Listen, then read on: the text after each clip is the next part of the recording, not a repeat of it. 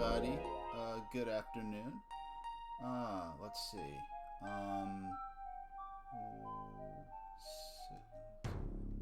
Yeah. So last time we beat. We created the seventh of the Star Spirits last time. I'm just gonna set my timer for. Okay, 1, 2. There we go. So we're ready to go. So we beat the last Star Spirit last time, and because I did it, I was able to do it under my my estimate. I say underestimate like I'm on a stage show, a marathon or something. You know, because I set out a block of time for me to play and stream, and because I got in the time I set out for myself, we celebrated by watching some train videos. Actually, just one. So if we beat the game today under 4 hours of gameplay, I am gonna put on another train video. If not, we're gonna do train video some other time, so it's not gonna be missing out on anything. So, okay.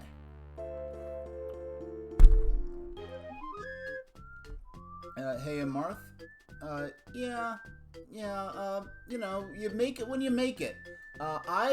Streaming twice in a row, which is something I normally don't do. 2 days in a row. I used to stream, when I first started, I was streaming 2 weeks, two times a week.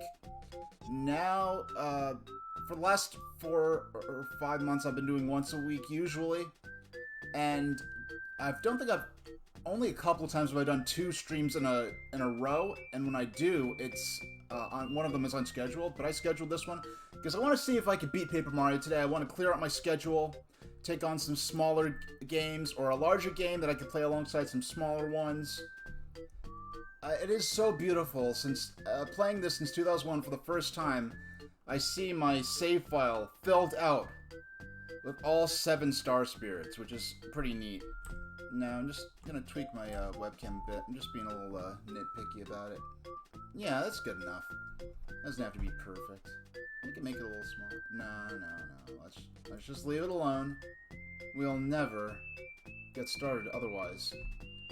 So, we're gonna start 2 hours before the first break. You know, if I was able to go... Now, I beat the boss, I saw the end of chapter thing, and then I just immediately saved and exited out, so I have no idea what's about to happen, if it's going to be a segment between Mario and the Star Spirit, if it's going to be another Princess Peach and Bowser's Castle segment, or what. So, because I quit when I did, I might have to do some item crafting on stream, which I normally like to do off stream, because I used a lot of items in that last boss battle, which is exactly what I crafted them for, so I don't mind, but okay, let's get started. Silence. Okay. It's a little intense for a second. Oh, Mario, I wonder what he's doing now. I wish I knew if I was helping him at all. Of course you are. Mario will be fine. You should be proud of your efforts. Why isn't Twink going to check on Mario more often? Because Twink has been shown to be able to fly between the castle and the surface world. Mario will be fine. You should be proud of your efforts. Mario knows all you've done, and don't you worry, Princess. Soon you'll be able to talk to him in person before long. And, by the way, for anyone who's just joining me, I've been playing this game since 2000... Well, I rented this game on N64 back in 2001 from Blockbuster. Only got about halfway through because I'd have to keep returning the game. I got it on the Wii Virtual Console, only got to Lava Volcano, and I kind of lost interest. This time around, we've been playing all the way through, so the second half of the game's been totally fresh for me. Every time Mario's leveled up, I spin what I've been calling as a joke the Wheel of Fate to determine which of Mario's stats gets upgraded. And I'm playing this on the Wii U Virtual Console using the Wii U Pro Controller. So that's any technical things, any other further questions, feel free to ask. Tee-hee-hee, I hope you're right, Twink. Thanks for cheering me up. Let's go back to the room, shall we? Alright, something Bowser's gonna be in there or something crazy, who knows. Well, he wasn't in there, but he's in there now.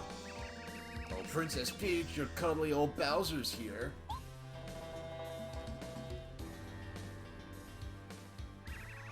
Can't we have a friendly conversation for a change? Come on, let me see a smile. I have nothing to say to you. Oh, don't be such a pill. You're stuck with me for a long, long time, beautiful. You'd better get used to it.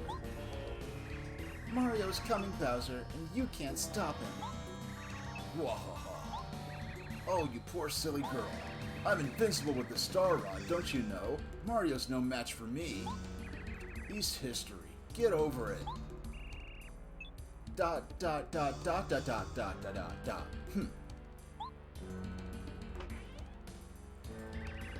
Your raunchiness, we have an emergency! Grr, it better be important. I'm right in the middle of a friendly chat with the princess. Mario has now saved all the Star Spirits! There is a chance he could come here using their power. I don't know what kind of voice I'm doing for. I'm trying to do an old lady voice, but I'm also not trying to annihilate my vocal cords for the rest of the stream. Did we just start off? We must make ourselves ready in case he shows up. What? Mario! Okay, listen, Candy Koopa. Send everyone to their posts. We'll ambush him the second he enters my castle. It would be a wiser idea to send more troops to the ground to attack him before he gets to the castle. But anyway, Princess Peach, why don't you come with me to watch? You could have a front row seat to see Mario get crushed. You, tie her up immediately. she gets out this time, heads will roll.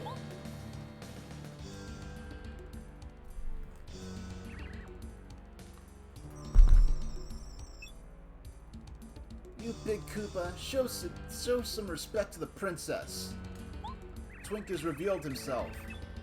What is this whining little glittering thing? Confetti? Gah, buzz off. Twink! Take the princess now. Let's move. No!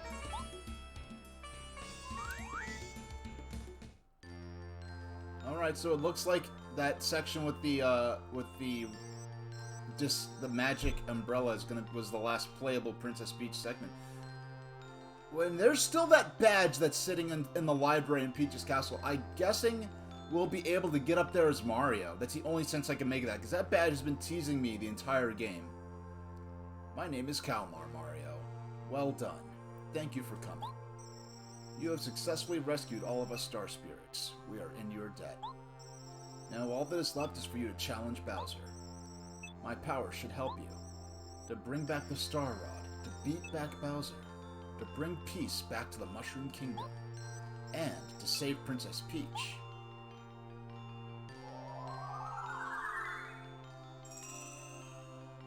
Mario's Star Energy goes up to 7!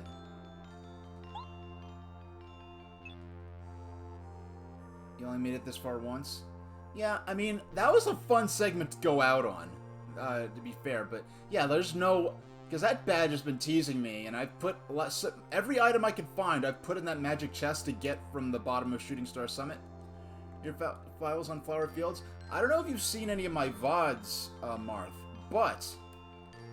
and once again, thanks everyone who's watching, whether you're chatting or not.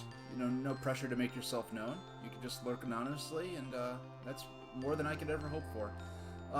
Anyway, yeah, Flower Fields was interesting, because I thought Flower Fields was going to be like Mount Rugged and Dry Desert, where it was kind of the prelude to a dungeon, the lead up to a dungeon. I didn't realize until I got to the boss that, no, that was the actual dungeon, just because the bright, cheerful mood of the area, and all the friendly NPCs to talk to, it made me kind of disguised the fact that it was a dungeon, which is really cool. Mario can now use Up and Away and use Star Spirit power. With Up and Away, you can turn all enemies into stars. I'll have to test that on some NPCs, just some random battles to see what that even means.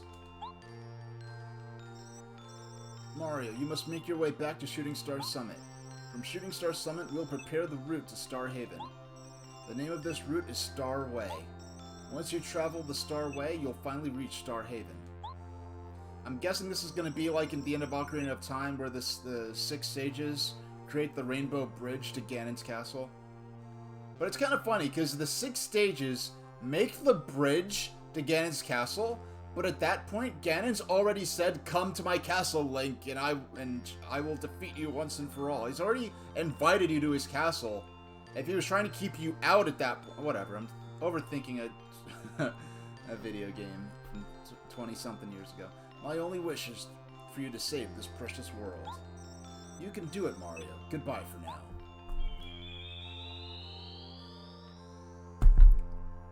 Alright.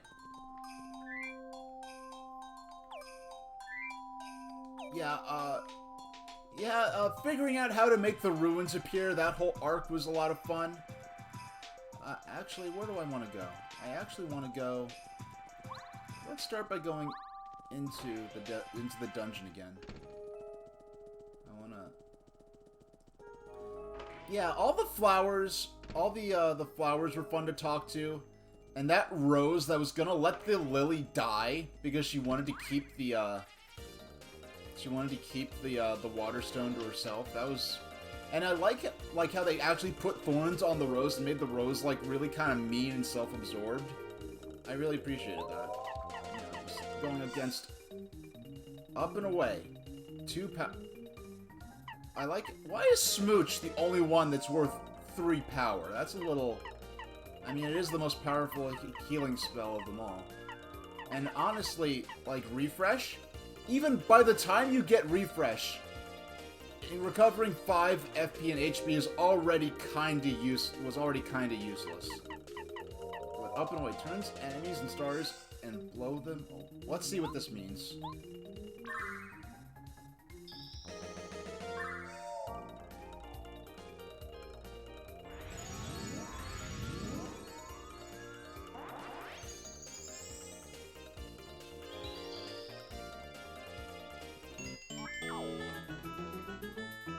Okay, so that's... Wow. Volt Shroom. So that's basically a nuke. But you don't get any... I feel like most of the characters in Flower Fields were absorbed, especially Rosie. Yeah, but like, Rosie just went so extra. I don't know, I interpreted them as just being kind of happy for the most part, but, well, there was the one that didn't want you to plant the seed, gave you the seed but didn't want you to plant it, that was a little extra, but Rosie, she was full extra. But, yeah, the characters were fun, and I ran into an amazing Daisy enemy, but I didn't realize how rare it was or what it would do. So I was fighting it, but I wasn't being aggressive, so it ended up running away. If I had beaten that thing, I'd probably be a full level ahead right now. But yeah, it's fun going through this area and not even realizing that it's a dungeon. Alright. Let's save again. Yeah, so basically, you can instantly end a battle, but you get no experience points for doing so. Oh, shucks, I got hit. Alright, let's... Yeah, I want to...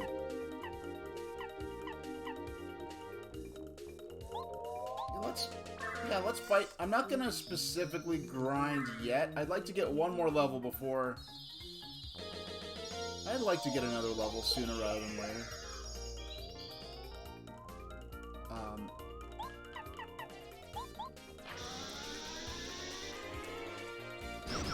Yeah, it's not often that I stream twice in a row, but I just want to get this game out the way so I can move on to other stuff.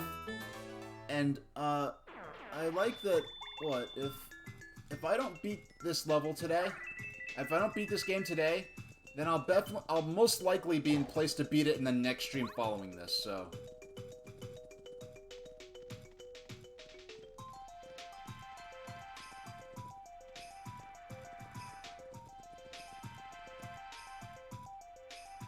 You know what I'm saying is that the Amazing Daisy is one of the only ways to hit cap level. I'm saving it in the anti-guide till about this point to try to cap up Mario's level.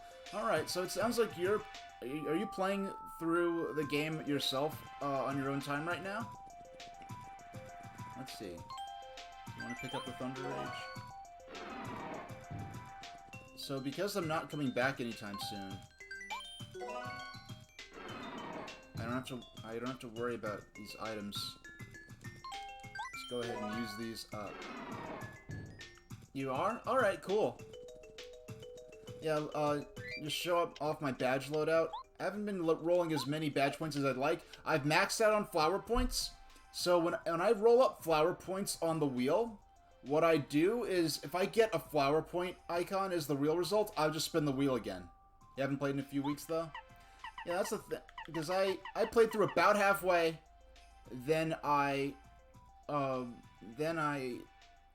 stopped to play Mario 3D World and a few other things and do the watch party, and now we're back to...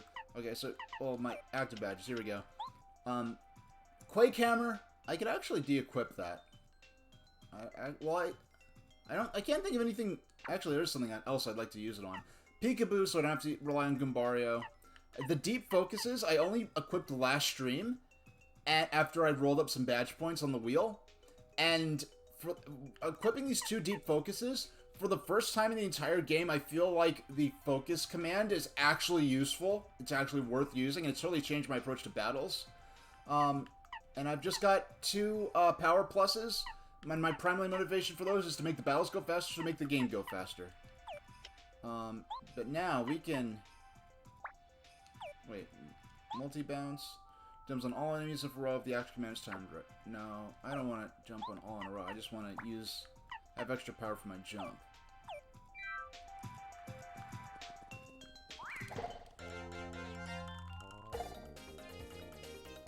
Yeah, I was either gonna equip the 2, focus enhancing badges, and my other option was to use, well, I might as well, yeah. I was either gonna use my...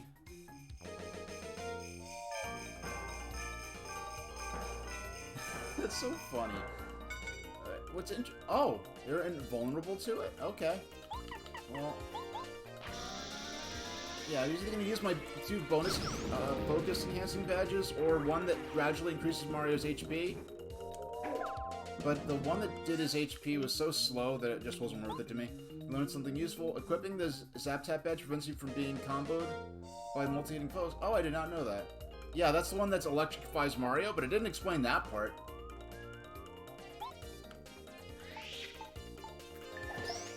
Yeah, only really with the last spin. Only with the last level up where I got some badge points. It wasn't the last one, it was the one before the last one, because the last one I got was more hit points. But I ended up... Oh yeah, and right now, as far as my partners... Oh, excuse me. Partners? Yeah, Paracarry finally got a enhancement, even though I still don't use him for anything. And it's funny, because I like it. He's the coolest... well, he's the cutest character of them all. Like, or the one I like the most. His design, his animations, but he's just the least useful in battle for the way I play. So I've just never upgraded him until I got that one up there. And when I was fighting... I don't know if you saw when I was fighting the Lava Piranha, I loved that character design a lot. And... Pebble? Oh. When I, was fighting him, I got halfway through the fight.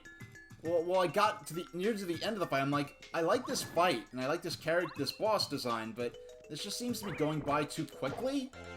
And when I beat him, apparently, and I was like, that was just too easy. Is there a second form or something? Then he actually, like goes into his second phase. I'm like, okay, and I was really happy with it. I made a clip of that, because that was just a really cool moment to discover live. Yeah. Let's use Thunder Rage.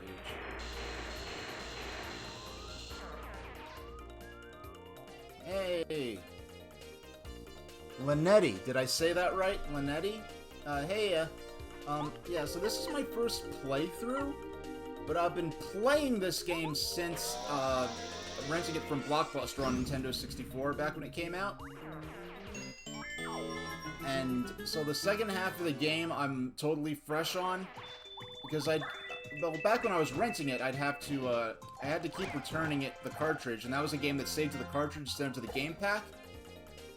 So that gulpy guy, what is that monster called? I forgot what... The Gulpit. Yeah, I like his design. He's a cool, weird design that would possibly not appear in a modern Paper Mario game, because it's not a traditional Mario character. You love Paper Mario? Yeah. Oh! Hiya, thanks for the follow. If you look on if you want to see the other parts... Oh yeah, Tubba Blubba. Yeah, the whole setup for Tubba Blubba was fantastic. That whole sequence. And that's about as far as I'd get. Because you see where I'm at. So this or my next, if I don't beat this game today, it'll definitely be the next stream after this. And unfortunately, so if you want to see me play a bunch of Paper Mario, unfortunately, it kind of came in on the tail end of my campaign here. But if you want to look back at my VODs, you can check it out. What I've been doing, because I was very familiar with... Hold on. Almost didn't get the action command for that one. Yikes, missed that one too. Because I was very familiar with the first half of the game, I made this wheel for me to spin to randomize how I'll level up Mario. So, just add an element of challenge to just try to adapt. And the game's balanced enough that, for the most part, it's hard to... I understand it's kind of hard to make the game unwinnable. You just have to change your strategy, pretty much. Yikes! Oh yeah, okay, I already damaged him. Okay, it wasn't... No, I want to use... Oh, yeah. Yeah, so for the first time I've saved all 7 Star Spirits. I saved the 7 Star Spirit right at the end of yesterday's stream. And on there, just general info, I'm, I guess what you'd call a retro streamer. I mean, the most modern game I've played so far is Super... Oh, shucks.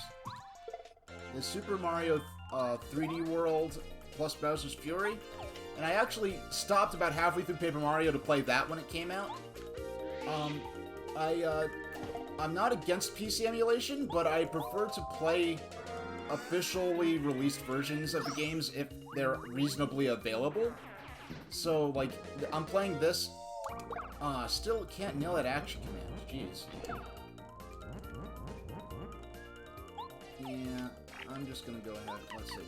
Yeah, so I'm playing this on the Wii U Virtual Console. Yeah, so I'm playing this. Actually, I could, since this isn't a Final Fantasy game with an ATB system, I could pull up real quick. Let me just go to my webcam. Where's my?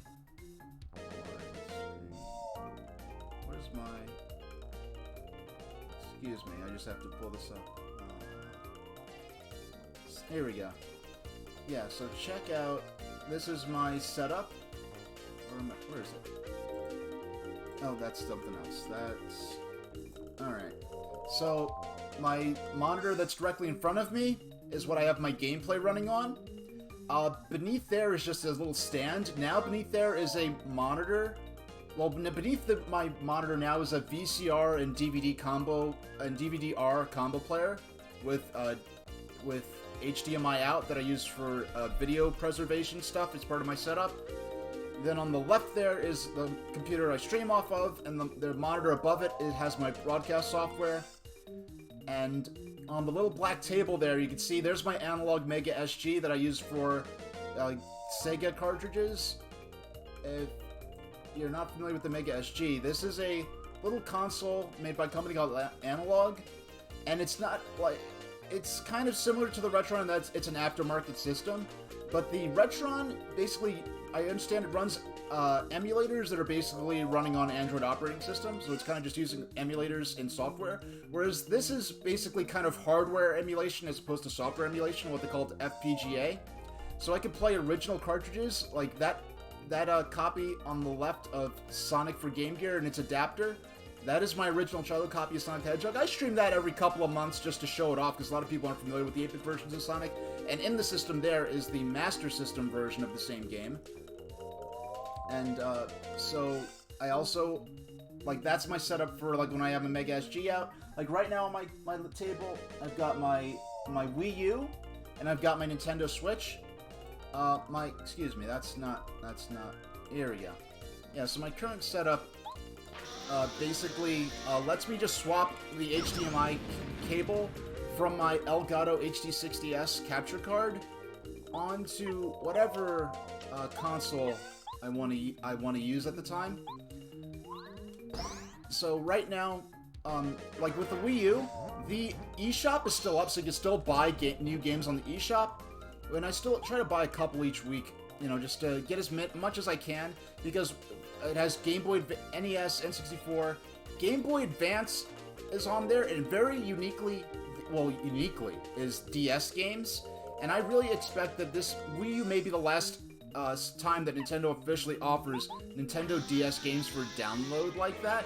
I didn't need to spend that many flower points on that, but whatever. In fact, I'm gonna go back up there and refresh myself and go back to that healing block, because that's not too far of a walk. But yeah, it's not...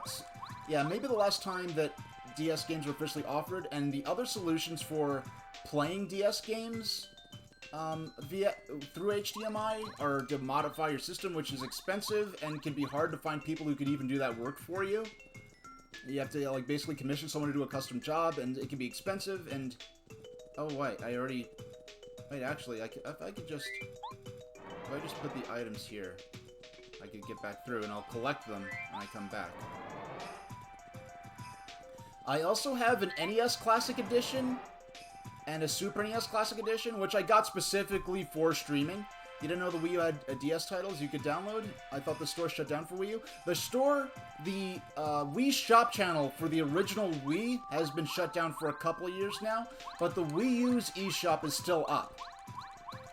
So, that's something if you're interested, if you already have a Wii U and you're interested in, you could check out. Now, so I have a number of DS games. I haven't streamed any of them yet.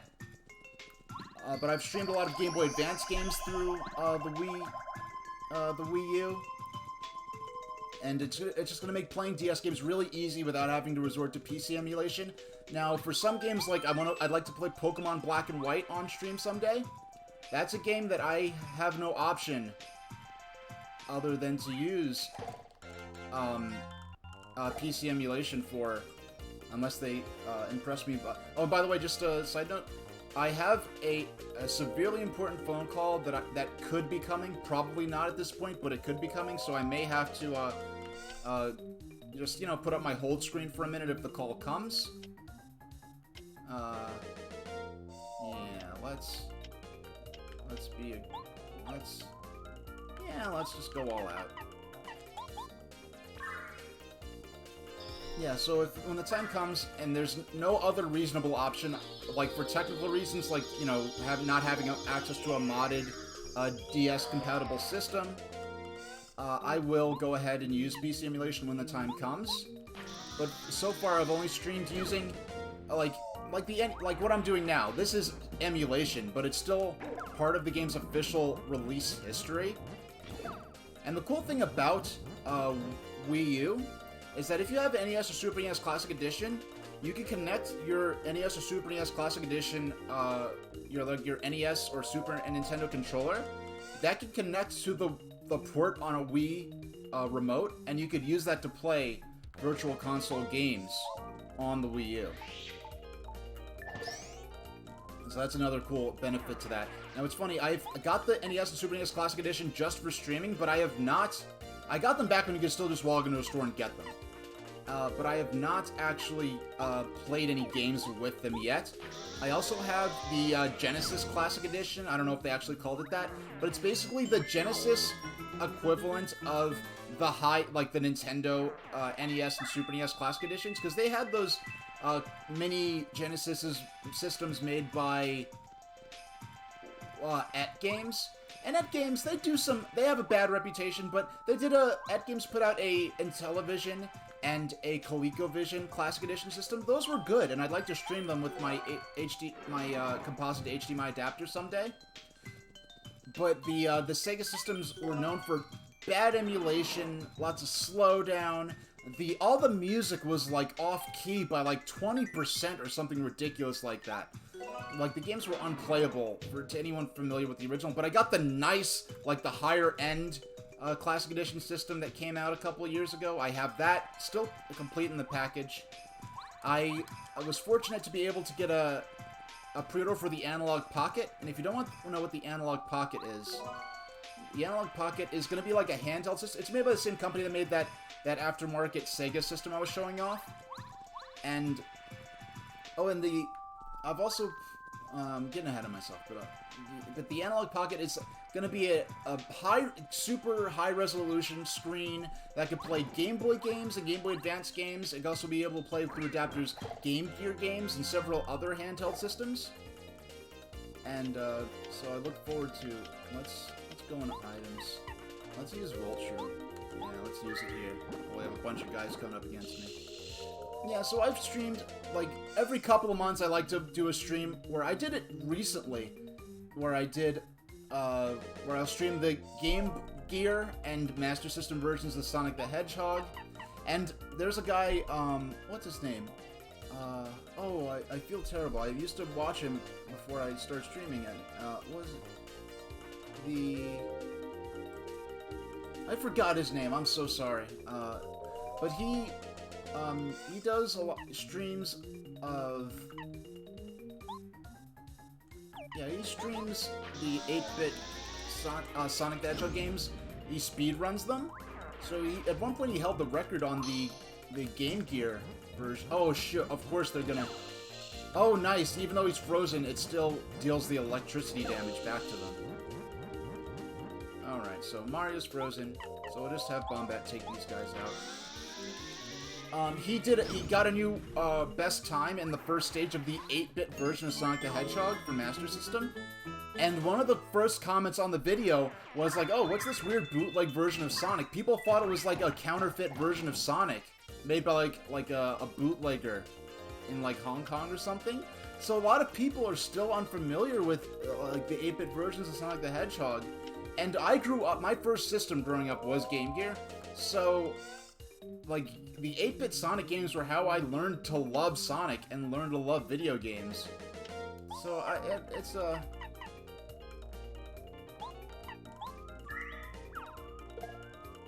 really? That's all it does?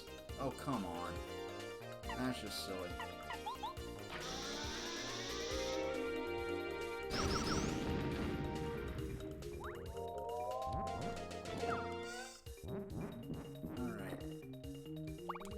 I don't think I've ever had them attack me other than throwing the rocks before, but I'm betting that if the battle goes on for that long, they're going to be significantly more dangerous. Alright. There we go, they're gone now. We're flirting with leveling up, so I'm not specifically trying to grind, but I would like to level up before I go back to Toad Town. Oh, doggone. He licked me. You know what those guys look like? They look like evil Quagsires. That's what they look. They look like evil Quagsires. Alright. Let's... No, I didn't mean to bring up the Virtual Console menu. Let's...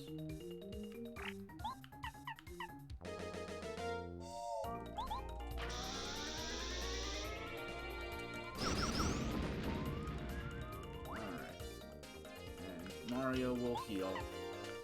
20, 15, 20. Alright, here we go.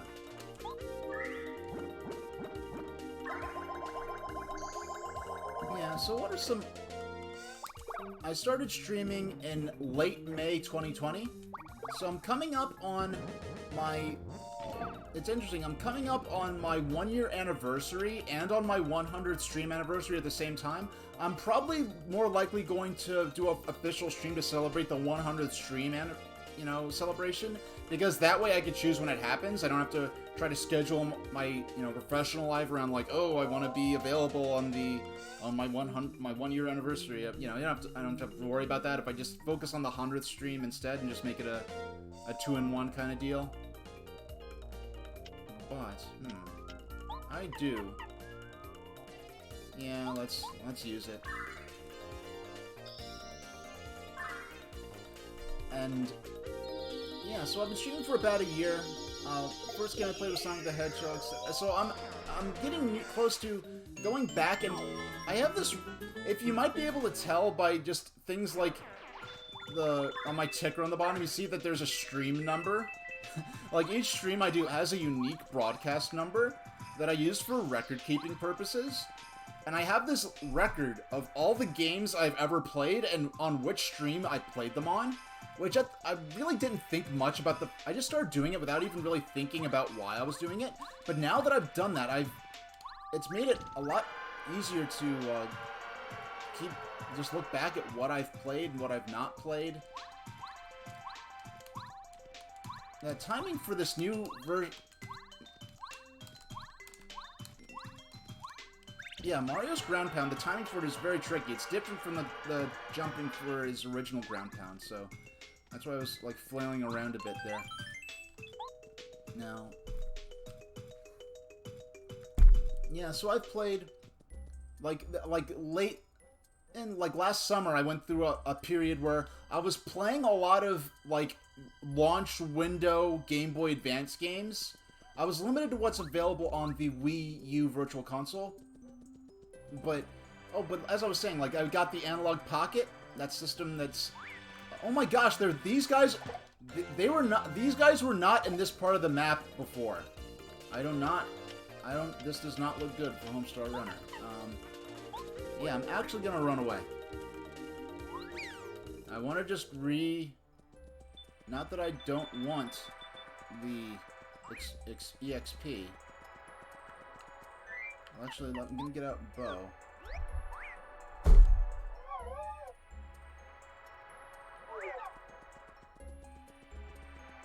Okay, I actually didn't need to use her.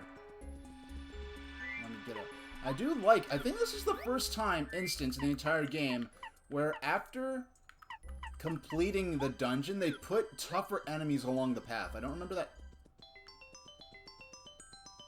Okay, it's nice not walking in and being, like having some kind of crazy scenario thrown in my face. It seems like they're just gonna let me calmly choose what to do and not to do. But so it looks like a really sleek, modernized Game Boy. Junior Troopa is before the dungeon. Yeah, Junior Troopa is before the dungeon. And that was a fun battle, by the way. But it's going to... The cool thing about the Analog Pocket is it's going to be a hot... Look at all these items! Mario, I took a nap, and when I woke up, there were all these items. And it was the weirdest thing. The floor was all wet, as though snow had melted everywhere. Do you think someone left these as a present for you, Mario? But who would do that? Oh, I bet it's Junior Troopa.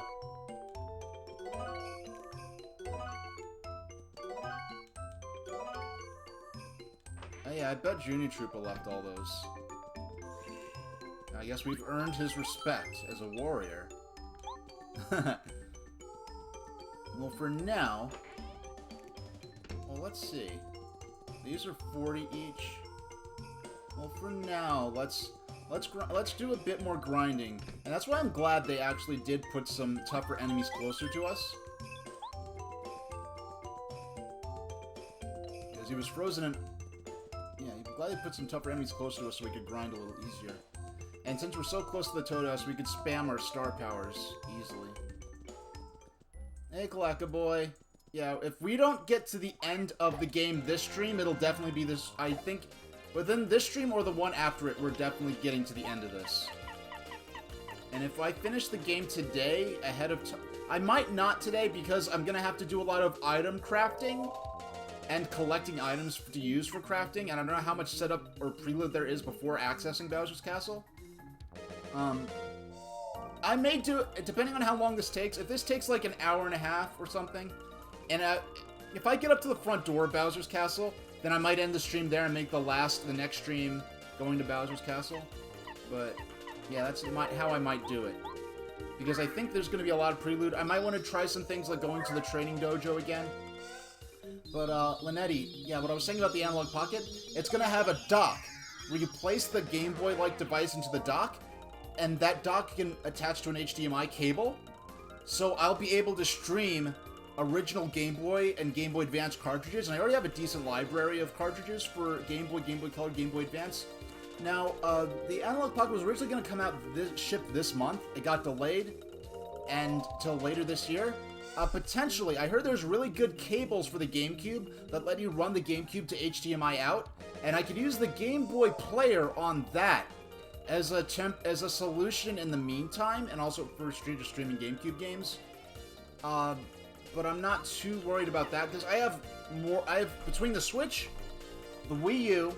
I'm pointing to the systems here, you can see them. Between the Switch, the Wii U, the NES, Super NES, and Genesis Classic Edition systems, I have plenty of games to play. If I couldn't buy a single other game just for those systems, just what's already downloaded or built into those, I could stream for years probably, honestly. Today's a bonus stream. No, I actually did schedule this one. But you know, how often do I stream twice in a week, let alone twice in a row? I just want to hurry up and get Paper Mario finished. I'm gonna get this finished. So if I don't beat this today, then my primary goal for today is to get to the front door of Bowser's Castle. That's, I think, a reasonable goal for today. And if we finish early, I'm going to put on some train videos. I don't know if you got... if you want to look at... I don't know if you're around or just lurking, but at the end of the stream yesterday, because I saved the last Star Spirit and in my time limit, within my 4-hour gameplay time limit, I did put up a train video when I played some pinball. And actually that caused me to get a couple new, at least one new follower, which I was not expecting, because once I finished Paper Mario, my viewers pretty much bottomed out, and I mean, rightfully so. You came from Paper Mario, now I'm gonna put on a VHS of a video about a Welsh mountain railway that was made in, like, a videotape from the 80s about a Welsh steam mountain railway. It's like, okay. Yeah, so I don't blame them for clearing out, but I actually did get someone who wasn't necessarily into trains, but they just happened to wander in, because I was playing pinball a long time that.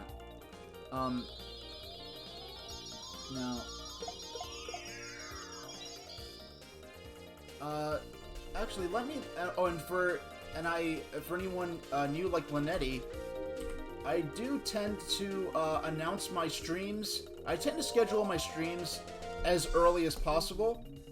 Usually at least a week in advance. I'm just looking at, actually, no, I already have the document out. Why am I doing that?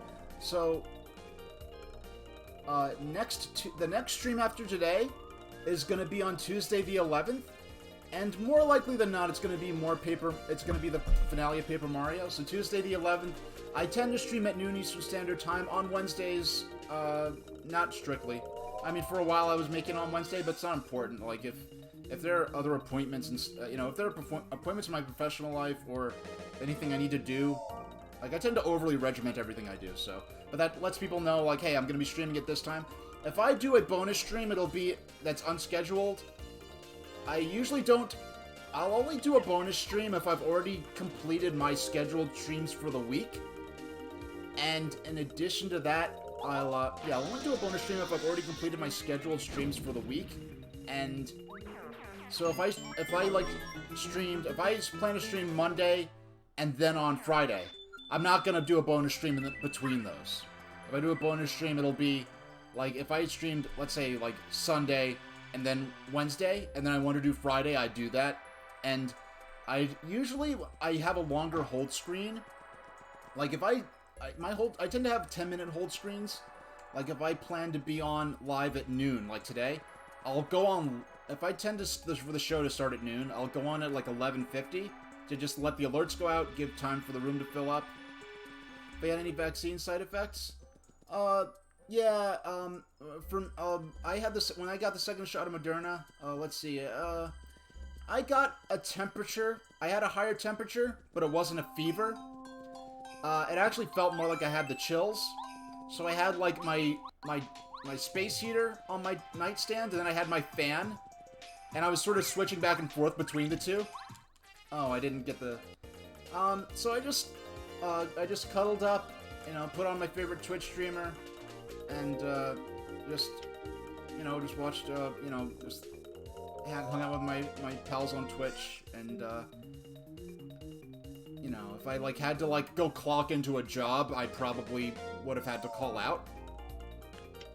And it just started pouring around here, but no thunder or anything, so. If my stream cuts out, my Twitter is STSH, so if my stream cuts out, I'm gonna try to get back on.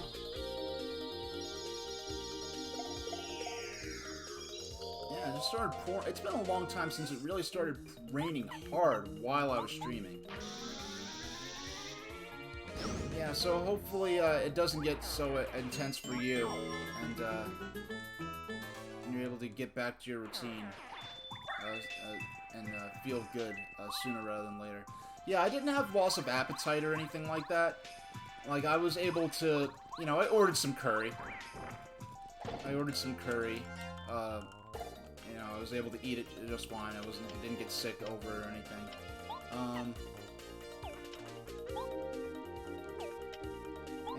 Yeah, now that you got your first shot last weekend, thankfully no side effect. Yeah, my first shot, I just felt like the first shot, I felt like I got punched in the arm.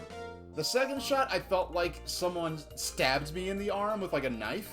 And I did actually, years ago, sustain a laceration injury to compare it to, so it actually felt like I got cut with a knife. But yeah, it was... definitely sucked a lot less than actually contracting the actual virus. And more importantly, I'm able to safely visit family members with compromised immune systems again. So yeah, that's what I cared about the most. I mean,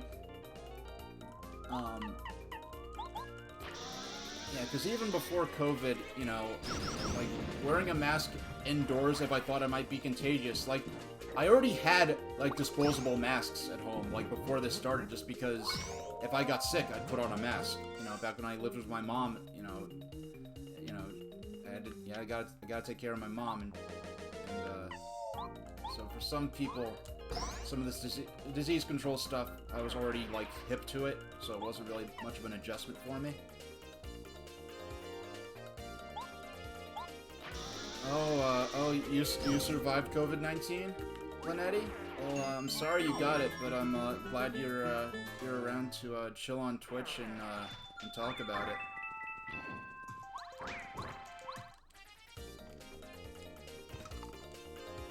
As someone who never had a shot that didn't hurt like an entire truck hit my arm, I can honestly say that was the easiest shot I ever had. Like, I used to donate blood every chance I got. So, and like when you donate blood, it's like a big pipe, almost, compared to like when you're actually getting a vaccination. It's just like a little tiny thing. It's like, boop. Whereas when they're donating blood, they actually have to fit it in the vein and withdraw the blood out, and you know, so compared to donating blood, any shot is just like any like vaccination shot or booster shot is just kind of just a joke in comparison.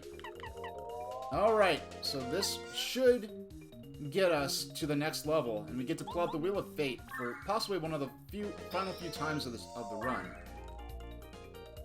Now, like, these powers don't have action commands associated with them. The equivalent of these powers in Thousand Year Door.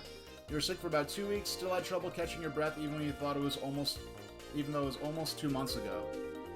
Yeah, I'm sorry to hear that, but I'm glad you made it out the other end, you know, in one piece, because, whew. Yeah, so, yeah, for a lot of people, you know, that, you know, were fortunate to live lives where they didn't have to care for loved ones with compromised immune systems, it was like, I can't believe I have to wear a mask whenever I leave home. For me, it was like, I was already used to wearing a mask in my own home when I was sick. So, and even once I wasn't living with my mom anymore, I just still continued to do that if I thought I was contagious, just out of, I guess, discipline. So, yeah, so, hopefully, and then I know, oh, let's see. Yeah, let's just use Power Bomb. Let's get this done with. Yeah. Hey, a nice even number, exactly 100. So we've already maxed out our flower points, our badge points. We can get 3 more, we'll get up to 21, and then HP will be up to, go from 40 to 45. So we pull up the wheel. We'll pull up Tangle. Excuse me, I didn't mean to make the Paper Mario box go away. There we go. No, Tangle. And the wheel. And Tangle is my Dorworm character. He's kind of the stream mascot. Dorworms are sort of a critter I came up with in school because I needed... It was for a biology project and an art project that kind of coincided at the same time. So I needed something simple I could draw, but I didn't draw that one. My artist pal, Kita Space Cat, drew that one. So let's spin. The results of the wheel are final. Since we're already maxed out on flower points, if we land on flower points, I'm just going to respin. I was originally going to remove the flower points from the wheel, but I wasn't sure how to do that without messing up the wheel. In addition, having a wild card or a respin option kind of adds to the drama of the wheel a bit. So let's go for it. Because once we actually did land on flower points, we had to respin. That happened the last time we leveled up. So let's see what the Wheel of Fate has in store for Mario today. And I want badge points. It looks like we're gonna end up getting more hit points. Oh, come on. I mean, more hit points is like the only.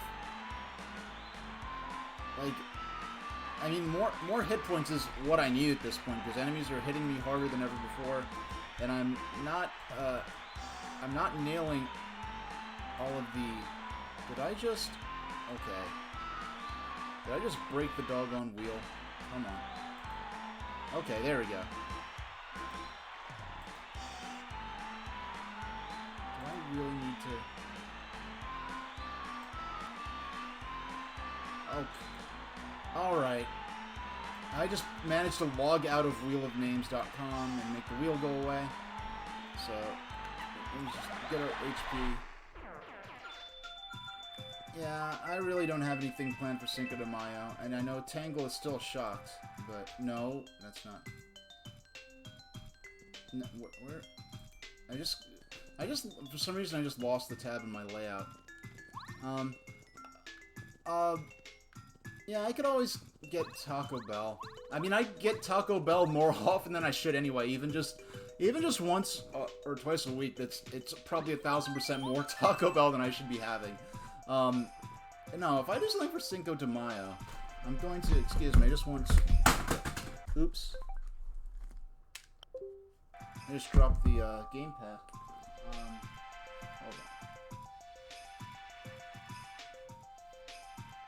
I just wanted to, yeah, if I do something for Cinco de Mayo, I'll, like, order some legit tacos on Postmates or something. Save completed. I cannot believe I managed to break the wheel.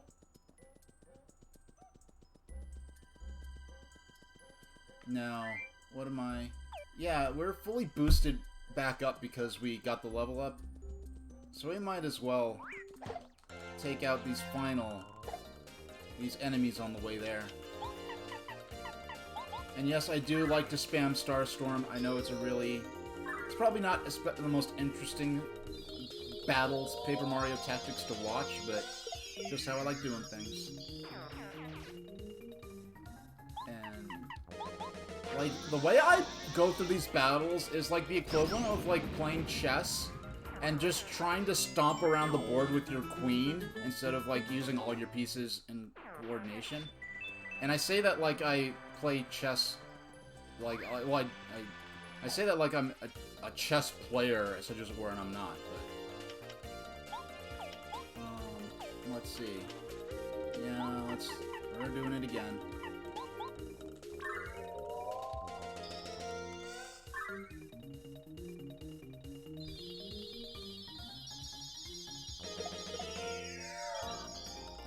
Yeah, my stream... Yeah, I tend to You might have noticed, Linetti, if you're still around, if you might have noticed, because of, like, my timer, you know, break-in and so forth, I pre-schedule everything, and I have the time, this is how long I'm gonna play before the break, and the break's gonna be so many... Like, I really kind of over-regiment my streams. I just like to give people a sense of what they're watching, and really, it hasn't really applied so much lately.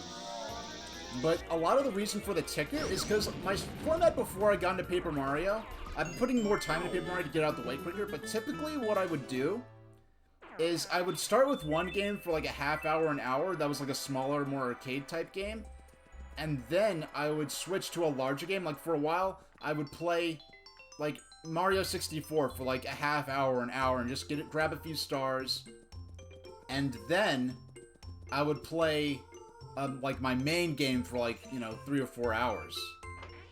And so if I had people coming, if people came in for Mario 64, right? I wanted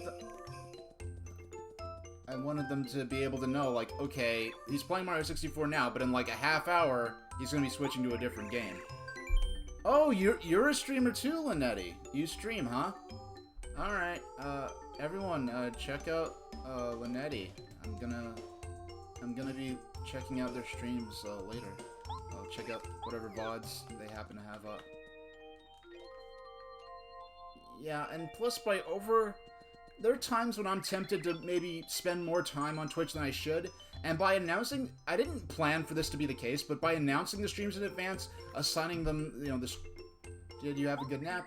Good luck to you. Got the iced potato. A tough potato found in the Shiver region. Restores 5 HP. Yeah, let's see now. So do you play a lot of modern or a lot of retro or a mix? Or do you like focus on Nintendo or Sega? It's just funny because like my YouTube, I was like known as a Nintendo guy, but I really started with Sega back in the early 90s, but I never had Genesis.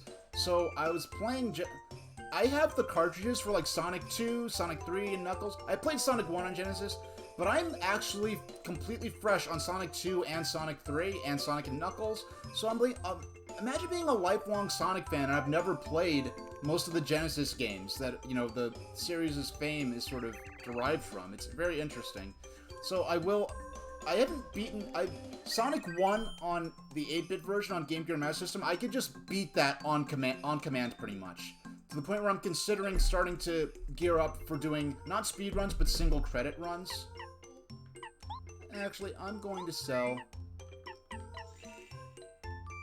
You play Minecraft in Stardew Valley. Alright. I know, like, Stardew Valley, stuff like Harvest Moon, or rather Story of Seasons, those kind of games I've been afraid to touch because those are the kind of games where I feel like I'd get really fixated on them. But, like, Minecraft, I was interested in lately, not because of playing, like, the main, like, survival mode, I guess, and I don't know much about Minecraft, so you might have to correct me on stuff. But as I understand it, there's kind of a mode that's really just oriented around building whatever the heck you want with no other real objectives. And my background's in writing, and I have a lot of fantasy stories and things like that. And I had this idea for a city, and I wanted to build it with Legos, but that's I don't have any Legos, so I'd be starting from scratch, and it's very space-consuming. I only have a single room to work with. So that would be very space-consuming. So I was thinking maybe I could use Minecraft to create, you know, a rough visualization or representation of this fantasy city concept I had. So I was kind of looking into Minecraft for that purpose. Yeah, I'm getting an absolute pittance for these mushrooms, but Ultra Shroom restores 50 HP. That we're saving for the final boss. I'm telling you that right now. We're saving that bad boy for the final boss. Mushroom for 2 coins. And also, what's interesting, it might be interesting to you, I basically don't play off stream. I've loved video games my whole life. I spent all this time in video game forums. I got 2,000 subs on YouTube back in like 2011-12, when 2,000 subs was on the very lowest echelon of beginning to become notable. And I just decided to focus on my my education and my professional life and my family life. But you could visit the final resting place for the Thomas the Tank Engine creator. Would that be a super big deal for you? You know, visiting his resting place would not be... You know, I thought of it. If it's near a steam railway that I'd wanted to visit anyway, I might drop by there. And maybe, you know, touch my copy of Stepney the Bluebell engine to, you know, his headstone if he has one. You know, that would be cool. For those who don't know, I have a copy of the 1960 book Stepney the Bluebell Engine that's signed by the creator of the Thomas the Tank Engine books that inspired the television show, that is now being distorted into a froth of cynicism and nothingness in the new Netflix version that's coming out soon, or has already come out soon, I don't know. But it's like, the new Netflix Thomas the Tank Engine is basically like... Okay, Thomas the Tank Engine is, like... It started off as books about railroads. And then the gimmick was that the trains and the machines could talk. The new Thomas series, they're ashamed of the original books. They're ashamed of the source material. The source material is the books. They're ashamed of the books. And the subject matter is trains. They don't want it to be about trains pretty much anymore. It has nothing to do with real-life railroading. So they're ashamed of the source material, they're ashamed of the subject matter. You have nothing left. Just don't make a new Thomas series. Just make something else that you think will appeal to today's kids. I don't know what they're trying to do. But anyway. Oh boy. Okay, let me focus on this. Let's see. Anything else we want to sell? Iced potato. I'll have to check and see what crafting potential that iced potato has. So we're going to deposit. I'm going to deposit. We're depositing the Ultra Shroom. Oh, I like iced potato. Okay, we'll put it in the deep freeze. I like that the storage, like, they do really go, the writing for the penguins is great. They really go full in on all the ice puns, and the freezer, and chill out, and all that sort of puns. Is there anything else you would like us to check? No. Chill out anytime? Okay, I want to save. Wait, did I? Yes, I did go and heal. You could also buy life shrooms. I want life shrooms to make some really good heal. You can craft some really good healing items with life shrooms, and it's not that it's. I just want to get them here because I think at the Boo Mansion, which you can fast travel to relatively quickly through the underground tunnel network, but I think I believe in the Boo Mansion, they are 50 coins each. Here, they're only 40. So I'm gonna buy a bunch of these.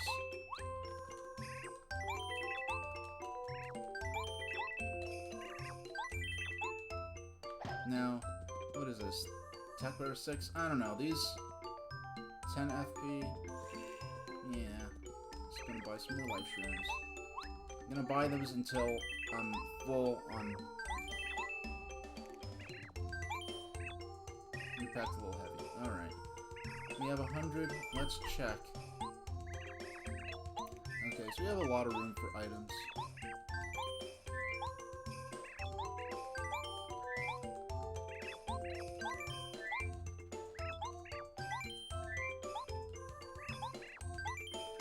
Alright, just deposit all the life shrooms. Let's just buy... And let's just get a super shroom just in case we need to heal in battle. I doubt we will. And maple syrup, we can come back and get some of that if we need it. They're better FP healing items, I believe we'll be able to get our hands on.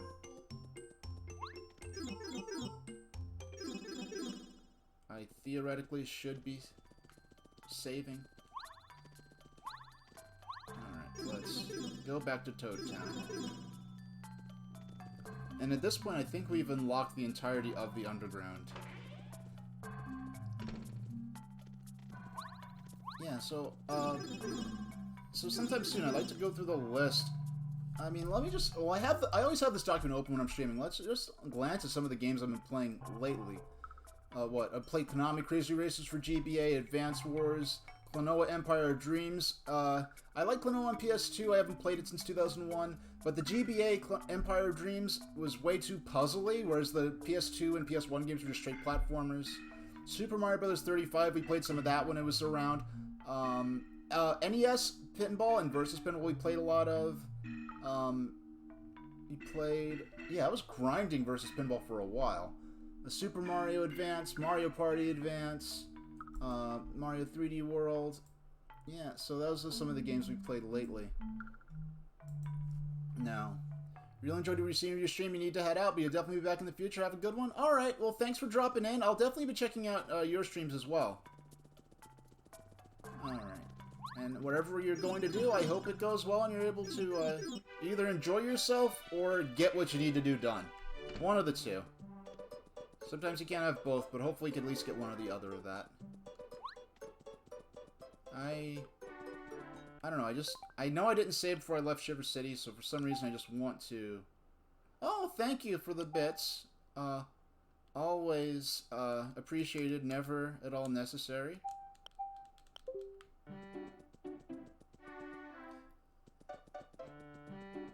And, okay, yeah, it feels a lot...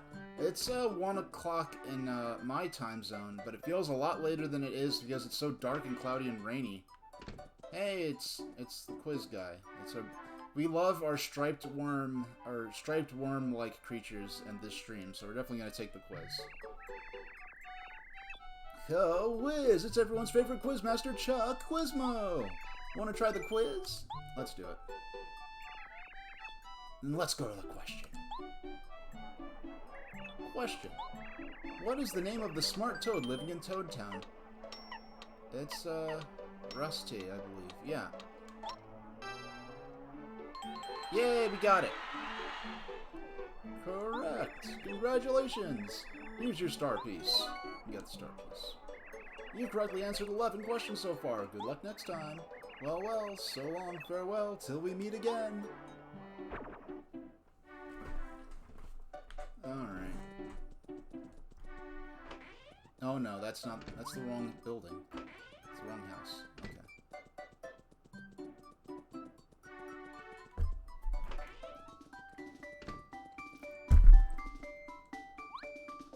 Alright. We gotta go to Shy Guy's Toy Box, and we gotta get some cake mix. So we'll be grabbing some cake mix for a while. I'm just opening up my dock. Just look at my recipes here, my crafting recipes. Cake mix. Yeah, cake mix. Okay. Alright.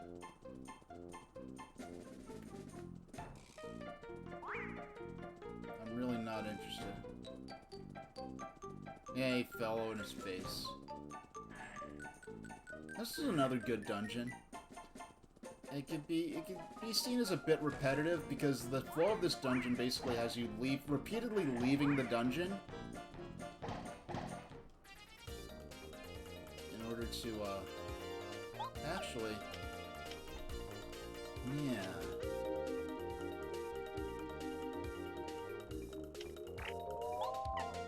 Power bomb should take care of them both. Yeah. No star points. Let's see if we get any coins. And a few coins. So, I'm gonna take these extra items. I am gonna take these extra items just for the sake of selling them. Because I do want as many coins as I can get. So...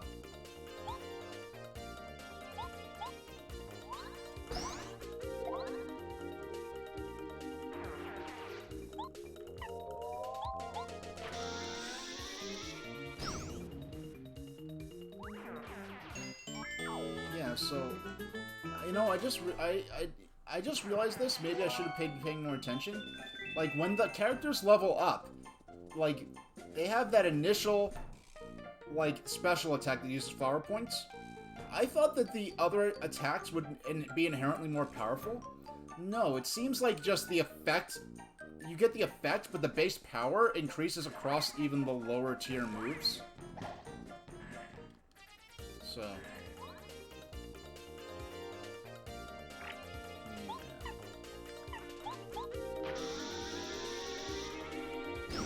There we go.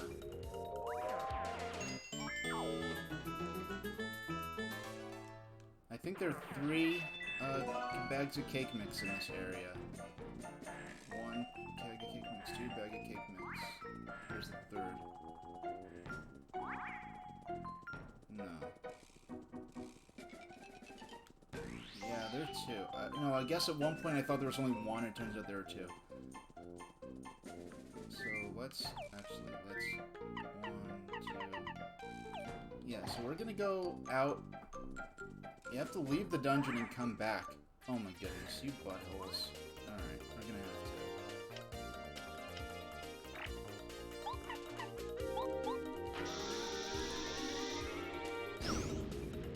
But at least we got a few points for our trouble.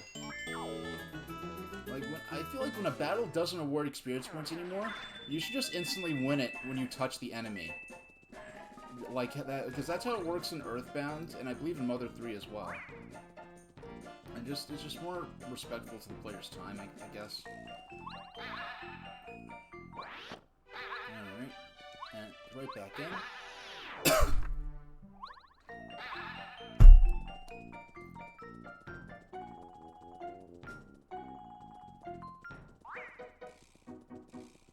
There's a badge that does that? Alright.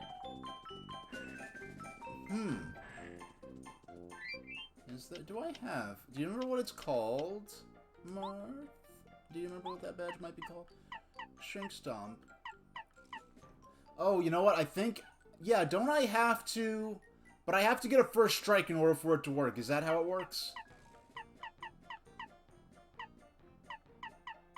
Okay. Hold on. Let's see. Multi-bounce. Charge jump. Greatly increases. Lets you do a shrink stomp.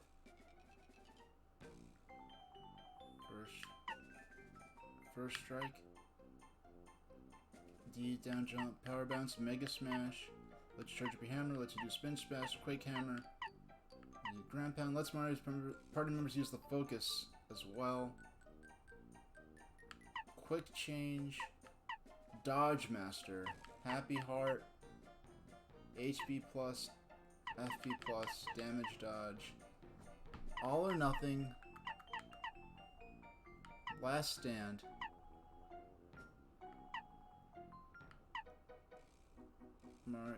Danger, Close Call, Spike Shield, Refund, I Spy, Speedy Spin, Dizzy Attack.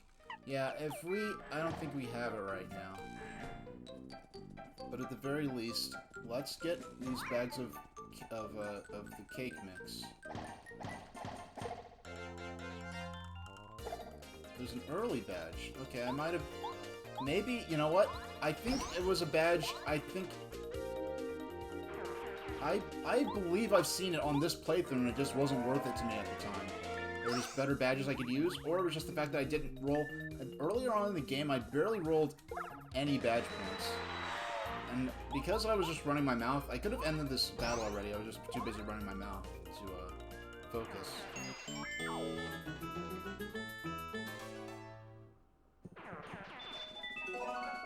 Cake Mix 1. And Cake Mix 2, and we'll also get the honey syrup.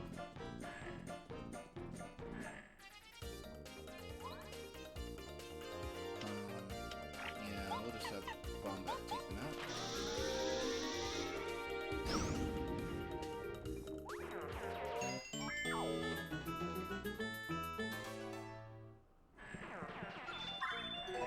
Oh, maple syrup. Excuse me. Honey syrup is the basic item. The maple syrup is the improved version.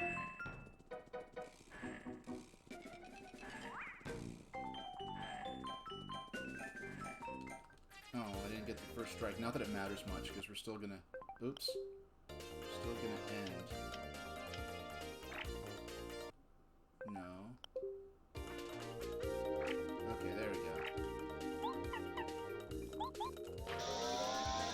It's called First Attack if you buy it from Ralph's shop. I bought a bunch of...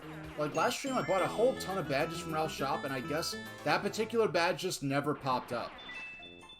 Oh, yeah, it's really pouring out. Wait. No. Okay, fine. Let's throw away the Fright Jar. I'm sure that's the least valuable item. Because the other items I was only keeping for the sake of selling them. So... Green badge with a white X. We'll check it out. Plays the first strike. If an enemy was no longer star points, the enemy will defeat it without entering battle. Because we have a significant number of... That'll make... Well, we'll try to see if we can get it. And if it's not around, then too bad. It'll just make... It'll just save overall about... Probably about 10 or 20 minutes worth of time in terms of grinding for the flour mix. And also just getting coins, too. Let's sell some stuff. Let's sell...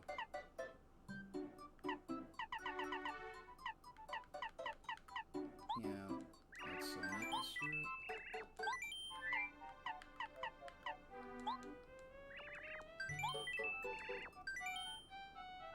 No, but I do want to withdraw. We're gonna start crafting now. We're gonna take out... We're gonna... No. We don't want to check. We want to... We want to claim... the... Darn it! I did not mean to take out another bag of cake mix. I just saw cake mix. This is on the mind. Put back in a cake mix. We're gonna claim life shrooms until...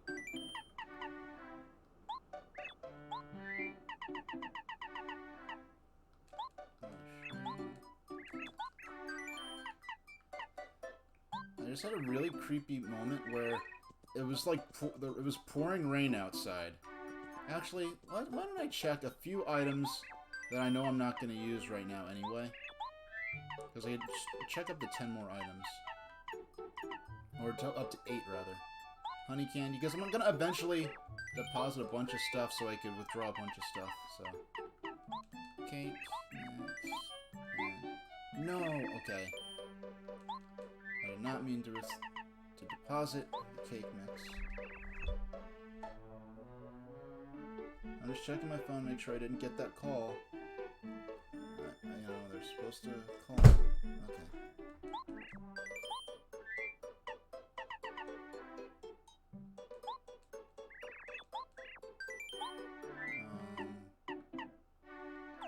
No, now we can withdraw as many life streams as we can.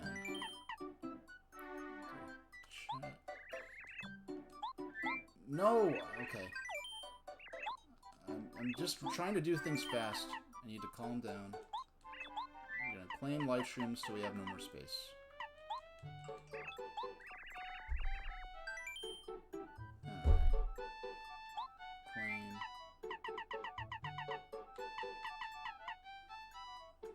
Yeah, I thought I would...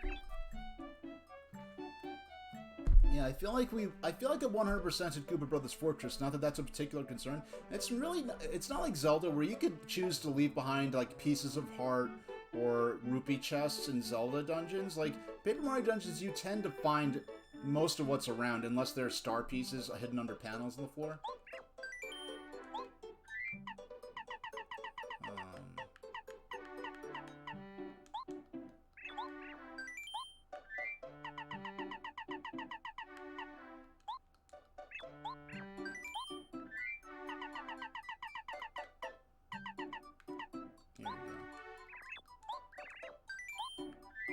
Do we have any more live streams in here? Yes, we do. I think that's all the live streams I have right now.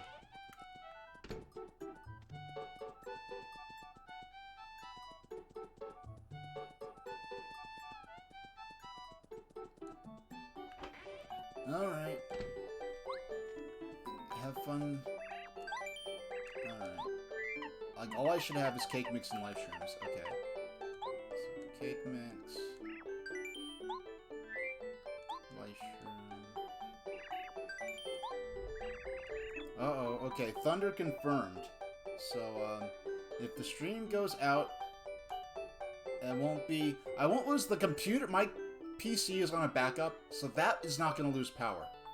Like, I've lost... Like, the last time I lost power, it stayed up. My whole computer, my whole setup stayed powered on for like a half hour with no power. So that's not a problem. I just got to get my internet back up, meaning it's just...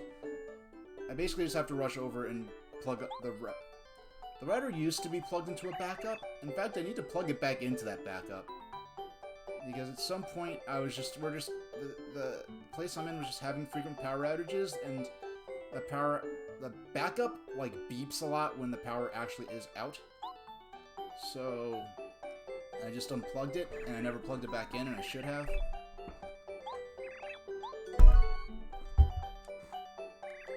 Alright.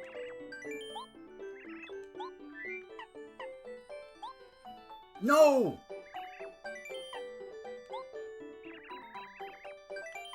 Okay. Whew. Alright, I have to pay attention to this so I don't mess up my items. One life shroom. One cake mix. That was close. That was scary. That was like this one of the scare. I think that was the single scariest moment I've had in Paper Mario so far.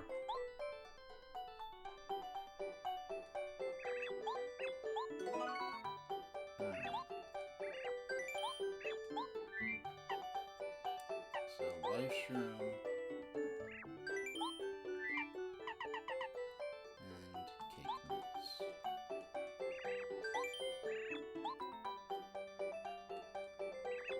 My main regret right now is just... Well, actually, no. I made so much money in the dungeon. I would have... Yeah, there's no banking system in this game. So, I think... And your coins max out at 999, I believe. But the cool solution they came up to for this was in Thousand Year Door. Later in the game, when you start potentially having that much more than $1,000... Or 1,000 coins, they give you the option to buy gold bars for large sums of money, for like 100 or like 500, or I think there was like 100 coin gold bars and 500. And the cool thing about them is they sell for the same amount that you buy them for. That's basically a way just substitute for having a banking system. So you can just, if you get more coins than you could hold on you could buy gold bars.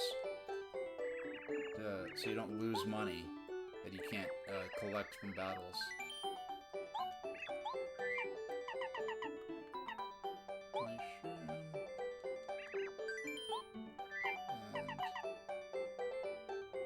Okay, mix.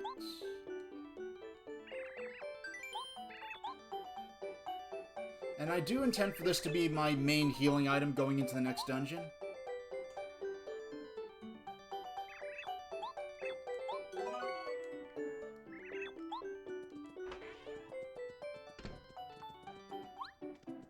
Now, I don't know, like, some games I know, like, when you go into the last dungeon, like, I won't say for spoiler reasons, but there are a few games I've played where once you go to the last dungeon, you can never leave that area of the game again. And I don't know if this game is one of those.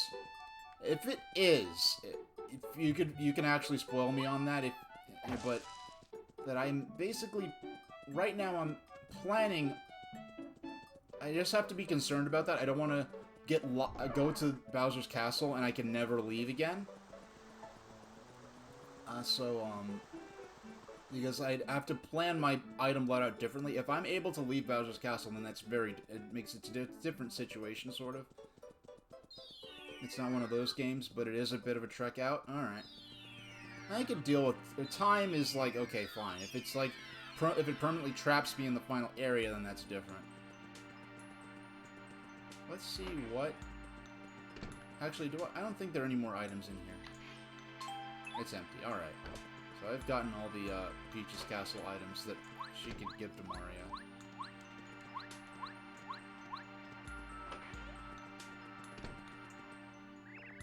I'm the famous Merlo of Storm Star Summit. Got any pieces? I'll swap badges for them. Let's see. We've had... These are the same badges. I just have to remind myself each time. We have 11. Up to 11. So we can get... Now, Flower Saver during... These are the ones I can't afford. Money. During battle, Mario gets twice as many coins. HP drain decreases Mario's attack power by 1. Restores 1 HP per turn. After beating an enemy, makes more flowers appear than usual. Now, once we actually afford Zap Tap, it takes most enemies. There's Flower, Heart Finder, Flower Finder, Feeling Fine, Protection Status. Pretty Lucky makes enemies fail to attack Mario every once in a while. Chill Out makes you first strike hit, Payoff. More damage Mario takes, the more coins he receives. Only 1 star piece for that too. That was an interesting badge, but I'm not interested in any of these badges. I don't think... I'm not going for 100% on this either, so I really don't think I'll be... If there was a badge where I'm like, that badge will totally transform the way I approach battles, I would go ahead and start... I would maybe grind off stream. Like, I'd read a strategy guide, learn some places where to ground pound for the star piece panels, and just go on tour around the game world, just finding a bunch of them so I can cash them in for some new items, or for some new badges. But then none of those badges really look revolutionary to my approach to battles, so... But let's see what's in the badge shop right now. Hey, there it is, there it is. First attack. Lets Mario destroy a weaker enemy with a first strike. I knew it, Mario. I knew you had a keen eye for badges. That's a good one. You need 100 coins for first attack. The BP you need to order to use this is... Wow, it's only 1 BP, too. I changed my stock of badges? No, so... yeah, 100 coins is a lot, because I do need to buy more... I definitely need to buy more... Let's put it on now. I can... Let's see, badges... Yeah, take off power jump. Put on... I don't know how... Like, they organize these... it's so annoying, because I'll get a new badge. Okay, here we go. First attack. Alright, so let's save after that. So this should make...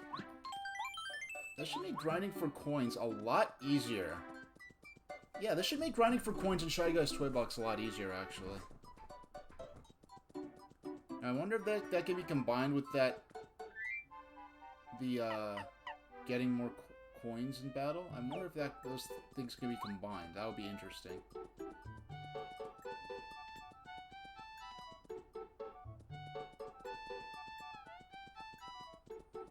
Yeah, so let's deposit. Let's see, how much space... Unfortunately... Yeah... 1, 2, 3, 4... Yeah, let's deposit these for now.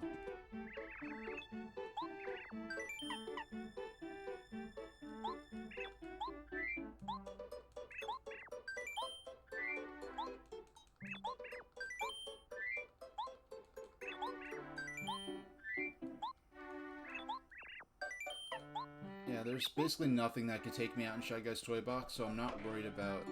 The only reason I would go ahead... The only reason I'm interested... No, my console, my game console, I don't think... Yeah, the game console is not... well, you might have seen it on camera, it just got a lot brighter out. But for... yeah, my PC is...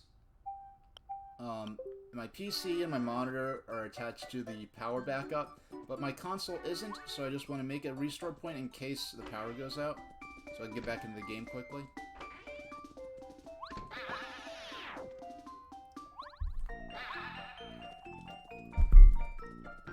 Alright, I gotta get my first... Let's try this out. Okay.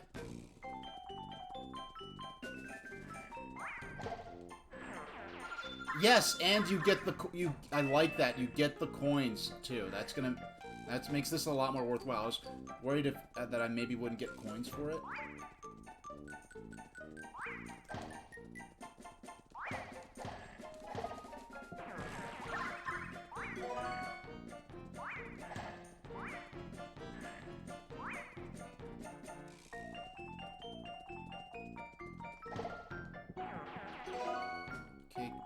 Oh, this is fantastic. Oh, this is much better.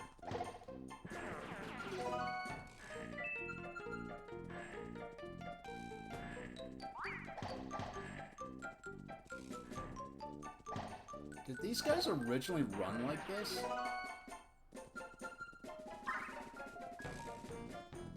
Yeah, this is... Was the Jester Shy Guy? Did I even encounter him in here?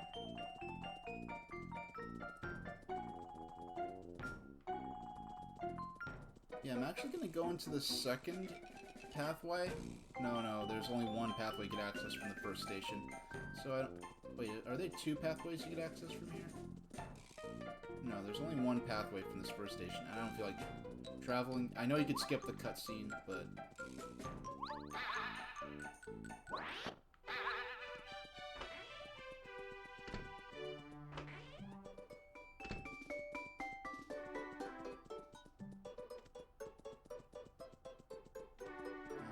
Let's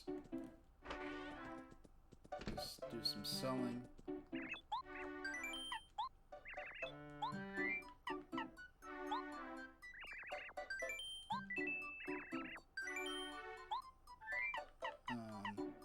Oh, the Firefly is worth 7 coins. That's actually not bad. It's actually worth... It's kind of funny, because those... The cake mixes make some pretty good healing items, but they only give you a couple of coins. Alright.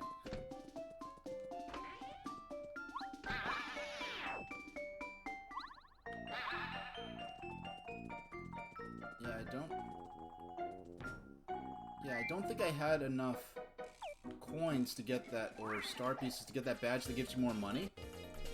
But that would...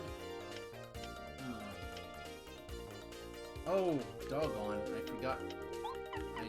forgot to use the. I forgot to do the first strike, because before it just didn't matter. Now, I'll just get this over quick.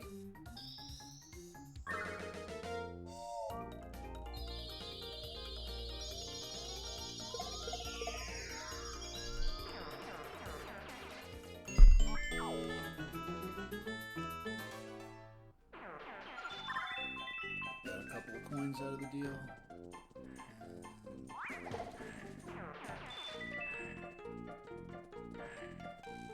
And I really, one thing I wish I remembered, it's been a long time since I went back and, like, I went back and renewed the, oh my goodness, doggone. Yeah, it's been a while since I went back and renewed the sorceress in the desert who gives you the good luck spell for different effects. Like occasionally you'll get more star points or more coins or more flower points or something like that.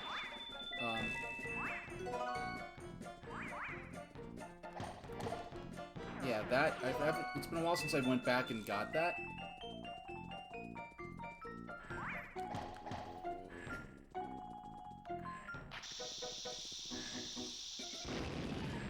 Yeah, so I guess bombettes, this doesn't count as damage. Oh, it does! Okay, cool. I was always curious about that, but typically the enemies are moving too much for me to even test that out. No, doggone. I mean, all I lost is a little tiny bit of time, but... No, I'm going to use the star power because jamming the A button for Bombette's attack is, like, making my wrist cramp up, and I don't want to flirt with that. So I'm going to use that as little as possible. That's the only reason I'm using... Because this animation is longer than using Bombette's attack, but yesterday using Bombette's, like, bomb moves so much... It's like I don't want to hurt myself playing the game, so...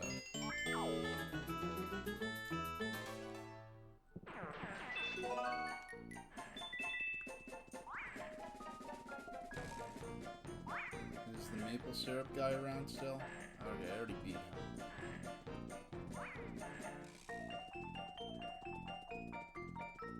Alright, we'll go out, we'll jump out and jump back in and get some more cake mixes. And this time, when I go in, I have to remember, because I spent 100 coins on that doggone badge, I have to remember to go in and use the first strike, or else I'm not going to get the benefits, the time-saving benefits of the badge.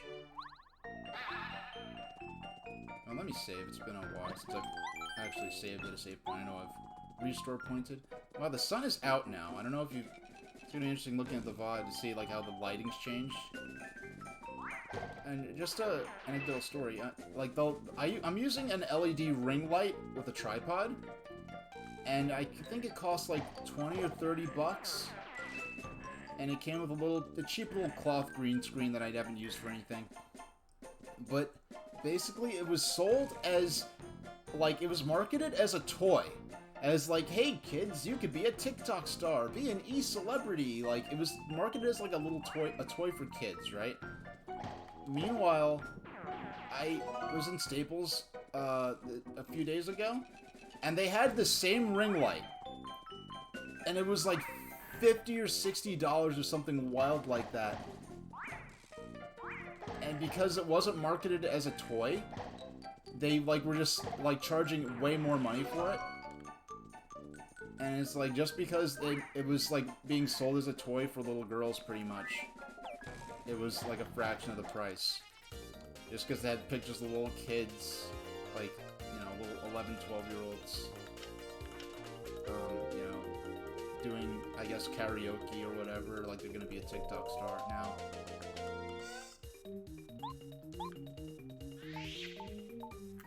I wanted to avoid this, but because he ran behind the blocks, it made it very difficult to figure out. It made it very difficult to figure out where he actually was.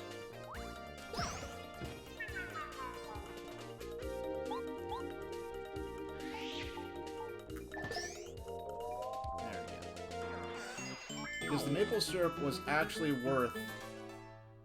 The maple syrup's actually...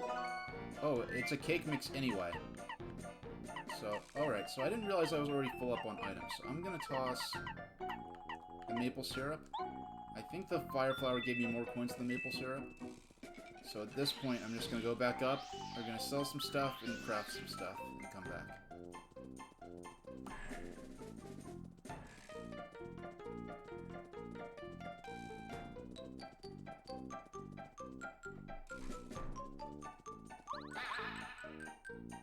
Yeah, because of the way my wrist feels, I'm glad I didn't schedule a stream for basically until like Tuesday of next week.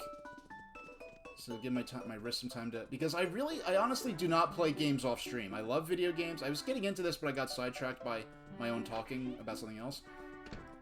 But yeah, I love video games, loved them in my life and whatever, but it's typically the last thing I'll do with my free time.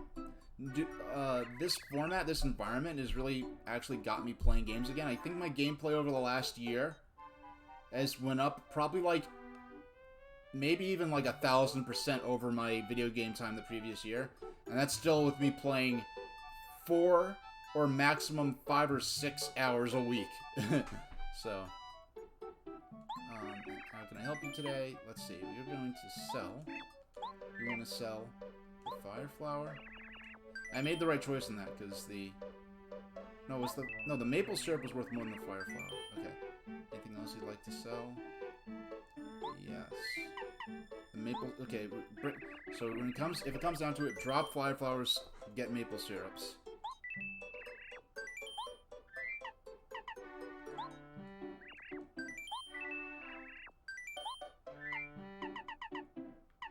All right. So.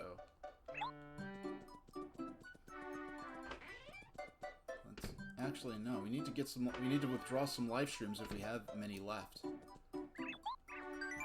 Let's claim some live streams if we have any in storage still.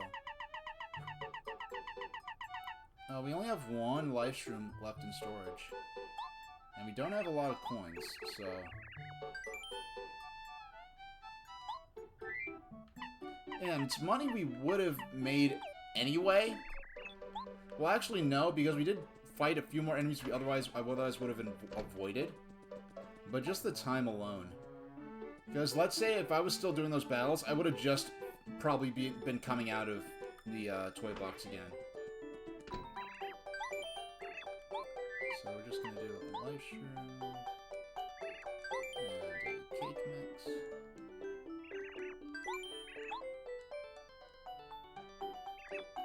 Tra-la-la-la-la. Here you are. This recipe's not too bad. Here, please. Sweet shrooms. Only one of the best healing items in the game. I mean, among the best.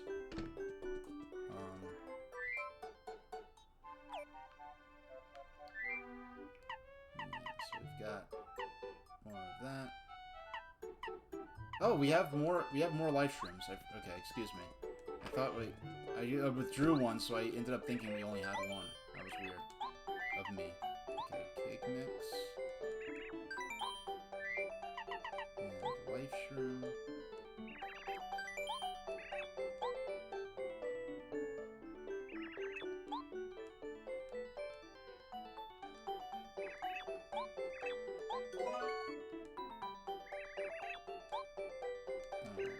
Let's just do this till we have no. You just have a bunch of sweet shrooms. You only craft one more right now anyway.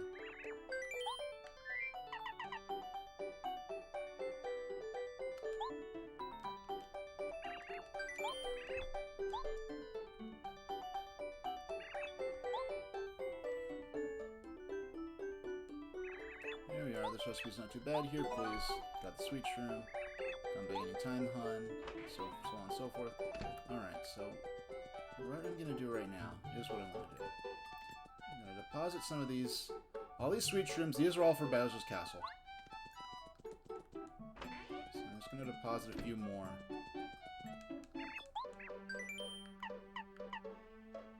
I'm going to check. Only space for 7 more. I'm just going to put these two. No, actually, we're going to put the.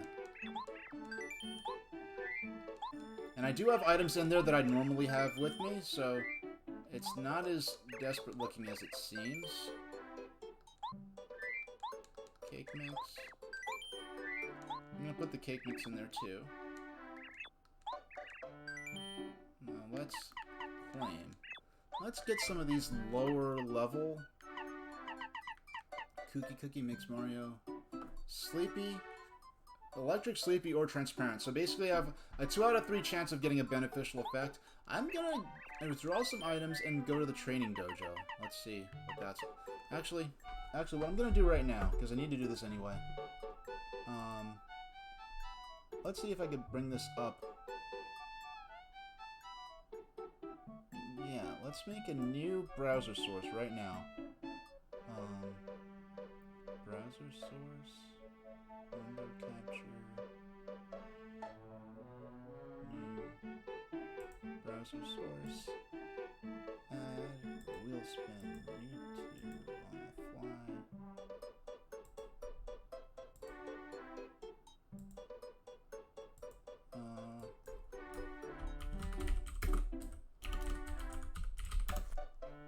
Okay, let's. Will it let me?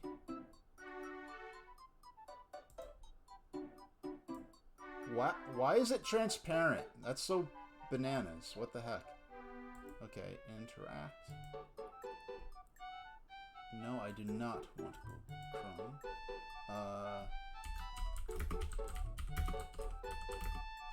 Paper Mario Tasty Recipes. Why is it okay. Alright, this is the most this is the first time I've ever like casually browsed the web with browser source and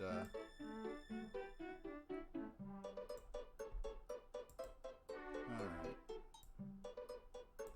So let's look at some of the oh wait, okay. I can't scroll down. It's not letting me. No, not even page up and page down on the keyboard are working in this. Okay. I tried to make it interesting so that the viewers at home could have something to look at. But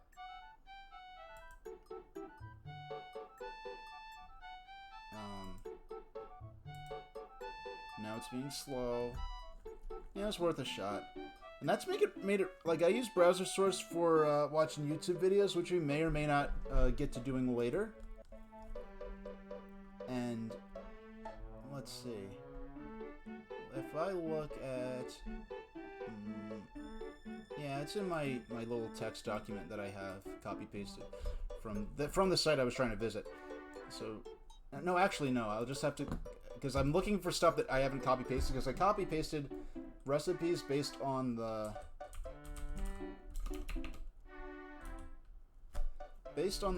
ingredients I had access to. I haven't really updated what. Okay, so I'm looking at this big cookie, 20 FP. That's an egg, and 20 FP. We have similar quality. It's like 20 FP. I'm just looking through. Wait, okay.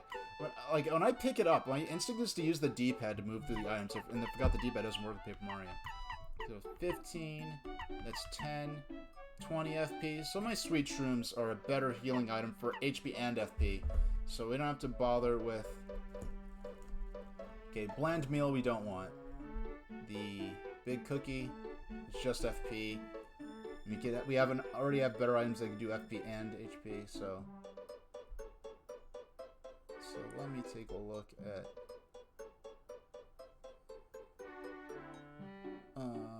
fried egg restores 10 HP. We don't need that for anything. Healthy juice, hot shroom. I'm really gonna look more at the ingredients than maple syrup with mushrooms. Okay, that's all. There's 10. Ultra shroom and mushroom. I mean, the ultra shroom is 50 HP. All the things for the Ultra Shroom, all the recipes involving the Ultra Shroom that I see here are just straight up downgrades. So we're not going to cook with the Ultra Shroom. We're going to save that. You probably use it during the final battle with Bowser. Spaghetti, nothing special there. Jam and jelly, 20 FP. Strange cake. Strange leaf and cake mix. It's one of those gambling items, you know, where it could help you or hurt you. You already have the cookies or the donuts or whatever those called for that. Sweet Shroom. Actually, I'm just gonna...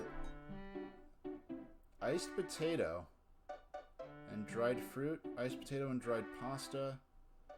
I don't know. Let me just look for...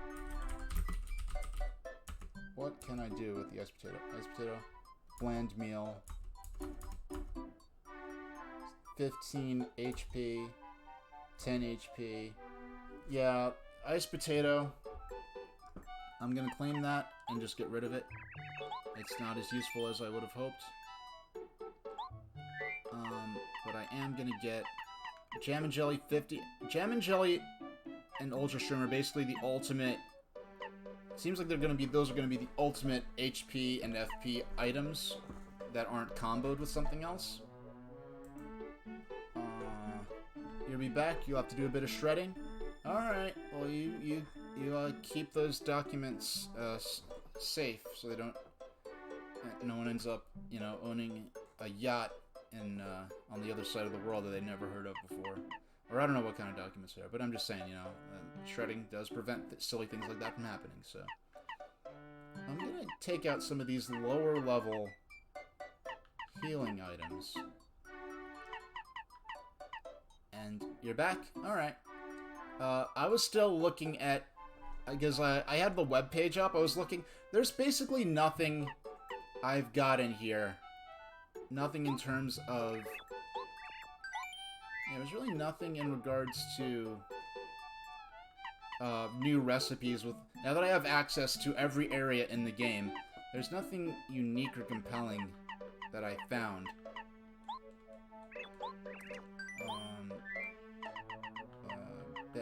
Cake. Yeah, I'm just going to... I want to do... Cake. Okay. Yummy meal. I'll get some of these bland meals out.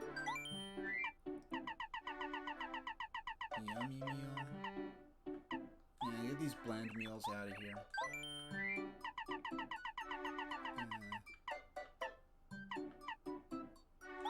Bland meal. Super mushroom. Yeah, my idea right now. I want to sell. I'm definitely selling that potato. I don't want it for anything. It doesn't seem especially useful. So even though it's just 3 coins. Now, I could go get another life shroom. Actually, I could buy 2 more life shrooms right now. Should I? What I'm gonna do right now, I'm gonna go to the training dojo because it's been a while. Let's see if I can get through another level in that.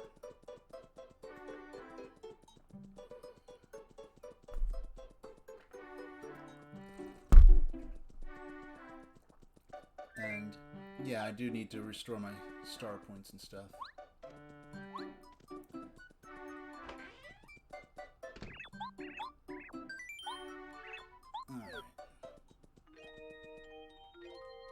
Fortunately, the mail wasn't bad today, so it wasn't too much to shred. Yeah, when things pile up and there's a lot of stuff to shred, I mean, and that's just in like a household environment, it is long and boring. And for a desktop household shredder, it's loud. I don't know what kind of shredder you're using, but at least you don't have to hand crank it. And I'm doing this miming motion of rotating a crank, but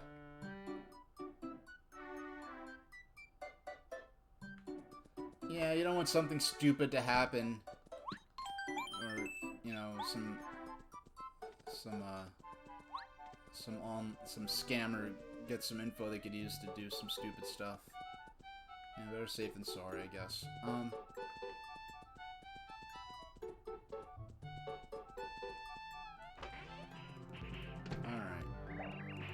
Cough hack. Well, I guess I could... Let's create a restore point here. Yeah, that's the thing. I know my household one is very loud. Or at least when I used to have one. I don't have one now. Now I just... when I have a bunch of stuff, sometimes I'll just use a barbecue grill. And just throw it on there and just get rid of it real quick. But, Cough Hack Mario, welcome to our dojo. For what purpose did you come here today? Try. Very well, I will fight you once more. This time we'll hold nothing back at all.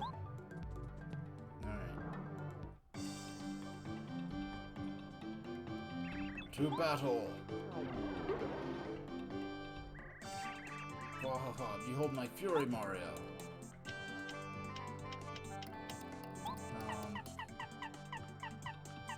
start with... Come on, good results here. Lightning bolt, lightning bolt. Yeah, lightning bolt.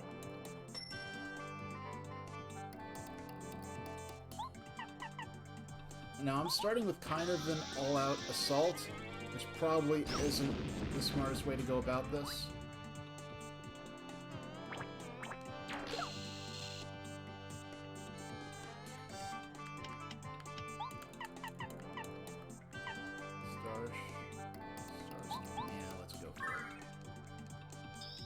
Now, what I should have done, if I'd been thinking a little hard, I would have got out Sushi and had her do her defensive move on Mario first.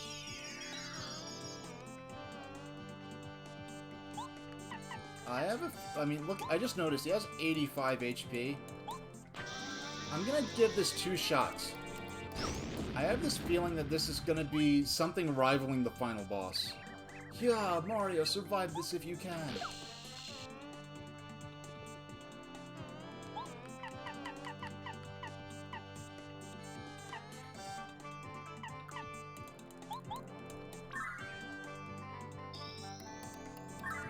Now that badge that lets a partner use the...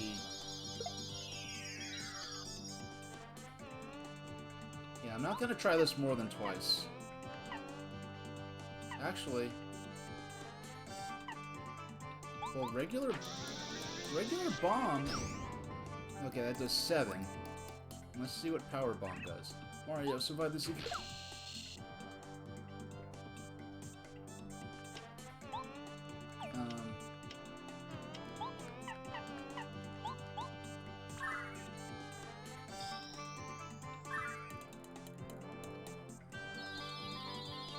Yeah, and this is good music for this. Because we're definitely going to be... We're nearly halfway there. Let's try... 6.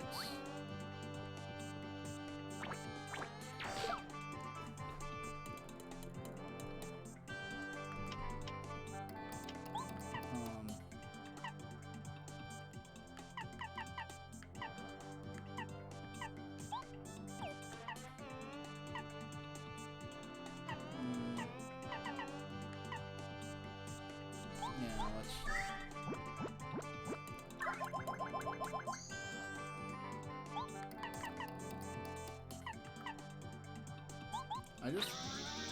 Actually, I might try this up to 2... Okay, that is not more powerful than... Now it's time I stop being so merciful. Yeah, Mario, survive this if you can.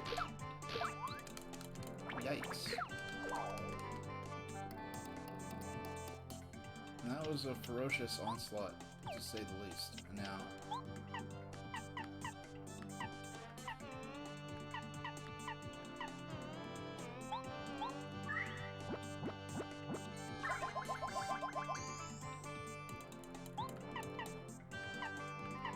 Yeah, so there's no reason to spend the 6 FP, the 8 FP. You could spend 6 and get the same effect. That did 6. And I think regular bomb only does 5. Wait. Okay, I thought I was gonna say, like, if you're gonna continue to do that every single turn, then that's a little crazy.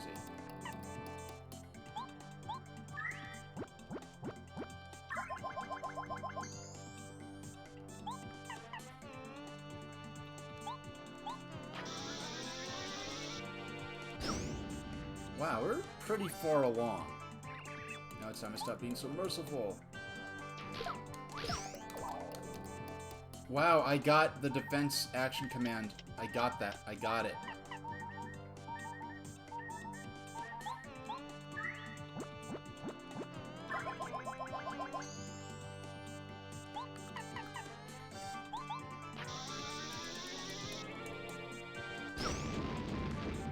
This is within reach. Now it's time to stop. This may take him out.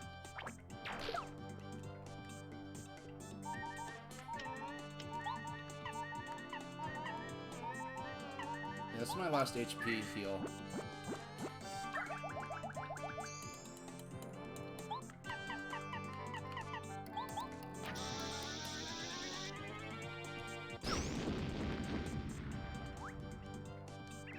it's on this. Okay, this may be. Wow.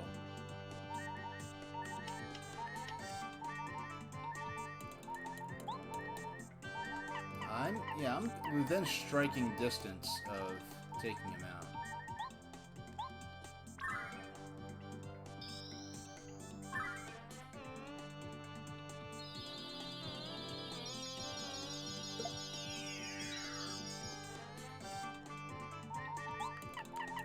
I don't think I'm gonna get it, but...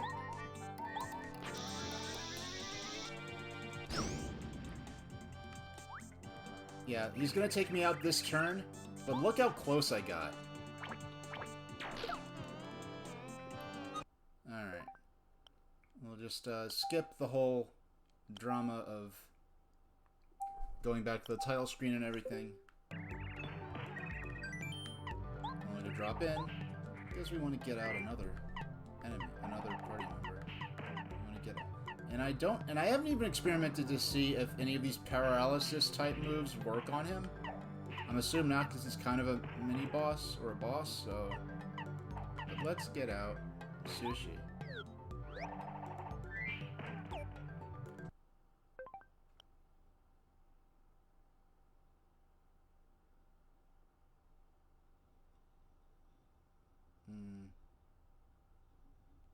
Yeah, we're gonna create a new restore point. So I'll give this... oh, wow. Cough back Mario, welcome to our dojo. Try. Won't roll and drop it. We're gonna try. So what I'm gonna do... I'm gonna turn off the timer. It'll go to our no timer screen. Because we don't have no time limit right now. So let's give this 3 shots. If I can't get this in 3 shots, then we'll move on. And then I'll do my... I'll give this 3 attempts. And if I don't get any of those 3 attempts, then I'll do the 10-minute break before we come back for at least another 2 hours. And if I do beat him, then I'm just going to, from there, go on to the break. And when we come back, my focus is going to be on just getting a few more... find a way to make a few more... sweet shrooms, which are going to be my main healing item in the castle of Bowser, and see what it takes to get to the castle. Because I'd maybe like to... I think I want to... right now, I think I want to end the stream... Battle with Zap Zap? Yeah, yeah. And you know, it's funny, I didn't even think of messing with my badge loadout. And another badge I was thinking of was the badge that lets the partner use the focus command. Hammer, Star Spirit, okay. Star Spirits. And I did do a bit of damage with that. Yeah, let's just start off offensively.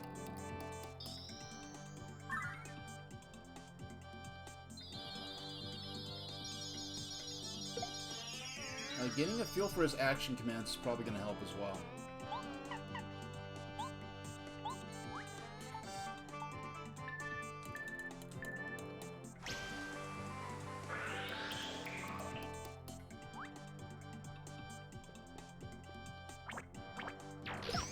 Nice.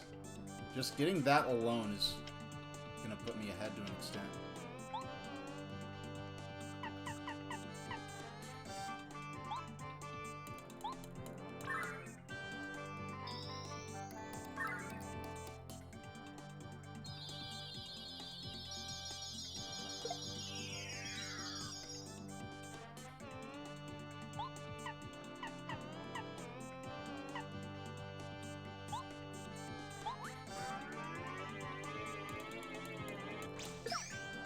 Okay, so that does the same amount of attack as Bombet's bomb attack, which is nice to know.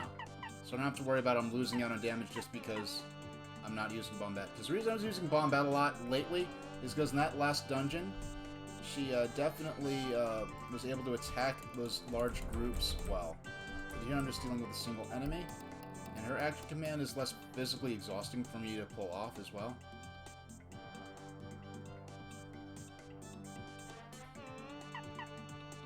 Should I? Yeah, I'm going to. I'm gonna attack with the hammer. Then next turn I will use Smooch.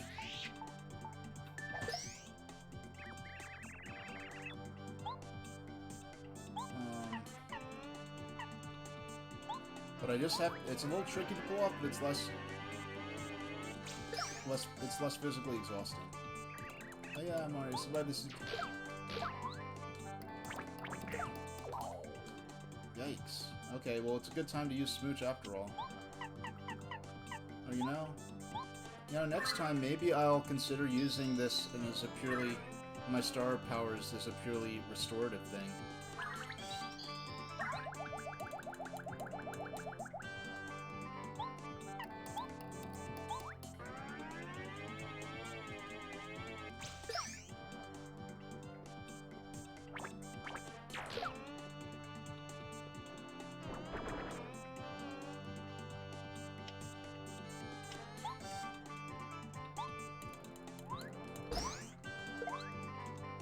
That's 8. You have great strength when I'm probably not going to read much of his flavor text.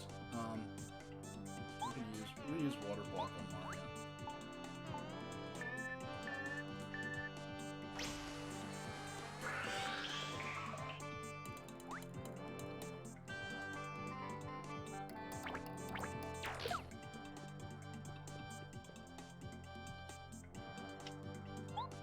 Yeah, it's time to start. Maybe I need to consider pulling out some of my bigger deal restoring items for this fight. I don't know. Or maybe if I just start healing earlier.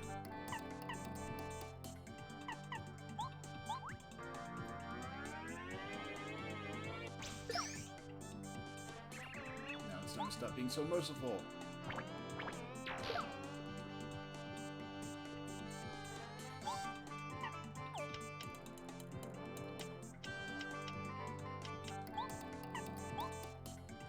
I'm just gonna keep Mario alive and keep attacking Sushi. Let's see how far I get.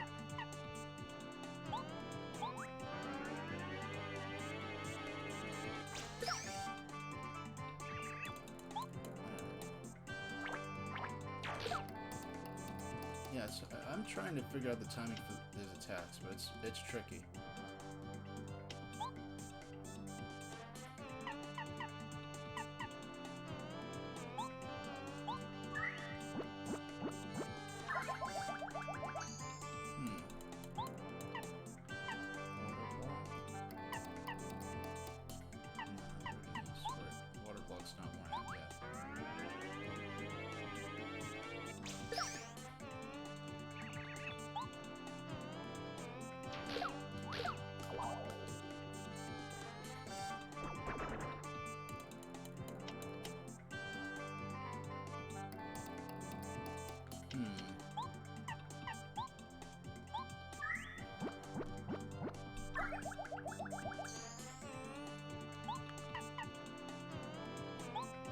Gotta get this right.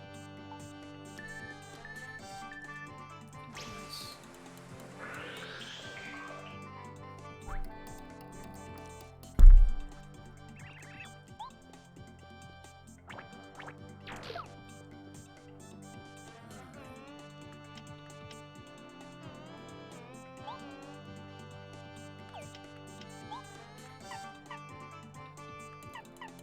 This is my last HP restoring item here.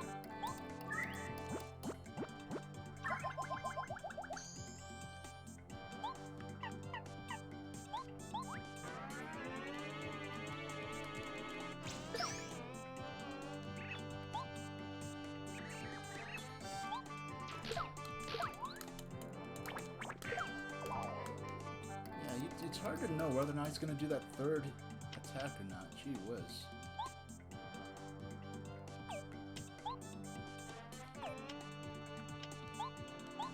There's a certain... There's a certain badge I thought I would have equipped that I didn't.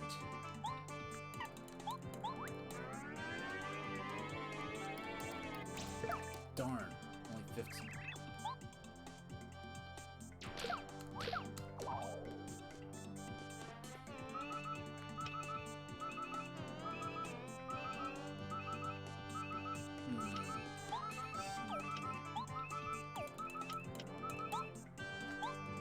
Does this do...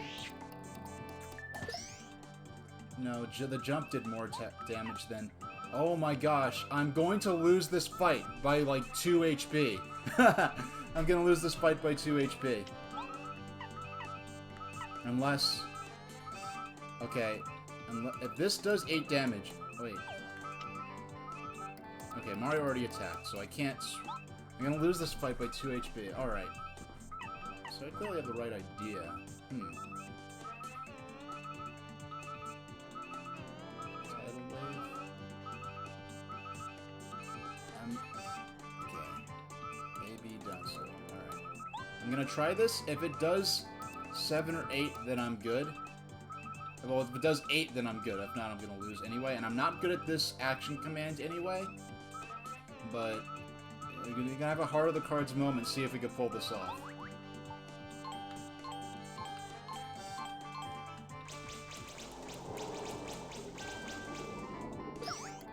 Oh, we're gonna lose by 3. Because I pulled that off perfectly, and it only did 5 damage. Like, her regular attack only does, the regular attack does more than damage than I would have lost only by 2 HP. So, okay. So we're gonna give this 2 more shots, and then go for the break. Actually, no. Let's look at their badge loadout a bit. Let's see. I thought I had... Yeah, I thought I had... We don't need this anymore. We don't need this on. And we're not really focusing. Well, let's see. I could Mega Jump. Using tons... You know what? Alright. You know what? I would have won that battle. Because I'm not using focus, so I could de-equip these. If I had this equipped, I would have won. So let's,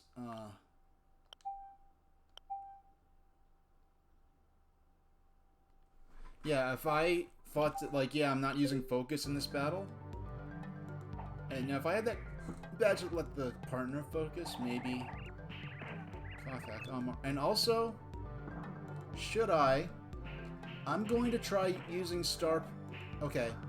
This time I'm going to use the same strategy as last time. But if... For the third and final attempt, what I'm going to do instead... If this doesn't work, I'm going to use the same strategy except with the new badge layout. If this doesn't work, then what I'm going to do is use... Instead of attacking, just spamming the Star Storm attack thing, or Meteor Rain, or whatever it's called, I'm just going to use the Star Power restoratively. As soon as Mario hits, like, loses 30 HP, I'm just going to use that from now on. Like, as soon as that threshold is met. What purpose did you come here today? To try. Yeah. And I'm guessing this is probably the highest tier of the dojo. So, to battle. To battle! Behold my fury, Mario. Okay, let's go.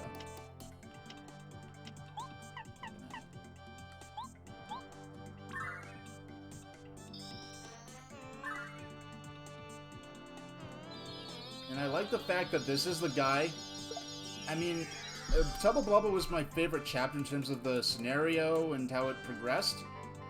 And then you get, as the reward, you get my favorite Star Spirit and my favorite Star Power. I think 4th. Hey, rude boy. Yeah, we're gonna take a couple more swings at the training dojo. I think this is the final boss of the training dojo. Which is, you know, if you're not familiar with this, it's an optional sub-boss you can fight throughout the game. And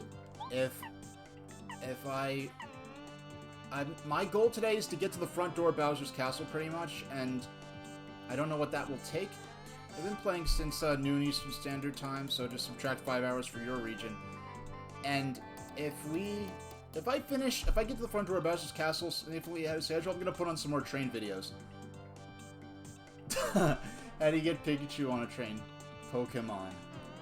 How have I never heard a joke that has to do with Pokemon and trains, and I've never heard that? I mean, that sounds like a joke straight out of, like, that's like a joke you'd see in like, Parents Magazine in, like, 1999. That is a fantastic... A terrible, but fantastic joke. Okay, let's... Water block. Yeah, this is the first time you've seen actual...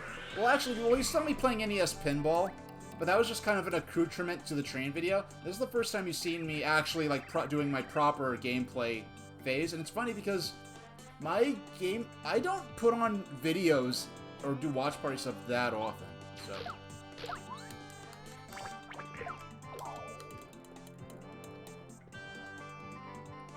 Alright, so...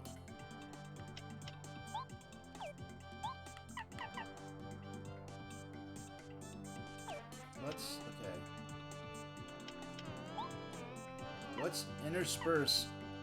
We're gonna heal for a turn and then do a Starstorm attack. We're gonna intersperse the two.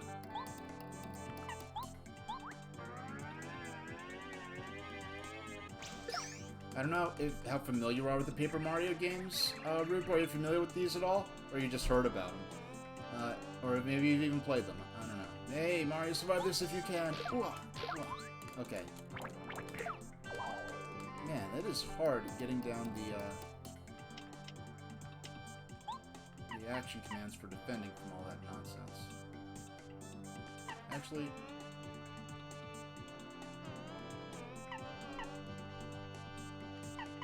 Yeah, I'm gonna use Smooch now while he still has higher HP.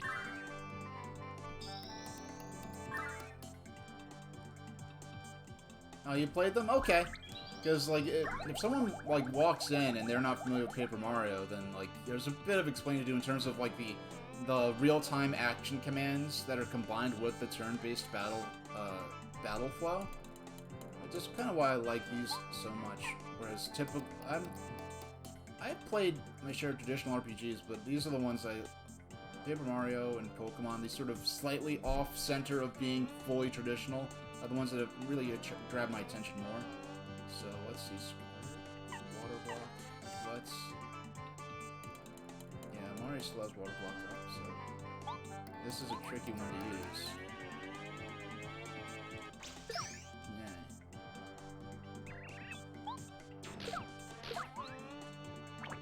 Yeah. Nice! Literally and figuratively. Okay, so...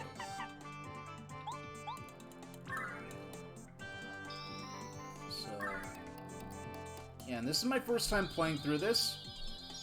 Everything past, like, Lava Lava Island, like, the second 4 Star Spirits were basically all new content for me. But I've been renting the game since back on N64.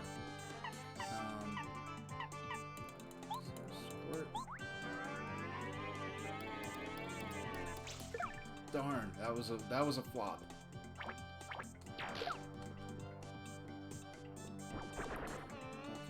Now,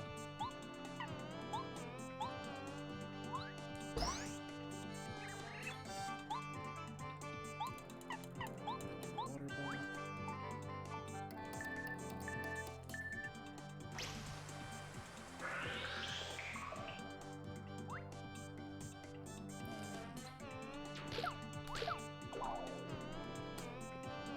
Alright, you didn't do the third strike that time. Anything that... No, it's all just 10 FB HP.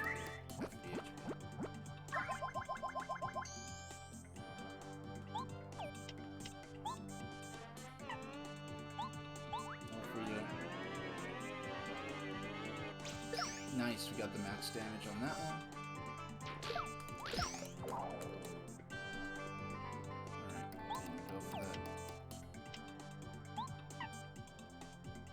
I don't feel like I'm set up right now to get as far as I did last time.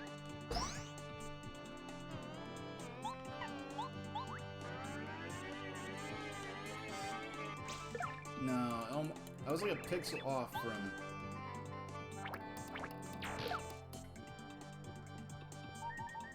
This does not look good. Okay. What did Mario say to Princess Peach? What doesn't kill you makes you smaller. Yeah, like, I love the sort of jokes you'd find in the back of, like, the American official Nintendo newsletter back in, like, the 80s.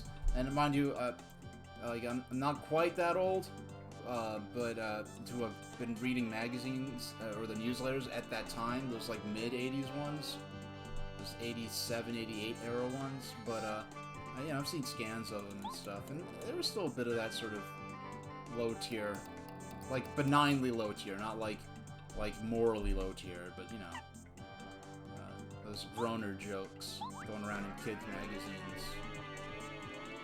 Not really nice.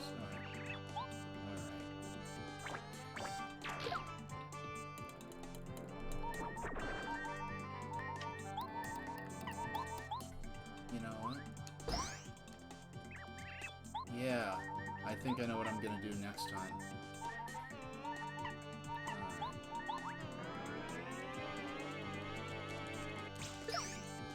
Yeah, this badge loadout is good. The badge loadout is good. It's just I've been misusing my I've been misusing my star powers.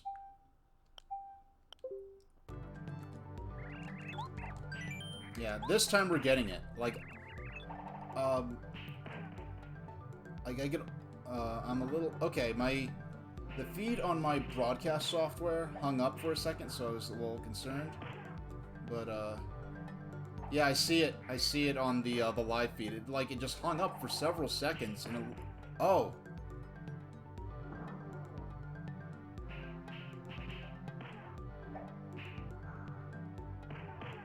All right.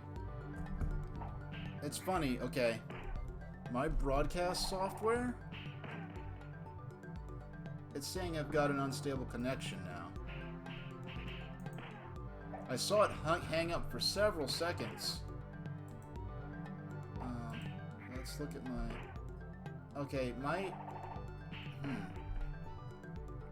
On one of my monitors... Okay, I just got it. I'm gonna refresh my broadcast manager on my other screen.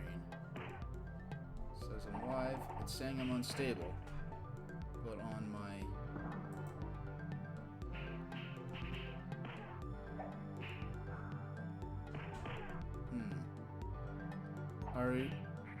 Are you all seeing me good? I know it hung up for like maybe 10... Oh shoot. It's saying unstable? What's going on here? You're back? I don't know. My broadcast software says that the stream quality is good, but then my stream manager on... Okay. Yeah, it's funny because my broadcast software is saying the stream quality is good, but then the broadcast manager on the web is saying that it's unstable.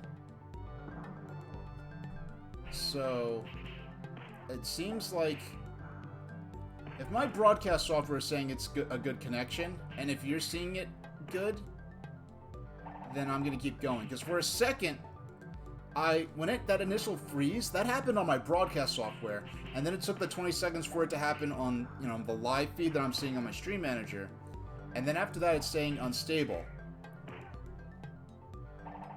Alright, let's go. Yeah, so mathematically, I feel like as a matter of mathematically, I have a direct path to victory that I could have used last stream, but I was using the mistake of using my star powers offensively. This time I'm going to use my star powers purely for healing purposes.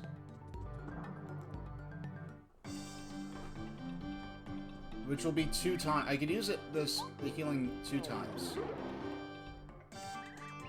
Okay. Okay, so 45. And I just want to check something. This will restore 20, 45, 35. So if my HP gets to 25, hold on.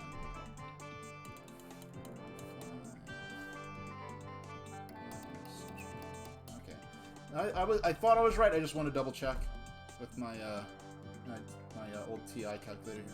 If I get down to 25, when I get down to 25, I will use Smooch.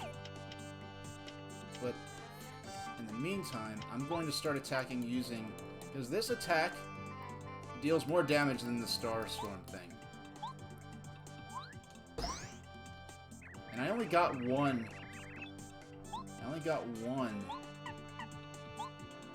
Hit in there. Yeah, I didn't even nail the action command. Yeah, my broadcast software is still saying that it's unstable, but the web-based stream manager is still saying unstable, but my broadcast software is saying it's good, so I'm going to trust my broadcast software.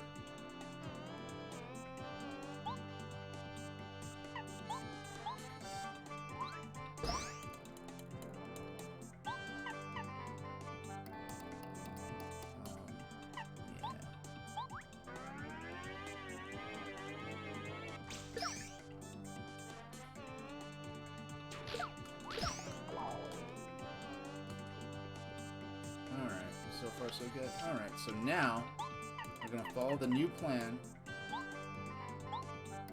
Start healing now.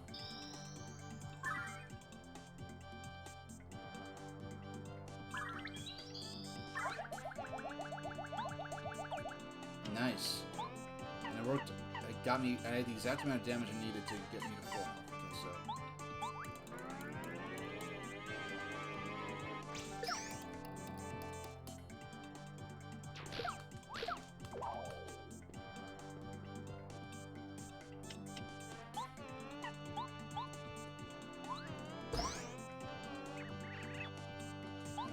I'm not going to read his flavor text. He keeps saying the same thing over and over.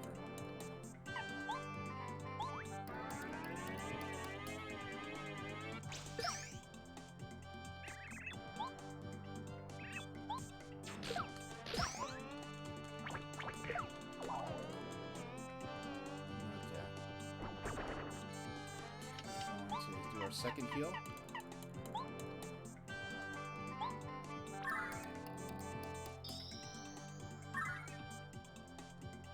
Okay, now the web-based stream manager is saying that I have an excellent connection. That was the first connection quality scare I've had in a long time, so I'm very happy with.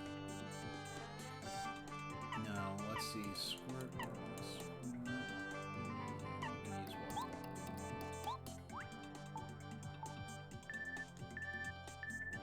No! How did I flop that? How did I flop that? That may cost me the...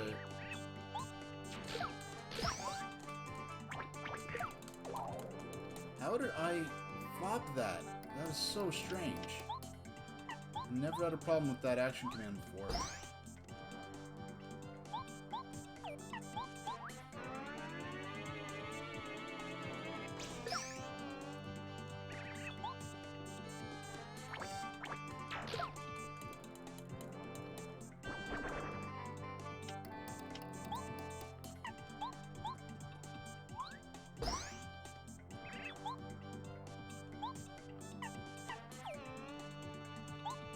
Oh, shoot. I was not keeping an eye on my flower points.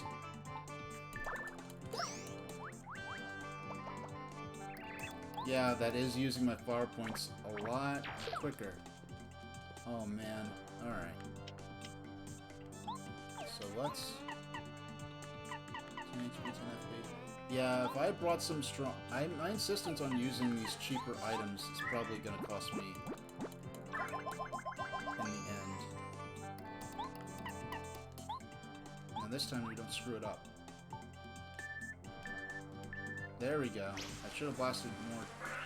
Yeah, each one of those you get is another turn it'll work for, I guess.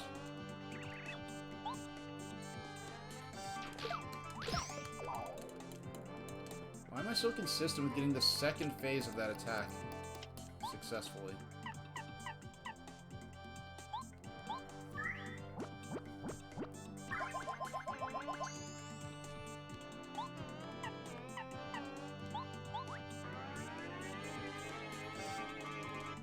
No! Okay. Okay, I think if I survive this, I think I've got it. Wow. Okay. This'll do it. This is it. Nice!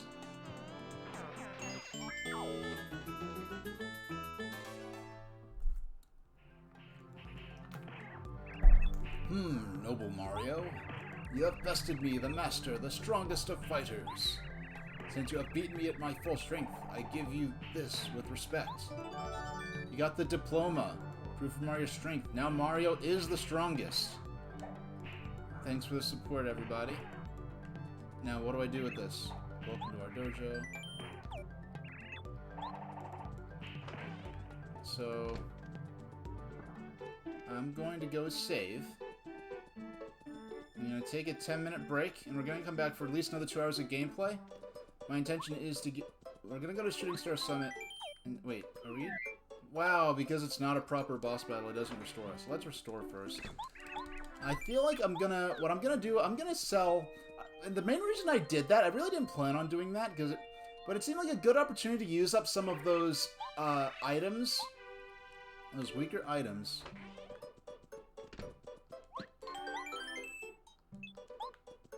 Alright. So we're going to leave the Toad Town music playing. It seemed like a good opportunity to use some of those weaker items in a way that didn't waste... without wasting them. But now, that since we have some of those left, some of those weaker healing items, we're going to sell the rest of those healing items, use the money to buy more life shrooms. And I have to buy more life shrooms, so I'm going to go back to Shiver City anyway. And when I go back to Shiver City, there's a character who actually mentions, like, oh, you have a 4th degree card. That's pretty good. So if there's, like, some greater... There's some benefit other than the satisfaction of having beaten that mini-quest, I think that character in Shiver City may be the one who gives us something that we'll be able to use to, some kind of more tangible reward for getting the highest, decoration possible at the training gym. Or dojo, rather. So, I'll be back in... I'll just set the timer now. I'll be back in 10 minutes, because unfortunately I'm not the kind of person who could sit in a chair for, like, 5 hours at a time between breaks.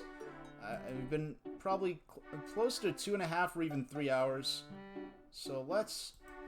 so I'm gonna put on my rest break screen, and I'll be back in 10 minutes. Then we'll be back for at least another 2 hours of... up to 2 hours of Paper Mario gameplay, and probably some old train videos as well. So I'll see you soon, and thanks for sticking with me.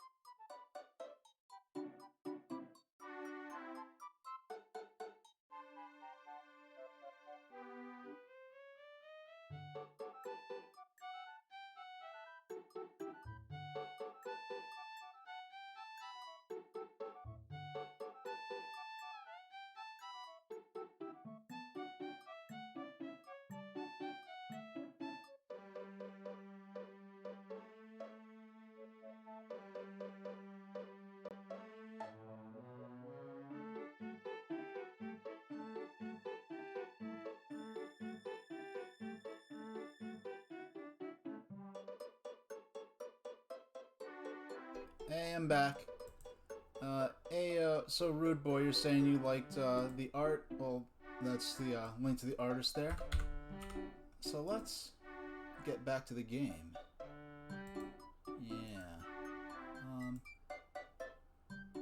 Yeah. So if we, my goal, I'm not sure. I don't know. It just seems nice and even if I stop the gameplay today at the, yeah, I'll put it, yeah, break in. It seems like a good goal to stop the gameplay at Bowser's Castle. It just seems like a good place to stop. Now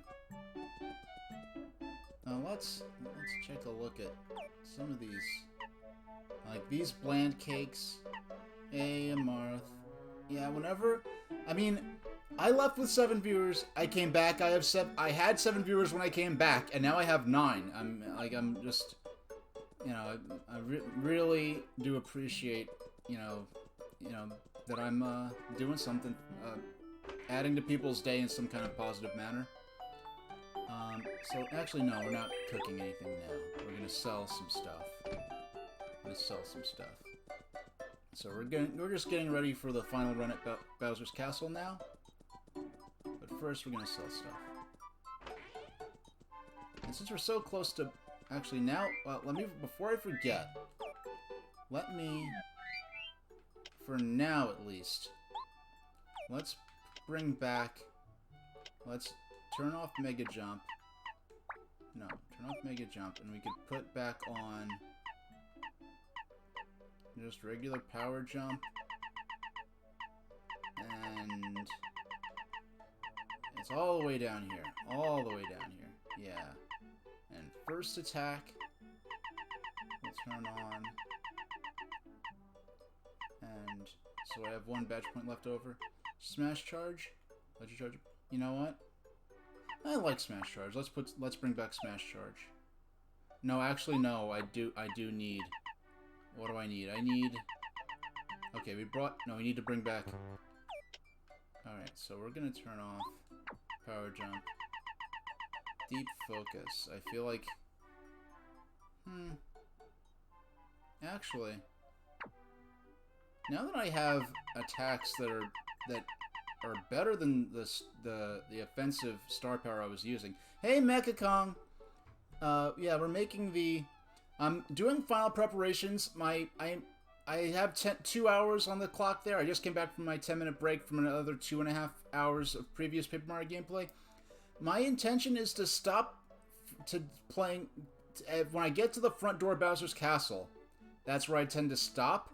And if I have a lot of time left over on the clock, I'm going to put on some train videos. I also put on some train videos at the end of yesterday's stream, because I finished within my allotted time estimate, which makes it sound like I'm on a stage show marathon or something for speedrunning, but I'm not. But let's put on. Yeah, right now I do want to turn off. Okay, so deep focus, those are off. What else do I not need on? So, okay, so right now we have all the way down here. We've got, yeah, the very bottom. We've got first attack on now, because we're about to go back into the Shy Guy dungeon. But for now, we're going to sell all these lower level healing items we don't need anymore. Cake. Actually, well, let's look at what we've got. Yeah, and I've got to check out some of your VODs, because I haven't been around since the Spider-Man, Ultimate Spider-Man stream. I heard after the fact from other people in the chat that apparently, I don't know how you feel, but apparently I heard other people in the chat were saying that me talking about New York City geography was the best part of the stream. Because I mean, you were playing it. You seemed into it. I mean, yeah, that, like, the battle against the Rhino, if that's what it's called, excuse me, I'm not super deep on my Spider-Man lore. That just seemed cryptic in ways like it wasn't hard what they wanted you to do, but it was just not clear what they wanted you to do, but what they wanted you to do wasn't hard at all. So I know you were on that for a while, and it was just saying that same repetitive voice sample over and over. But let's look at our items. We've got these cookie, we're selling those. Cake, maybe we'll keep the cake for now. We'll keep the cake, we're gonna sell everything else. Sell.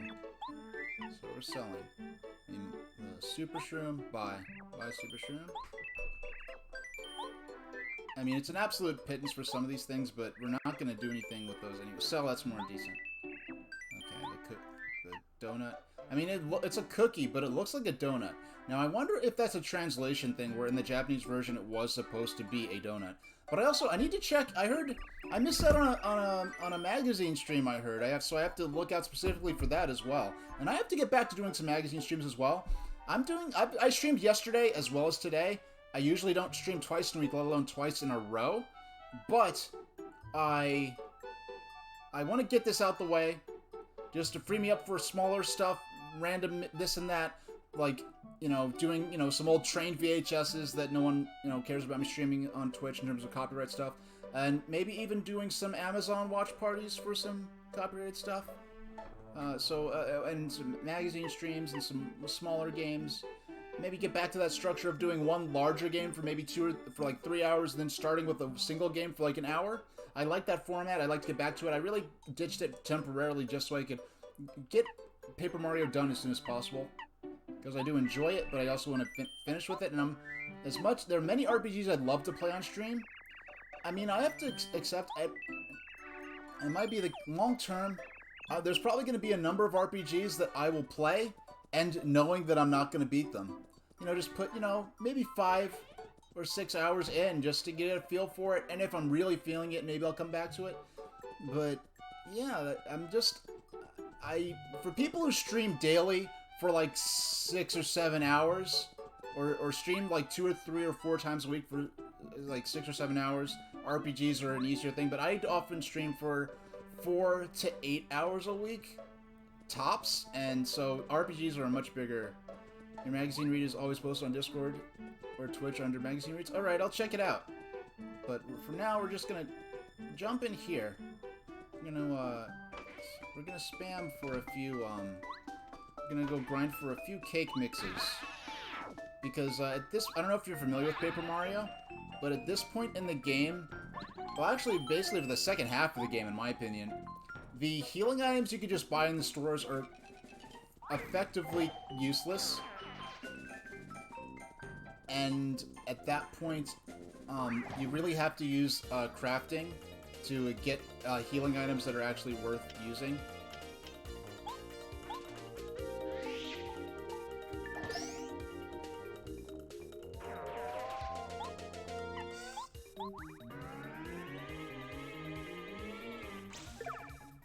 Doggone, 1 HP. Alright, let's end this. You've had more than your fair share of time. I deliberately flubbed the action command just to make it a little quicker.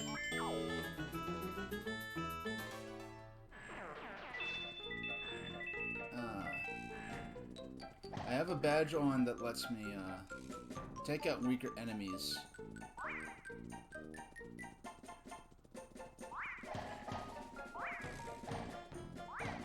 There we go.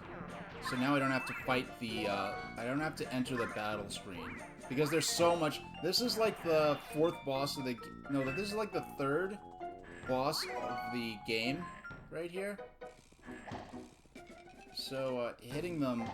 at this point, these enemies are so weak that I have a badge that'll let me, take them out just by striking them on the overworld. Without having to enter the battle. Now, these cake mixes are what I want, but the honey syrup and the fire flower do sell for decent amounts. If I had to go into battle to get those items, I would not. Those stuff. Gee whiz. Yeah, if I had to go into battle to get those, it wouldn't be worth the time.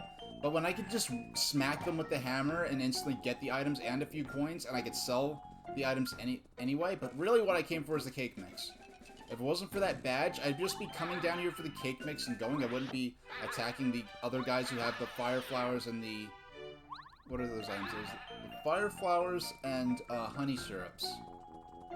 No, maple syrups. Honey syrup is the weaker version of that item. The honey syrup is the stronger version. Doggone. So now I have to waste my time on these clowns. Literal, well, they're jesters, but...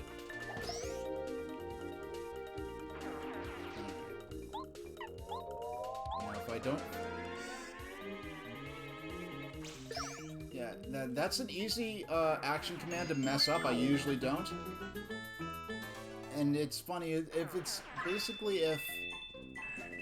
A lot of the action commands either seem to be really physically strenuous, like you have to jam on a button to the point where playing is, over the last couple of days, it's starting to hurt my wrist a bit. So I'm glad that my next scheduled stream isn't for another full week. And if by chance, it's not likely, but in the case that my wrist is still messed up, I'm gonna change my announced... I scheduled for Paper Mario Finale, but if my wrist is messed up, and I don't expect it will be, because I've been playing, like, I usually play video games for like a total of 4 hours a week, and I'm up to 4 or 5, well, I'm up to like 7, I'm guessing a total of look at that, that's perfect, right? The clown ran, I have to chase him away, there we go, so I can actually hit him without entering the battle. I'm sure I actually saved time on that. I was flirting with being so convoluted that I might have lost time that I could have just saved just going into battle anyway. Alright. So let's go up, save these items. I got the degree from the training dojo, which is a series of optional boss fights. And I think I beat him at the highest level. So at this point I can... the only character who mentions the fighting dojo outside of Toad Town is in an area I need to go to buy some items anyway for crafting. So if there's... Because I just got the degree from the dojo, but he didn't, yeah, it's just a degree. Is what the item's called. Well, we can check right now. It's called... Items. Diploma. Oh, it's called a diploma. Oh, no. Okay, diploma. Proof of Mario's strength. Mario is regarded as stronger than the master. Now, I'm sorry, this is something just got in my eye, and it's not even, like, harmful, where it's like, oh, there's a grain of sand or something. It's just, like, a little eye boogie or something, and I just, like, just kind of keep or maybe it's an eyelash. It doesn't feel sharp like an eyelash. Okay, so we're gonna sell... We're gonna sell maple syrup, 10 FP. If I want more, I can go back in there. For now, I want the coins. Fire flower. Fire flower sells for a lot, considering it's an item you use in battle to deal damage. And what is... That's 10 FP? 15 FP. So we'll keep the cake for now. And yeah, I actually might want... Okay, so let's see. No, we don't. I don't want to buy anything. I want to claim. If they've got, yeah, any yummy meals, I'm getting rid of at this point. Actually, yummy meals aren't so bad. 20 FP. Yummy meal is 20 FP and 20 HP. Yummy meals are good. Yummy meals we'll keep, but the sweet shroom is 30. You know what? We're gonna make a bunch of sweet shrooms. There's no room for pretty good items. We're going for max all the best healing items right now. So we're gonna claim these and sell them and get good money for them. Cake mix, honey, 20 FP. And what does the... hold on. This might be important. So, excuse me.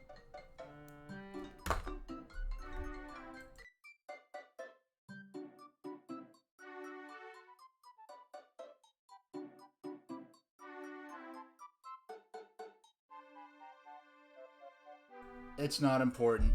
Alright. Back to the game. Back to the game. Definitely not important. Yeah, anything... All these...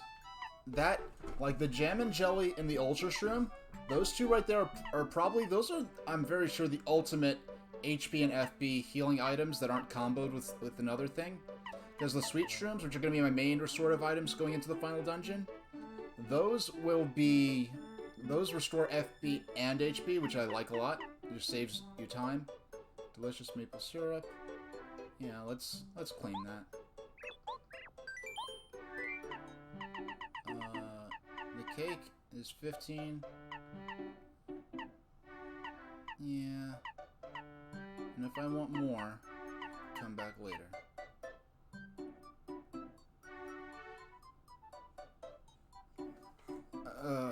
Marth Chan, and you could, and you know what? I'm not gonna say the name of it, but I know exactly what town the call came from on the caller ID. So, and it probably came up as the same call for you as well. There was a slim chance that I normally would have ignored it outright. And normally I don't even have my phone on, like. But there's a slim chance that I could get a seriously important call today. 20 FP? Yeah, we're just going to...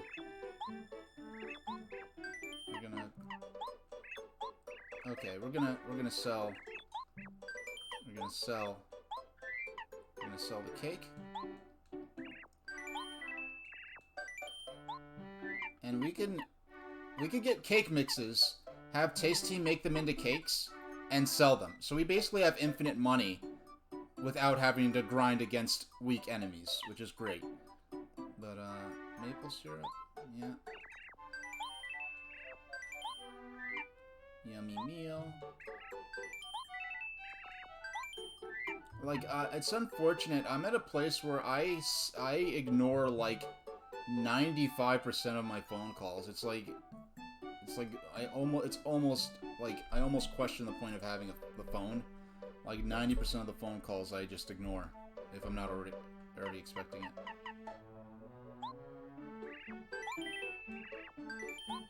No. Yeah, and the cake. And the yummy meal.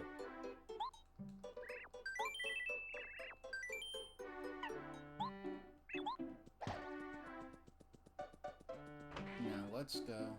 Now how many cake mixes? We have 4 cake mixes. So we've got to get at least... Let's get... No. Actually, I'm going to... Yeah, so we have to make fewer trips. I mean, I can deposit these on the other side as well. But for now, let's deposit... Yeah, let's deposit the rest of these cake mixes.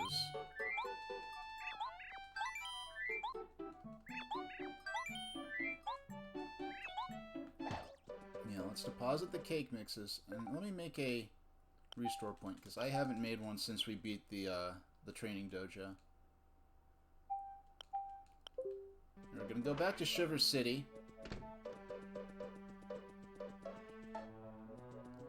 Which you can access. I wondered, it was so cool finally finding out what this house was for, because since 2001, this mysterious locked house was such a you know, it just niggled the imagination. Like, what is this? And we're gonna need paracarry for this. One of the few times you've been of practical use. Oh wait, no. Okay, I'm glad I made that jump, but really you're only supposed to do this last jump with paracarry. There we go. And we'll just get Sushi back out.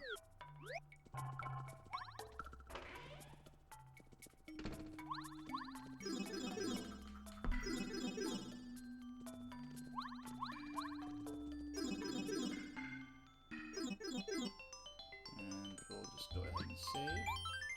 Now let's find the NPC who was talking about my dojo, because I have the diploma now. That's what it's called, right? Diploma, yeah. Hey, you have a diploma?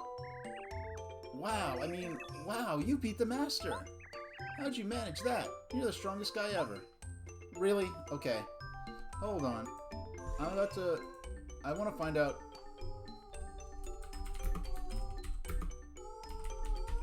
Paper Mario Diploma. I just want to see what this item actually does. The diploma is the reward for defeating the master in his final state. It serves no purpose other than to change the dialogue of 3 characters: a Toad in Toad Town, a Dryite and Dry Outpost, and a Penguin in Shiver City. Having the diploma will replace all of them, leading them to compliment Mario on his strength and skill.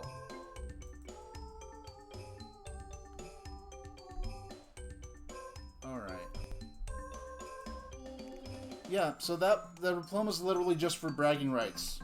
I mean, I feel cool for having done it, but give me an Ultra Shroom. Give me anything. Like, all that was just for show. Alright. Alright, game. That's real cute. I'm not actually offended, because I had so much fun doing it. Alright. You need 40 coins. Yes. We're buying as many as we can carry.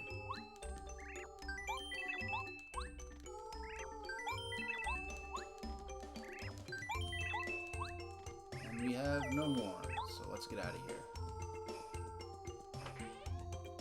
Yeah.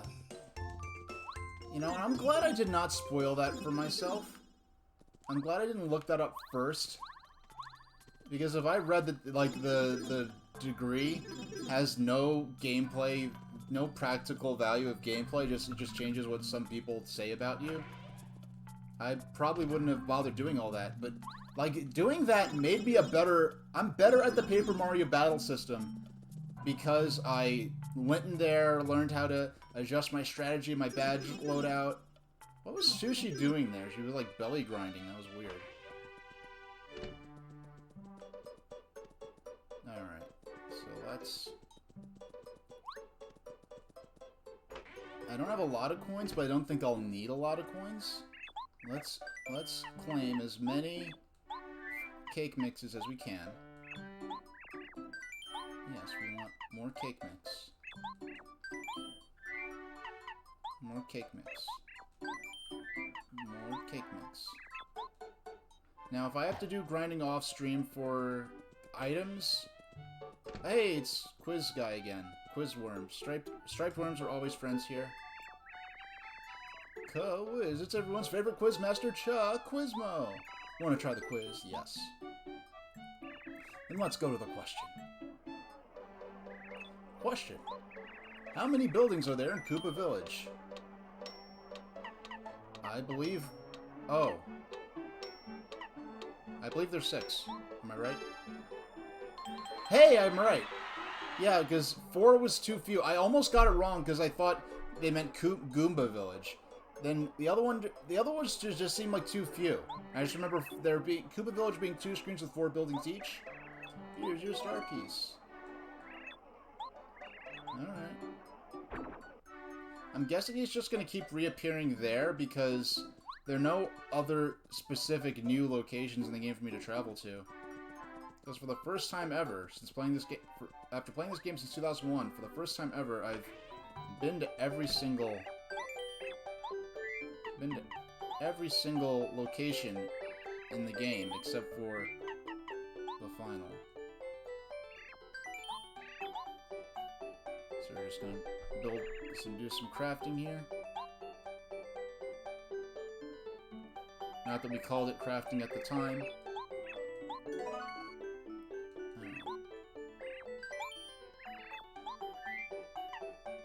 Cake mix and the life shroom. Life shroom is basically the equivalent of a fairy in a 3D Zelda game. And the funny thing about it is that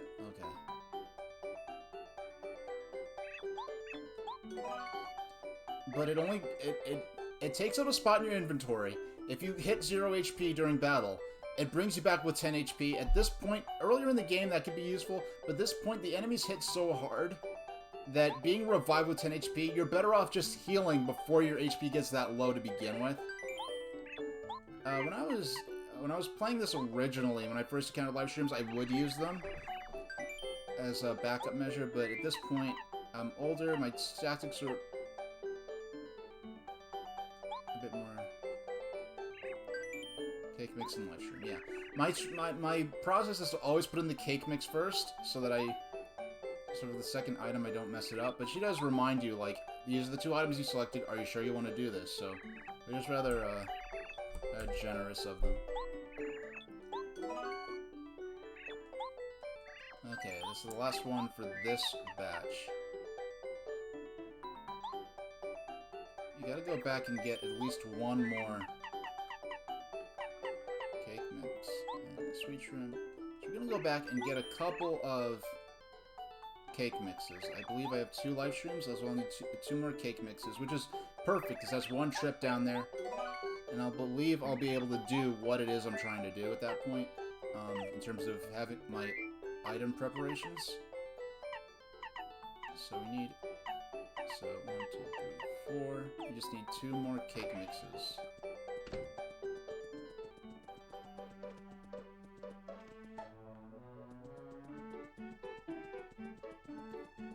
So, we're just gonna head over to the Shy Guy toy box.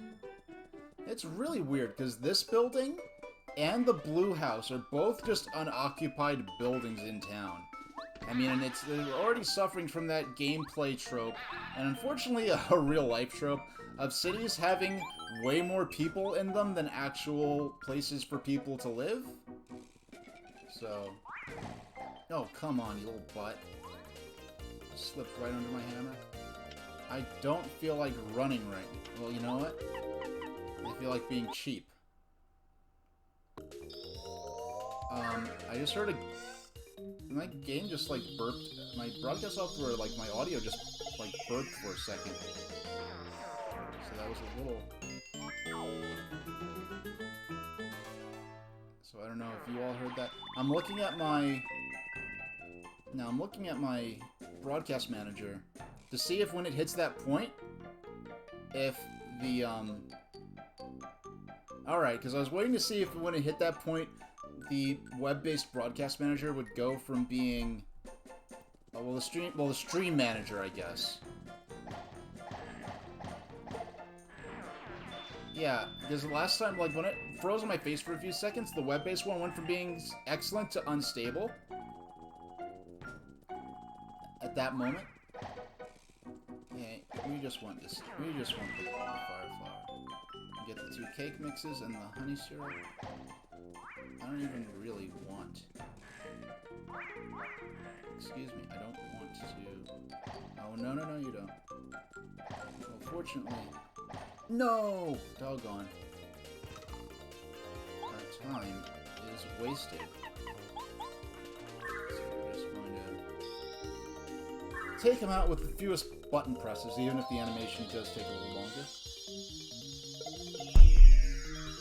We took them out. Nice and easy.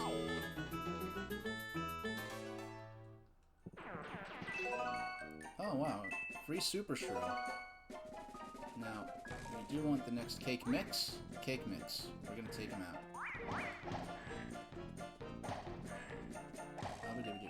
You. Yeah, this is on the Wii U Virtual Console. I'm using the Pro... No! Okay. Alright, we're just gonna have to come back and get... I need to stop. I need to pay attention to the game and to chat. Alright, I hit him when he was off screen. So that was so swag that kind of made up for it, but we're gonna have to exit the toy box and go back in. Because I could use a few coins I mean, look how low on coins I am. I only have 18... No, that's badge points. I only have 36 coins anyway. So we'll come in, just grab a few more coins. We'll craft our last couple of cake mixes. And actually, I'm gonna get both cake mixes because if nothing else, I can have her Taste Tea make a cake from the cake mix, and then I could sell that because that sells for a decent amount of coins. But I like how the ones that actually... Oh my goodness. Not fast enough to get the first strike in. Yeah, and because I don't want to lose coins running away from them for time's sake. I don't want to run.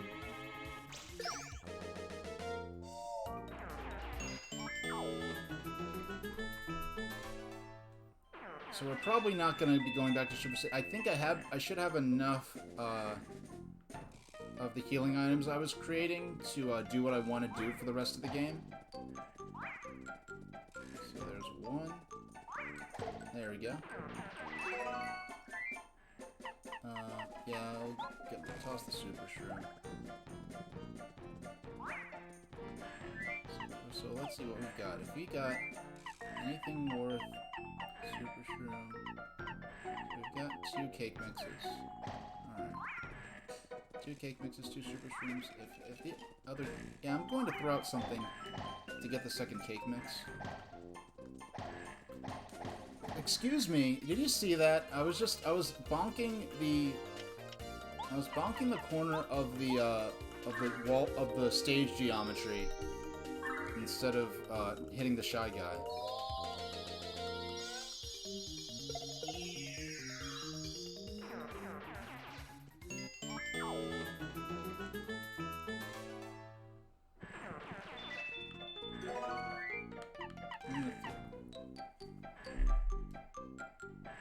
Alright, that's just my check-in alert for the vaccine. You know, see, but I'm feeling fine, so they can wait. Yeah, I normally don't have my phone on to be a big distraction, but because of, I was expecting an important phone call that never came, so... I mean, they never said it was coming, but I had reason to expect they could be trying to contact me, so I was just standing by. Just so I could be as professional as possible if they did reach out to me. But, you can focus on the game at this point. Now, Yeah. So what we're gonna do, have her make 2 sweet shrooms and 1 slice of cake. So 1 cake mix, 1 cake mix, and 1 life shroom.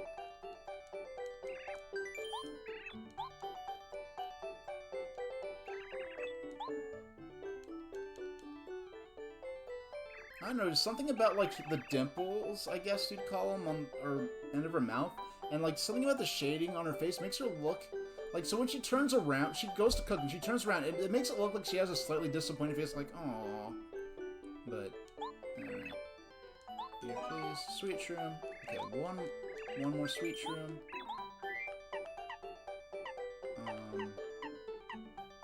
1 cake mix. 1 life shroom. I do wish this process was faster, but, you know. I don't need to be reminded. Thank you, V-Safe. Alright. And we'll just have her make a slice of cake just for us, specifically for us to sell. Wait, actually, I'm gonna check. Is cake mix and maple syrup, is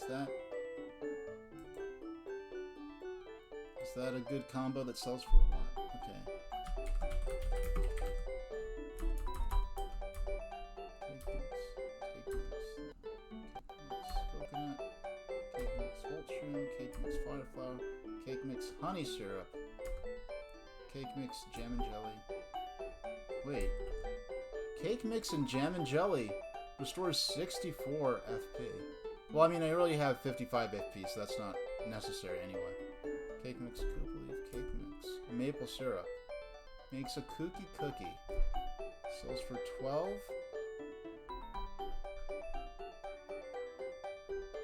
And I just want to check for any maple syrup. I just need to find it once on this list. I tried pulling up this webpage so that I could actually show you what I'm looking at on the Mario Wiki. But, maybe...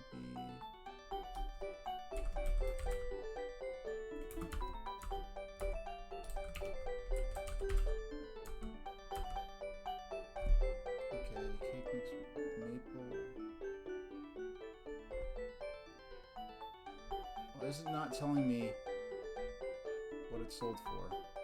Alright, for some reason it's only telling me the sale price for crafted items, not for raw items.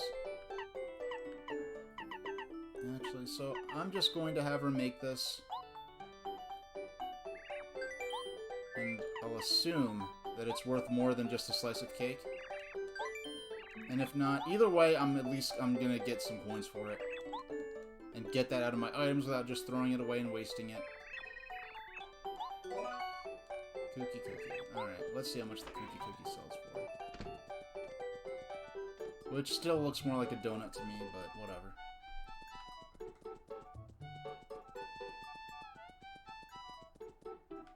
Alright, I'm gonna go in the shop. And this is also where we're going to arrange the items. Okay, we're going to sell...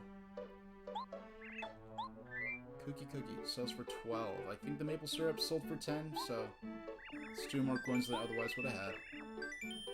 Anything else to sell? No. I do notice those seem to sell for 50 each, which is wow. The sweet shroom sells for 50 coins. It costs 40 to get the life shroom. And the cake mix is free, so it only increases its value by 10 coins. So that's a lot to go for a 10 coin profit. But we're going to check. We're going to check all of these. Because checking and withdrawing items, unfortunately, is the only way in the game to arrange your item layout. It's not like Pokemon where you can just... Okay, now we're going to start claiming. We want 1 Ultra Shroom, which 50 FP, and 1 Jam and Jelly. what else will we claim? I think everything... Wow, we have... Actually... 20 FP, 30 and 20. Yeah, I'm going to withdraw the... Now, here, I'm going to withdraw everything that isn't a... Well, I'll leave the cake mix. I'm going to withdraw everything that isn't a sweet shroom and sell it at this point.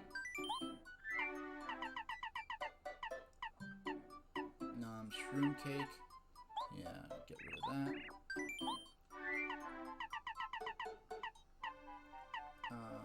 Yeah, leave the cake mix alone. I don't know if I'll come back and use that for something. So, two cake mix. Honey candy. Yeah, because the sweet shroom is just a better version of the honey candy, because that does HP as well as FP, I'm gonna even sell the honey candies. Earlier in the game, I would never dream of doing that, but for now we're gonna sell everything that's not a sweet shroom that we already have. Okay. We're gonna sell.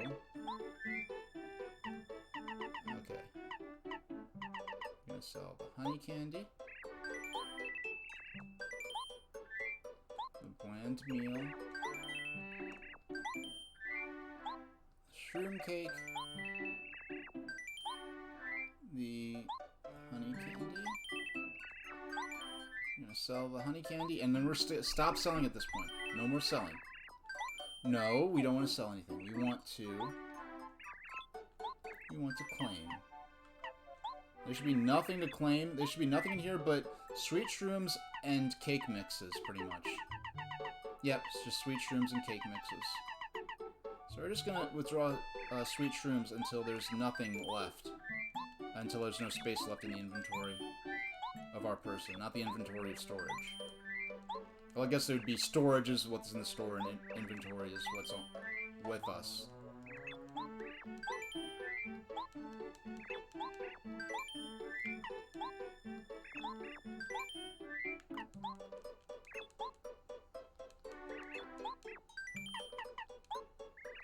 Alright, so let's look at that. A bunch of sweet shrooms, all 30 HP and 20 FP restores. And then we got our two big bombs down there, the 50 FP Jam and Jelly and the 50 HP Ultra Shroom. So I think that's worthy. But we gotta do a couple other things before we go to Shooting Star Summit, which I presume will be where we'll need to go to advance to the next scenario of the game. But first, okay, we gotta go over to... Yeah, extra sweet. Mario's gonna need to see a dentist after all these snacks. Hello, Mario. The Toad House slogan is refresh your body and soul. Yep, we know all about that, so let's go.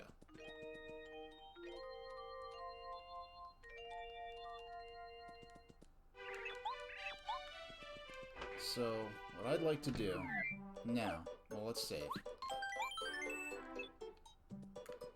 Now, badges. Badges. We're going to, now that we're not grinding for sweet shrooms for a cake mix, we can turn off all the way at the bottom. Increases attack power against fire enemies by 2. I'm going to turn off first attack. And back up here. Got, what? HP plus. Wow, I have enough to increase... I have the available badges to increase my HP right now. But I'm more interested in increasing my offensive power. I have 3 badges. We're gonna go to Mega Jump. And there's... What is it? The jump... If I get more badges, I'm going to equip Jump Charge. You know, equip Jump Charge. And... So Jump Charge is 1.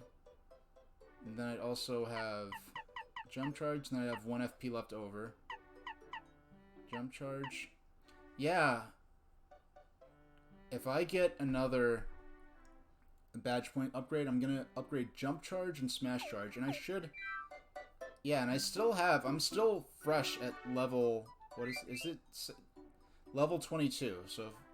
And I have 0 star points, because I'm doing a lot of... The dojo battle does not earn you star points. So right now, I just want to double check. I should have no unused badge points. And just look at... So we have Mega Jump, Peekaboo. If I wasn't so fixated on seeing the enemy's HP, I could do away with Peekaboo and get those 3 more badge points. But Power Plus Mega Jump, and... yeah. Let's see. I want to take a look at what badges are over here. What badges are for sale? Anything unique that would change the way I battle? Mega Quake severely damages all enemies on the ground or ceiling. 200 coins for that. Well, it sounds like rightfully so. Smash Charge. Ooh, 100. I could afford that. But Double Dip lets you use 2 items during 1 turn. These are all, because I've purchased so many of the badges, the only ones left are pretty powerful ones at this point. I mean, between any level ups I get in Bowser's Castle and coins I may earn, and I may even end up coming back to, I don't know, sushi is, I like having sushi out right now. I'm gonna look at the little wizard kids, badge collection one more time before we go up Shooting Star Summit. And yeah, I know I'm skipping a lot of NPC dialogue, but I could always copy this file and read any NPC dialogue off stream. Because I have been skipping on a certain amount of NPC dialogue, because in Toad Town, the NPC's dialogue progresses each time you free a Star Spirit. But I haven't really been up on that, because I do want to keep the stream moving. And, I'm the famous Merlot Stream Zero Summit. Because we did get a couple more badge pieces. I mean, star point pieces. Flower Finder. After beating an enemy, makes more flowers appear than usual. Zap Tap. In battle, makes most enemies you touch Mario take damage. That's a... automatically... restores HP automatically during battle at slow rate. I have one of those already. It's not that strong to me. Pretty lucky. Makes enemies feel to attack Mario every once in a while. Heart Finder. I could afford Heart Flower and Flower Finder. These last few, Flower Saver, Money, and HP Drain, I am not interested in those. So really, I could afford any... I almost might as well use my final star pieces here, because I don't see myself going out to grind for them anytime soon. Flower Finder. More flowers appear than usual, more hearts appear than usual. Zap Tap, I have got my eye on. He lets you know how many badge points it will cost before you dedicate to going to exchange Zap Tap for 10 star pieces. The number of BP you need for this is 4.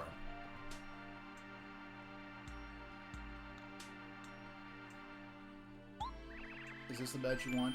No. I'm gonna take one more look at what we've got to choose from. Zap Tap, Heart Finder, Flower Finder. Okay. Feeling fine. Check Mario phone. I feel like we'll get Zap Tap. And depending on how things go, I may equip it or not. But so that was probably the last star piece trade we do.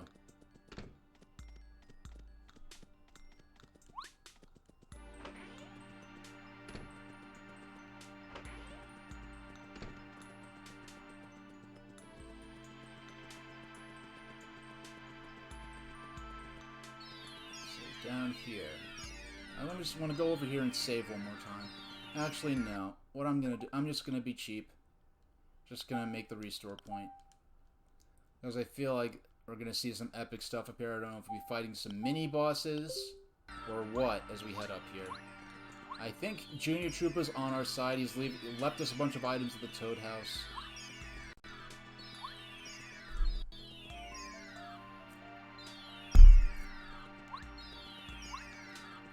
So let's keep on going.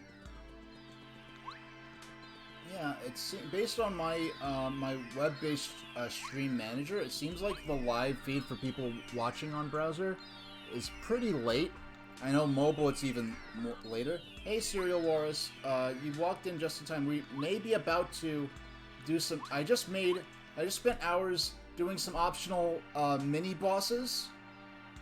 And we won't even call it a mini-boss. An optional boss fight that turned out to have no practical purpose, but it did teach me a lot of how to battle more intelligently. And we crafted items, we got new equipment, and mostly we're just doing a lot of crafting and a few goes that mini boss and a little level grinding. Mario, can you hear me? I'm going to open the entrance to Starway. Enter this path without fear. The Starway continues all the way up here to Starhaven. We 7 star spirits will be waiting for you here. We wish to give you our remaining power. With this power, you will be able to stand up to the star rod Bowser holds. Yeah, because didn't after the first dungeon they said they were going to give me a power called Star Beam that can trump the star rod. We anxiously await you, Mario. Make haste to Starhaven. All right, let's do this. My plan is if I get to the front door of Bowser's Castle, I'm gonna end the stream there, and then next week on my next scheduled stream is Tuesday, this coming Tuesday, at noon Eastern Standard Time, and at that point, I will go into the final dungeon and hopefully beat the game. But if we get to the front door of Bowser's Castle in this stream, okay. He said go forward without fear, but they are enemies on this path, which I do not intend.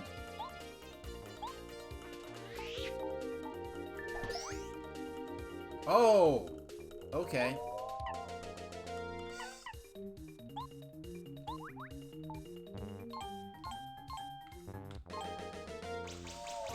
Now, these are fire-type enemies. I mean, fire-type, like it's Pokemon. So, I think they were particularly vulnerable to those.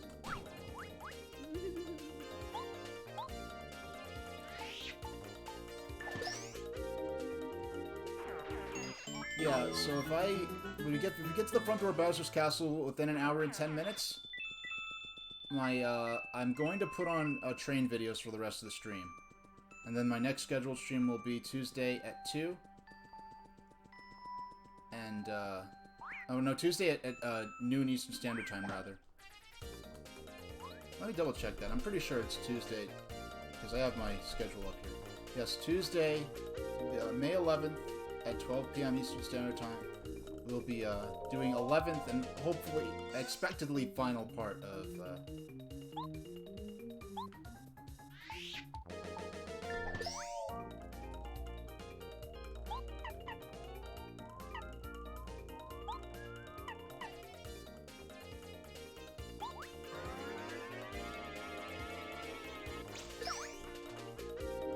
Yeah, there's not a whole lot of, like, type stuff. Oh, wow. Alright, I don't feel like playing with you anymore, so...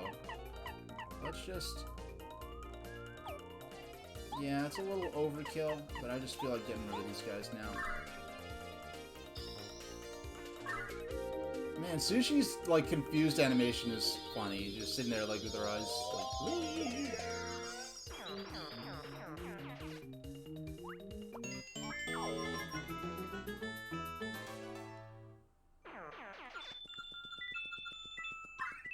Yeah, at this point, now that Starstorm ability, that star power, is really just a way to use Bombette's bomb attack without having to have Bombette out with me. That's pretty much what that attack is. It used to be a pretty overpowered attack, and now it's just kind of like... Now it's open with Tidal Wave this time.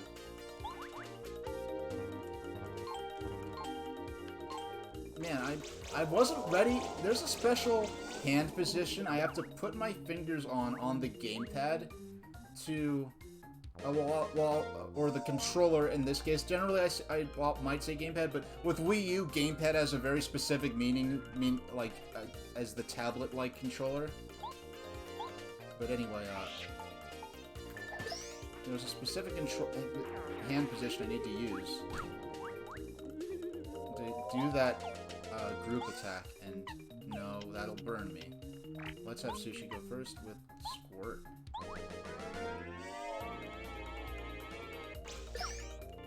Nine damage, wow. Yeah, that advantage over fire enemies is really strong.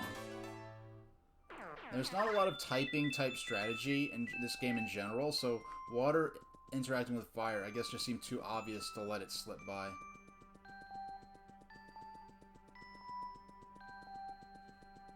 Okay, we got another... Hey, we made it! Wow, playing since 2001, we finally made it to Starhaven. Good afternoon, or good evening, maybe. In Starhaven, you could see stars all the time. There used to be a lot more shooting stars, but that was before the Star Rod was taken.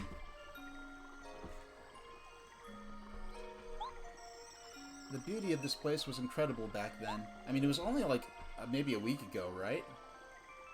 Wow, it's interesting. This is the first star we've seen that isn't a Star Kid or a proper, like a full-fledged Star Spirit. So, just interesting seeing that sprite for those types of characters.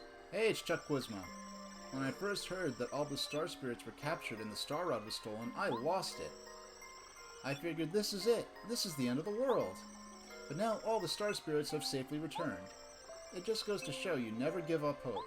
But the thing is, okay, Bowser, gotta talk for a second, right? You were able to go to Starhaven with the 7 Star Spirits at their full power, take the Star Rod, and imprison the Star Spirits using the power of the Star Rod. You went to Starhaven, kidnapped the took the Star Rod, and kidnapped the Star Spirits. Right now, the Star Spirits are back in Starhaven where they originally were when you first imprisoned them. And you still have the Star Rod. So, Bowser, what are you doing? Well, like, what's your game plan here? You just... whatever. Yeah, I know, I'm overthinking this a bit. Alright, Chuck. Final quiz, perhaps? Quiz is everyone's favorite quizmaster, Chuck Quizmo. Want to try the quiz? Let's do it. Then let's go to the question. Question. Of the following, who is not a Cooper Brothers? Red, blue, black. I don't think there was a blue one. Hey, I got it! I mean, these are getting trickier and more precise, these questions. I don't remember there being blue ones, so... Congratulations! Here's your star piece. You correctly answered 13 questions so far. Good luck next time. I mean, I don't even need the star pieces. I don't even really want any of the star pieces left that are left to collect. But I mean, any of the stars that the wizard kid will trade you for them. Okay. Oh, okay. I have to reread this. At first I thought that it was the same star from before. When the news first hit that the Star Spirits had been taken away, a friend of mine was so shocked that he got sick. His shining light faded down to a mere flicker. Since the Star Spirits have come back, he is regaining a healthy glow. You're a lightsaver, Mario. That's great.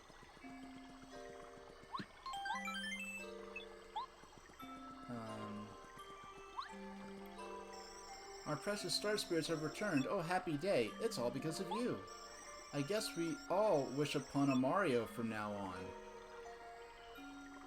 Every star owes you, Mario. Now let's see... Oh, wow, it's the first... Okay, no, this is just a Toad house. I thought it was a shop for a second. Hello, need a little rest? Take a nap. If there's a shop here, and it sells Ultra Shrooms, I might sell a few of the Sweet Shrooms I have for Ultra Shrooms. I mean, if there was a shop in the game that was going to sell Jammin' Jellies and Ultra Shrooms, this would be the place to have it. If I can choose, I'd probably want to have 3 Ultra Shrooms. No, 4 Ultra Shrooms, 4 Jammin' Jellies. No, wait, let's look at my... 1, 2, 3, 4, 5, 6, 7, 8, 9, 10. Okay, so I'd have 1, 2... I had 4 Ultra Shrooms, 4 Jammin' Jellies. So 1, 2, 3, 4, 5, 6, 7, 8, and then 2... Wait, no, actually, no, okay. 1, 2, 3... 3 Ultra Shrooms. 4, 5, 6. 3 Jammin' Jellies. And the rest would just be Sweet Shrooms.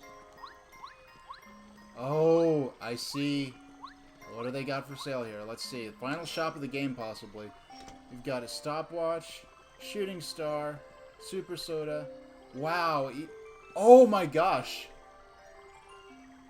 Live streams are only 25 coins here. So, this will, at the very least, if I have to decide to go back and make more... You know what? If I can get live streams for 25 coins, I can make... Yeah, if I can get live streams for 25 coins and the cake mixers for free, I can sell... I could sell sweet shrooms at a huge profit. I could... Yeah, if I get live streams here, I could sell the cake mixes down in Toad Town at a massive profit. So at this point, I've basically found a way to get infinite money in exchange for time. I could basically just go grind for money just by crafting sweet shrooms using these live shrooms. But also, more important, almost as important, I have access to...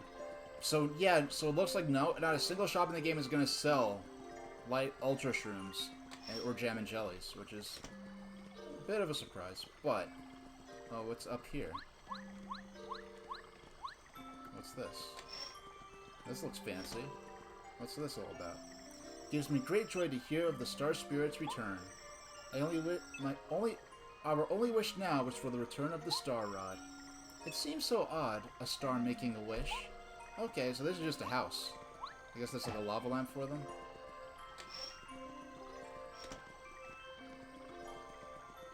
And what's down here? This is probably the same path from before, just a different way to get there. Yes, alright. So that lets me know my Ultra Shroom and my Jam and Jelly are extra special.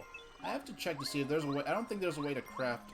Hold on, let me look in my guide. I don't think there's a way to craft a Jam and Jelly.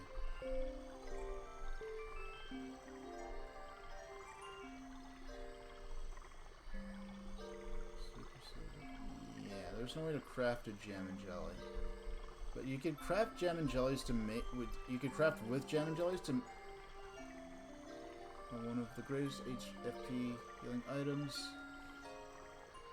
So 50 FP. They can be left by... Okay, so Jam and Jellies can be left by little oinks. They can be dropped by Amazy Daisies. They can want the 64th trivia quiz off. And I think that's where I got the one I have from. And I put it in the mysterious treasure chest. Well, there's one behind the tree near the Mount Lava entrance. There's one in Flower Fields in the tree behind Lily's Pond. There's one in a hidden block at the Crystal Palace. There's one in a ledge outside of Bowser's Castle. Okay. Right now, I don't think we need... Yeah, I don't think we need more Jam and Jellies. I do want to save again. Just because. But... Wait, okay. No, that's the Toad House. That is not run by a Toad. I mean, if that Toad House was run by a Toad, then I would probably say that for lore reasons, that's...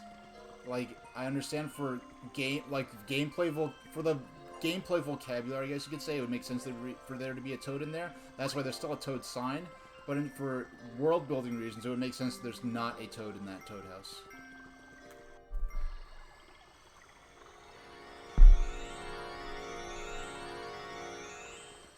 Looks like we're almost...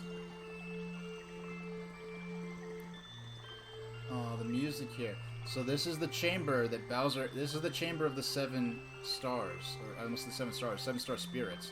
I know the idea of there being 7 stars was probably derived from Super Mario RPG 7 stars. Wow, here we are. And now I'm going to try to do all these voices. Mario, you finally made it. The time has come to take the fight to Bowser's turf. Now, hold still while we 7 join together to bestow upon you our final power. Well, I thought they were all going to have some dialogue. I'm sure the others will have some dialogue next, but... Mario can now use Star Beam. If you use this power, you can drain the power of the Star Rod whenever Bowser uses it. Ah, yes, and one more thing. I have one final gift which should come in handy. Okay, so this is not an item that'll go in our inventory. This is a gear item, I guess you could say. Oh, is that the... Okay, that's what we'll use to go to Bowser's Castle. This is the legendary starship of Starhaven. Bowser's keeping his castle way up in the sky. I mean, it's one final gift. I mean, I don't consider this a gift. I consider this rather essential to our purpose of being here. But, I just want to... Lock just hiding in my earphones. With this ship, however, you can reach it. Climb aboard, on to Bowser's Castle. We will always be with you. Whenever you are in need, use our powers to help you. Alright. So... I want to save. I'm going to save again, even though I know I just saved, just so we don't have to go with that cutscene again. If we go in the ship, and we get in there, and there's just a save block immediately, then I'll save there and end the game. If I go there, and it's like a thing where there's, I don't know, a certain amount of prelude or something, then maybe I will just end the stream there. Okay. Well, for further... Yeah, I don't feel... I'm tempted to... And if this is what I kind of expect it to be, then what I'll do is I'll go back and maybe I'll get a couple more jam and jellies that are hidden, because I don't think I collected any of those. Are you ready to take off? Yes.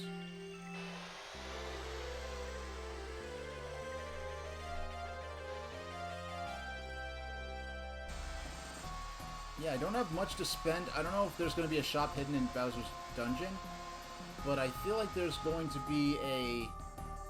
Oh, wow. Look, a shooting star. I don't feel like there's going to... At this point, I'm not sure if there's going to be much left for me to spend coins on, other than just going for 100% badge completion. But look, a shooting star.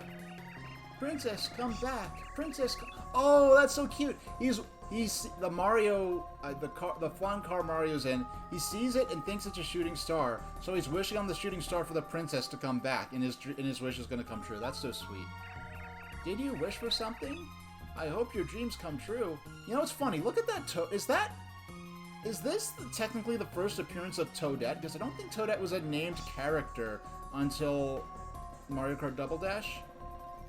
In every RPG with tons of items and money, I saved for no reason. I think I'm going to get good use out of the items I've built up, but yeah, just go. I might, if I go for badges, it'll be off stream, and it'll be mostly just for the sake of just having them all available for me. Me too.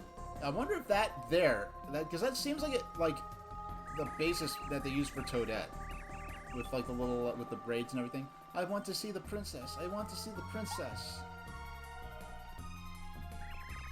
I want to eat shroom cake. I want to eat shroom cake. I want to eat tons and tons of shroom cake. Aw. A little endearingly selfish little kid. Oh, shooting star, please willful... Oh, I thought it said, please willful my wishes. Please fulfill my wishes, pretty please. It's cool to see Toad Town in darkness, like at nighttime.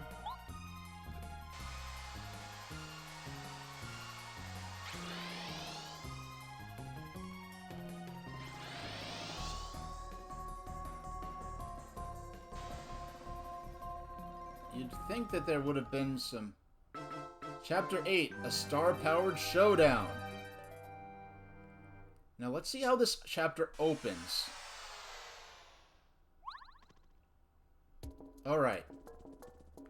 I like how we have some of the clown cars from Super Mario World.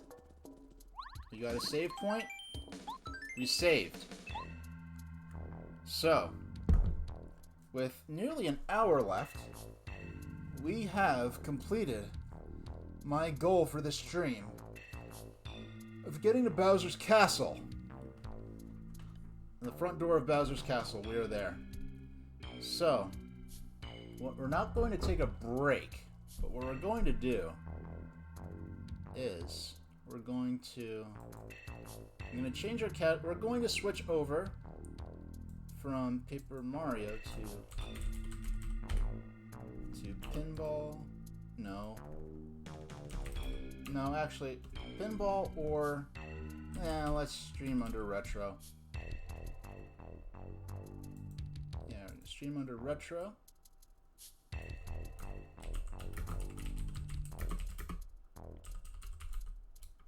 NES Pinball and...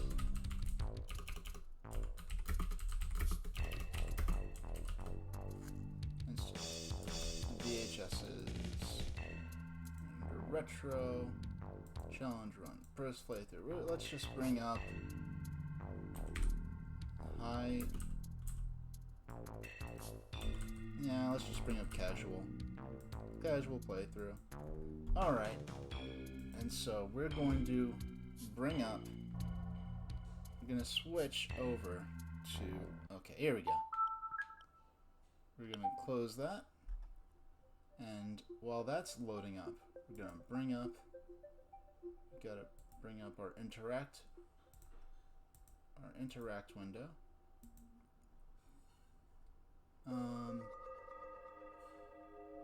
Let's just go ahead with.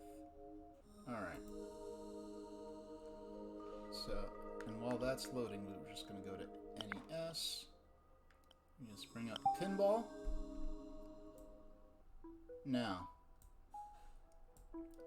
For those watching at home, what we've got here is this first one is a 1965 film, filmed by an American studio. It's called Railway with a Heart of Gold. It was released in 1965, but it was actually initially, I guess, it was filmed in the early 50s. I'm going to probably have to do some adjusting on the fly of the volume between my own voice and the video. So it's probably going to be, if anything is going to, like, I looked at my VOD yesterday, the video was too loud. So, no, actually, no. I do want to bring up one other thing first. I want to bring up my timer. Where is window capture? And add source, we're going to bring up the timer, and I have to, excuse me, because I'm going to have to bring this up in real time. Just going to fit it together there. Solid 50 minutes. Well, actually, that's more of a guideline than anything else, but you can just have a sense of when the stream may be ending, because at that point I'll have the timer there, but I'm going to turn it off for now, and let's start with the video. Where is, no, I need, hit interact. No, I don't want the interact for the alert box, I want the interact for the video, and we are go. You're heating up a Foster Farms corn dog to enjoy with the train video. Yeah, so this video is about what was at the time the oldest operating steam locomotive in the world.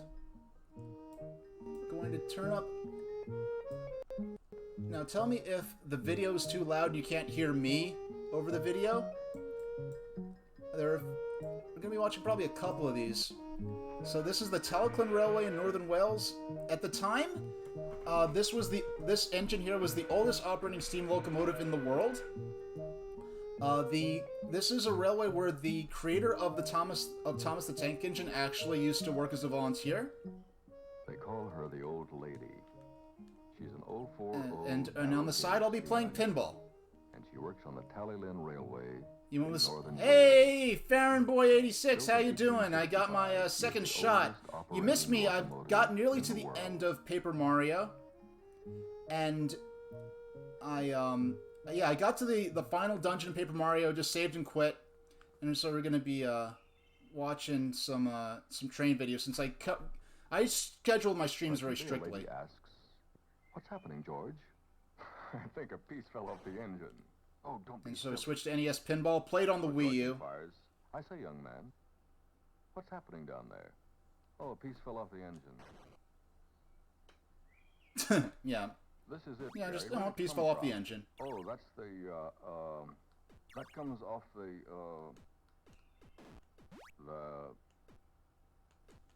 oh, do without that. Yeah, I got my second shot. It didn't... I just had a day sitting in bed watching Twitch. Because I didn't get a fever, I had a temperature. So it's like a practice fever, so you don't have to have the real fever, right? This is the NES version of this game. And there are no online leaderboards, so I just play this casually. The reason I'm playing this and not the Versus Pinball one is because that one is on the Switch, and I'm already set up for the Switch for Paper Mario. The tiny valley where the So I don't feel like encircled by gaunt and silent heights. Now, one interesting thing to note. Wow, we got the royal flush pretty quick. So I'm actually on, you know, so we're actually doing pretty good. But this engine here, number 2 Dolgok, was the basis for the character Rheneas in Thomas the Tank Engine.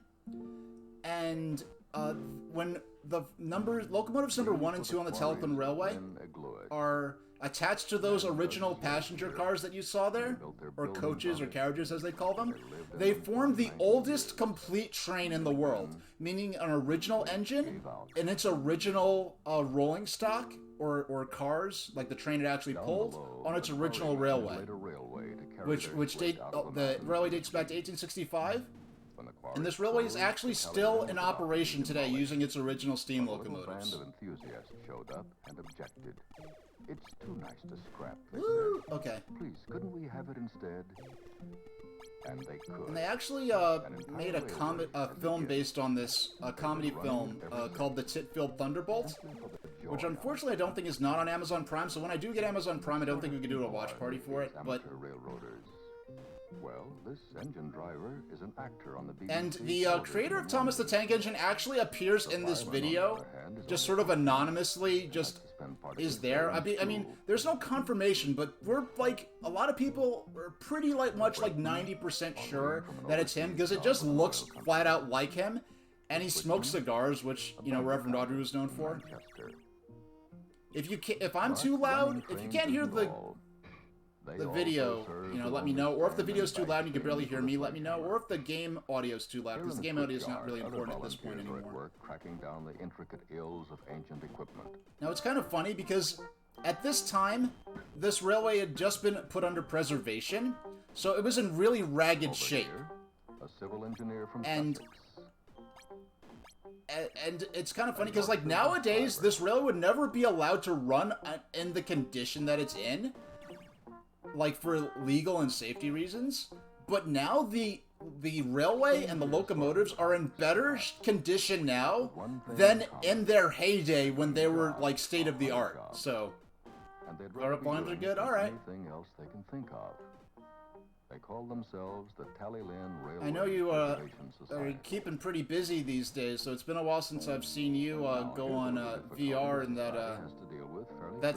well, I keep forgetting the name of it. That modular motorsports sim you play. I forgot the name of it, but you suggest turning the volume a bit up or you a bit down?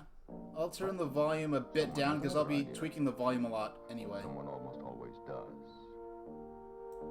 I turned it down very slightly. And turn it down very slightly. Is this better enough for? Is this good for Mechacon? Oh, by the way, this I think constitutes the first ever in chat. There he is. That's Reverend Wilbert Audrey. That's the creator of the original Thomas the Tank Engine books, which first went into publication in 1945. And now has a horrible Netflix series coming out that has nothing to do with the source material. It has, like I said this earlier, the new reboot of Thomas the Tank Engine was a book about railroading. Like, if you took these stories and just ignore the fact that the trains and machines can talk, it is still about real-life, realistic railroading. And what they would do is take real stories that really happened on real railways, particularly in Great Britain, and then write stories around them where the character or the trains can talk. And so they they got away. The modern series, they don't use the original books, and the series no longer has anything to do with real life railroading. So they're ashamed of the source material, the books. They're ashamed of the subject matter, which is railroading. So at that point, just don't make Thomas stuff anymore. Just make something original that would make the money you're after. And these fellows have to be ready for anything. You got back to No Man's Sky after 5 years of playing it? One of the things steam engines where is he buried? He's somewhere in... I don't know where he's buried. He's somewhere in England, I'm sure. You know, because he was an Anglican minister. 6 times a day, an engine stands in the main station, quietly huffing under its breath, waiting for customers. Yeah, I'm gonna have to take note of this score later, because to get the royal flush on my I got the royal flush on the first ball, and I haven't lost the bumper, the outline stoppers on the side, or the gutter stopper in the center. So we're just scoring 3 points at this point. Occasionally, if I do use one of the outline stoppers, I'll have to reactivate them by running over those eggs and hatching chickens, because hatching the baby chicks is what eventually gets you the egg. Oh, that locomotive there, that's number 3, that's Sir Hayden. That is the engine that is the basis for the engine Sir Handel in Thomas the Tank Engine. Which is pretty much nowhere.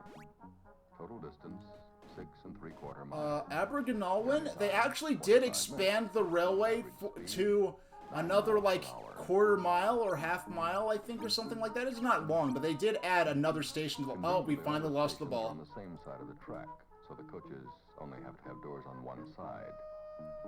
Yeah, all the coaches only have doors on one side because all the station platforms are on one side. And the reason they to do that is because, for safety reasons, there has to be enough space for, if the train stalled in a tunnel, there has to be enough space for the doors, because the doors open out like a regular door on a house. So the doors open out, and it's not like, you know, modern trains where, like, the door just slides open. So to have enough space for the door to open out and for the passengers to leave the tunnel if the train stalled in a tunnel, they had to move the tracks over slightly.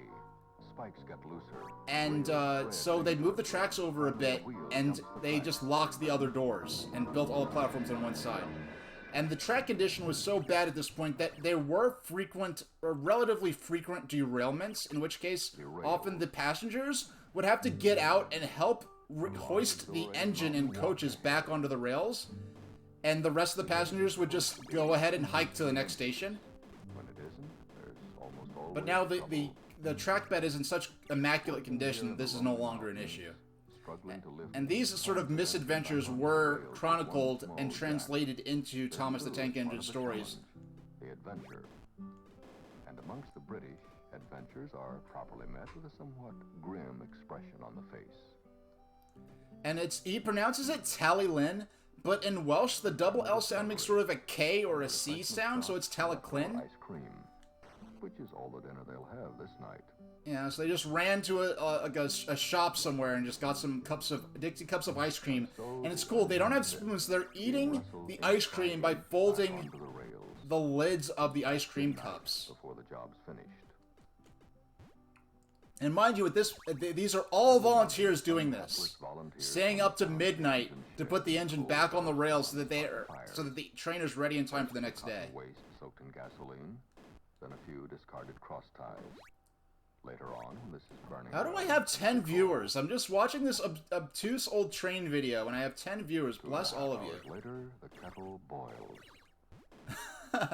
This rig is a construction train. Look at that.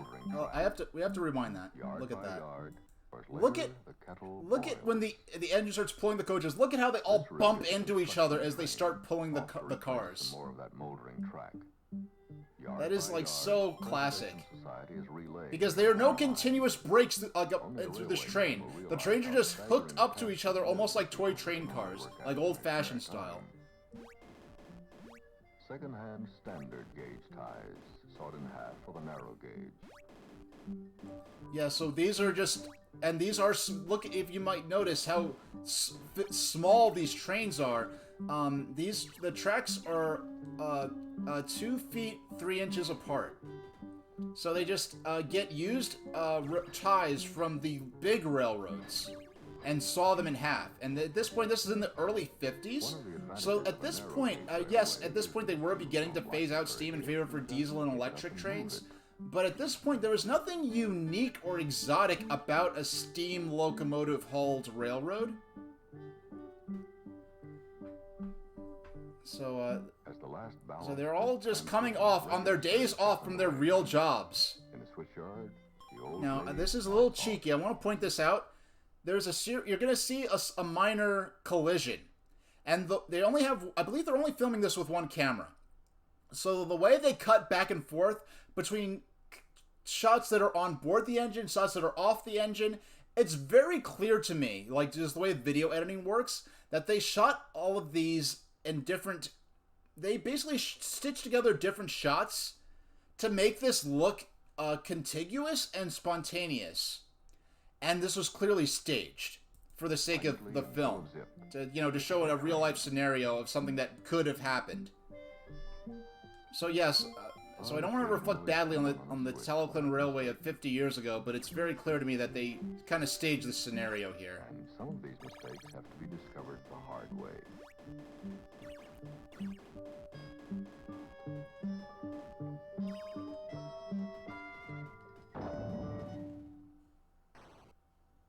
See, look, now look, the camera's at a totally different angle now. Accidents. The wagon will need a little repair, but the old lady goes right off to work again.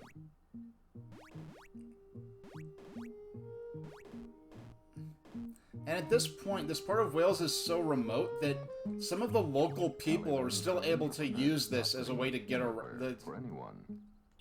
Yeah. The railway caters, for example, to a number of farmers' wives who go into town every Friday and come back on the afternoon train, accompanied by the week's supplies.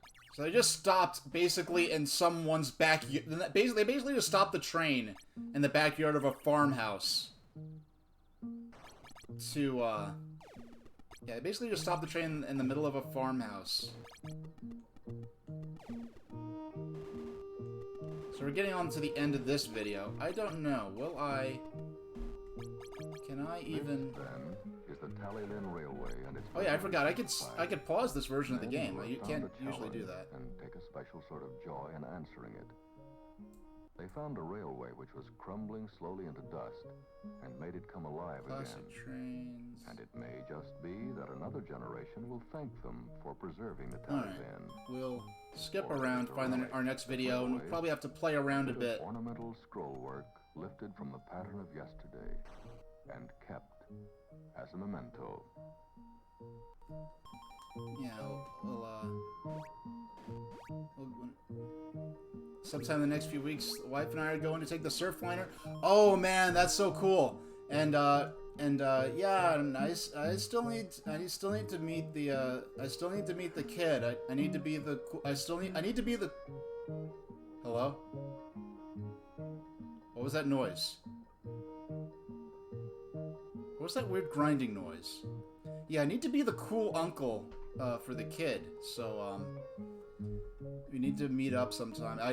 Especially since I'm now on the countdown to being fully vaccinated. You know, Farron boy, you know what's going on. You know, my mom. You know, she's already has a bit of a compromised immune system. So even before the coronavirus pandemic, I was already used to wearing a mask if I thought I was contagious to protect her. And even when I moved out and I wasn't living with her anymore, I still, like, when the pandemic started, I had a big pack of masks just to wear if I thought I was sick. I guess because I just had that discipline already. We'll have to talk. There's a lot going on, but let's see. Which video is this? This is educational purposes. This is, I think, the Centenary of the Snowdon Mountain. Snowdon, let's archive British Steam, classic. Let's find Great Dorset Steam Fair. Which one is this? Archive British Steam. Preserved. Yeah, let's go with this video. And at the end of this video, we'll call the stream. Oh, wow. Listen to this. Listen to these sick beats.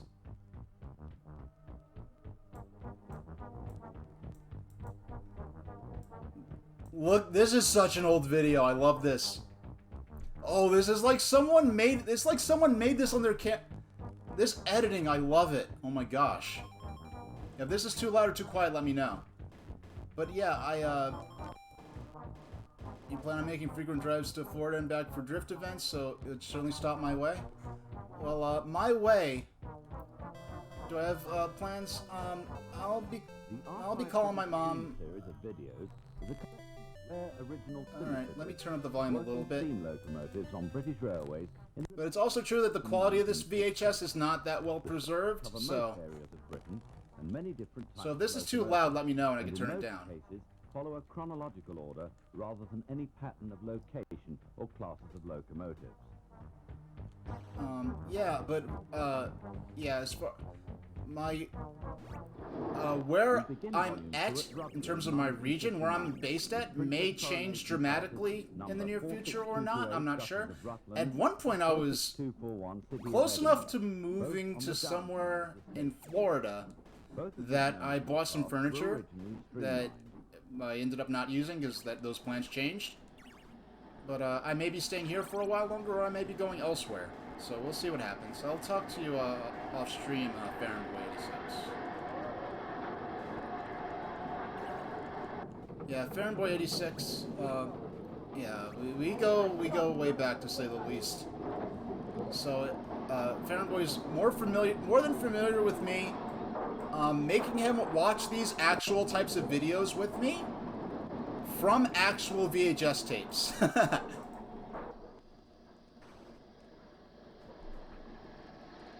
Yeah, I mean, the kids these days, they talk about their VHS aesthetic. This is legit degraded VHS stuff.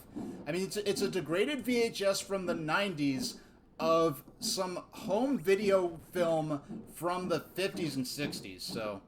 And these are all going to be trains from Great Britain, so...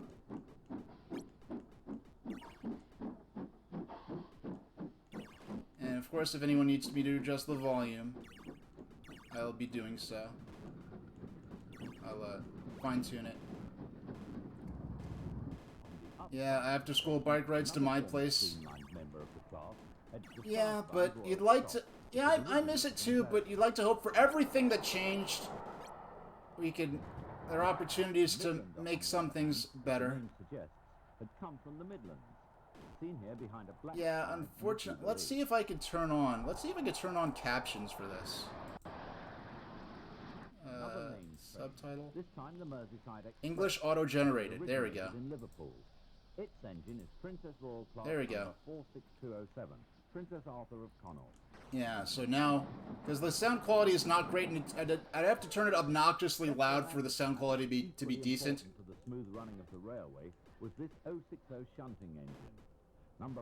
And at this point, a lot of these locomotives, at this point, they already know that Steam is going to be gone within like 10 or 15 years, so a lot of places just stopped bothering to repaint them. So, like, if you look at some of the brightly colored engines in, like, the early episodes of, like, the early seasons of Thomas the Tank Engine when it was more realistic, the bright blue, bright green, bright red, a lot of engines actually were painted in colors like that in Great Britain. It became a little more standardized once it became British Railways. It became mostly just occasional blue earlier on, but lots of green and black for the most part. But at this point, it became really dingy and dirty. They stopped cleaning and painting them as often. I rode on coaches like these at the Bluebell Railway. And we're coming up on my 6th anniversary of my trip to the Bluebell Railway. I have a video, I'm going to share some, I'm going to probably do a stream just for my Bluebell Rail, I'm going to probably just do a stream just with a lot of Bluebell Railway stuff. I'll intersperse with some pinball gameplay just like this. Crossing your fingers you end up in Southern California? I'd like to visit sometime. I'll be visiting, and when I visit, you'll be hearing from me, when and if that happens, but right now I'm probably sooner to, once this pandemic mess settles down, go make a second trip to the UK, because I need to My next trip I want to go to the UK, I want to go to the Talcon Railway, the railway about the last video that we saw. I want to go to that railway, and I want to go to the Snowdon Mountain Railway, which we watched a video about yesterday. And I am not afraid to do reruns of videos we watched before. So you will eventually, if you don't want to watch the VOD, we will be playing that again. And I might do a rerun of my Thanksgiving Day commercial marathon of the videotapes I ripped off of all the commercials I ripped off my old videotape collection. Oh, Farron Boy, if you are around, I'll bring this up real quick. Where is my solo filming? Here, you probably have seen this already, actually. I might have actually sent you this. You might have already seen this. But here is where is it? Here's my, yeah, here's basically my setup. Oh gosh, okay, there's my setup for the most part. But on the front monitor, the one on the right, beneath there is a VCR with DVD out and a DVD burner that I use for preserving VHS tapes. So that's part of my layout now. So I was able to, for Thanksgiving, I ripped a bunch of VHS tapes, and then I clipped all the commercials out, because you can do watch party streams of old like 80s and 90s commercials and not have much in terms of copyright problems on Twitch.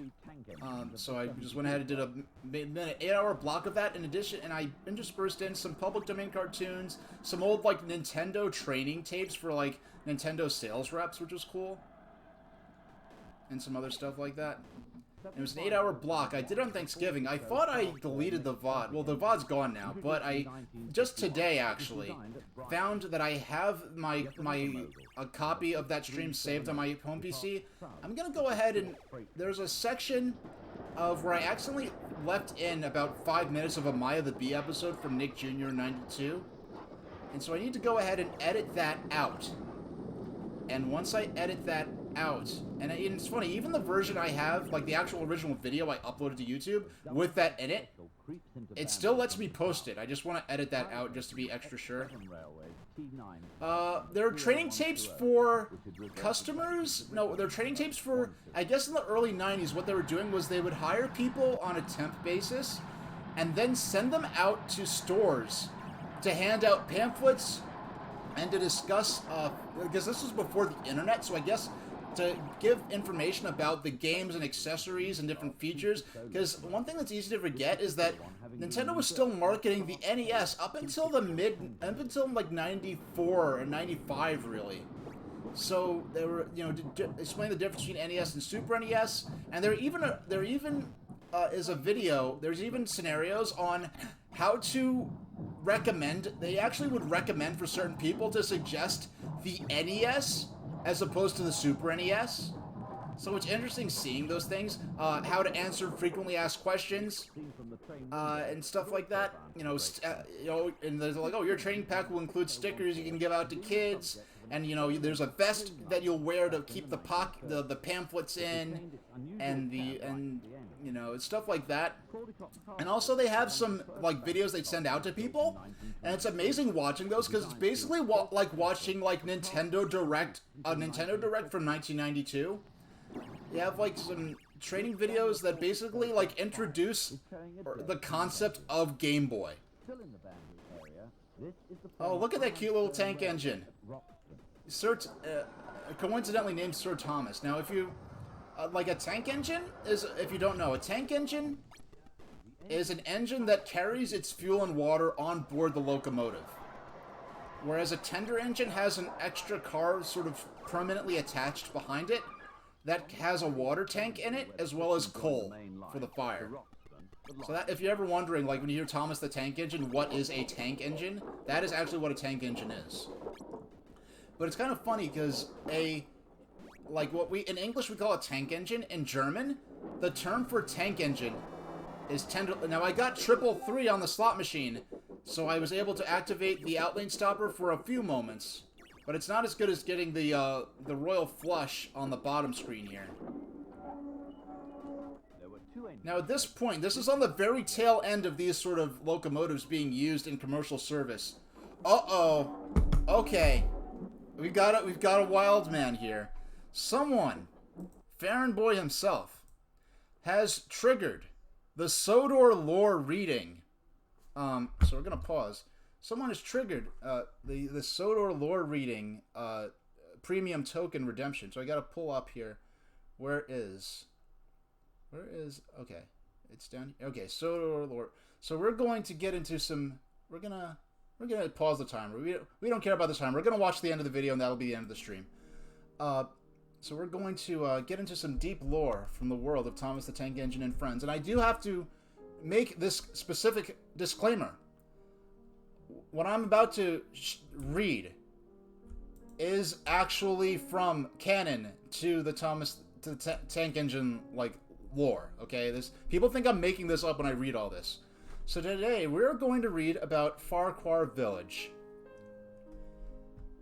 The oldest part of the village stands astride the Augsburg-Ulfsted Road. And by the way, this is, if you don't, this is a map of the island of Sodor. That is England to the east, and the Isle of Man to the south.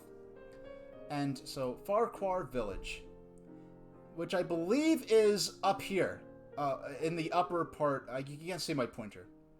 But the oldest part of the village stands astride the Augsburg-Ulfsted Road. In the troubled times of the Regency, from 1263 to 1404, a fort stood here as an outpost for Ulfsted Castle. Following the island's acceptance of Henry IV as overlord in 1404, the fort fell into disuse, and little remains except the hillock on which it once stood. It is still called the fort. Some of the older houses in the village are built from its masonry. St. Finnian's Church, which mainly dates from the 13th century, has a circular tower of a much earlier date and was massively built. It cannot be entered except by a ladder from inside the church, and seems to have been intended as a peel or tower of refuge. With its importance as an outpost gone, Farquhar led a peaceful rural existence for the next few centuries. A scattered community of hill farmers grew barley and oats, but the emphasis was, and still is, largely on cattle and sheep. The Sodor Black Pole is a hardy, dual-purpose breed of good mutton, and also quality fleeces, which formerly spun and woven at home, are now worked into fine cloth at the Ulfsted woolen mills. In former days, farmers only kept enough cows to supply their own and local needs. But with the coming of the railway, larger herds have become profitable, and the milk being dispatched twice daily to Purdock's Dairy at Elsbridge. Mechanization had been slow to take hold, but is nevertheless here to stay. A visitor to Mr. Cousin's workshop will see implements of incredible antiquity implements of incredible antiquity for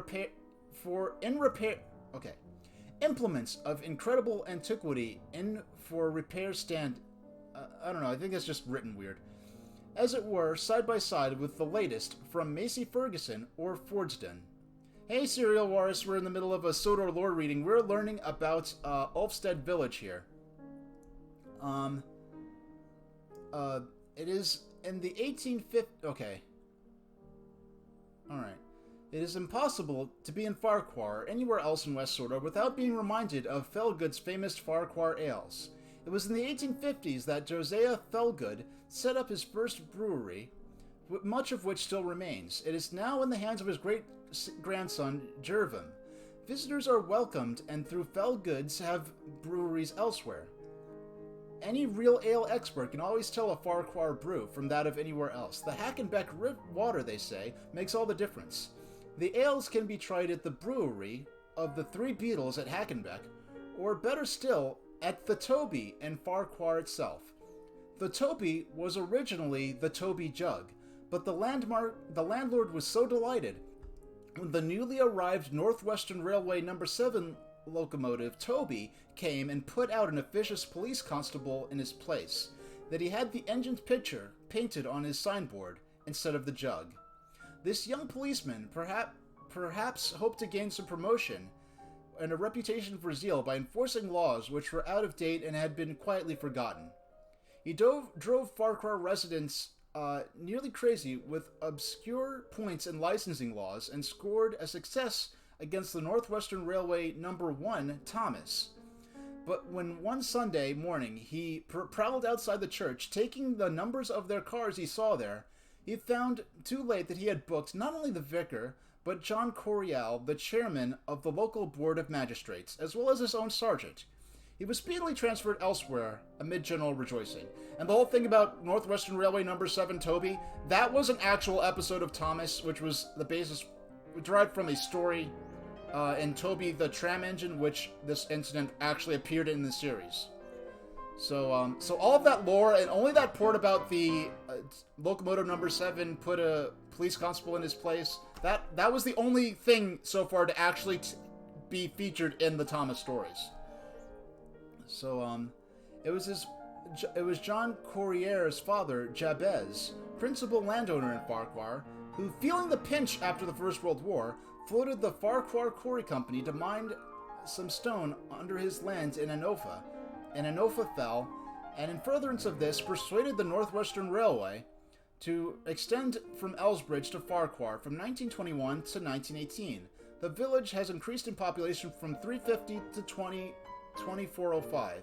The quarry company employs some 400 people, whether underground or at the cutting fields and curing sheds. Farquhar is the railhead for the district.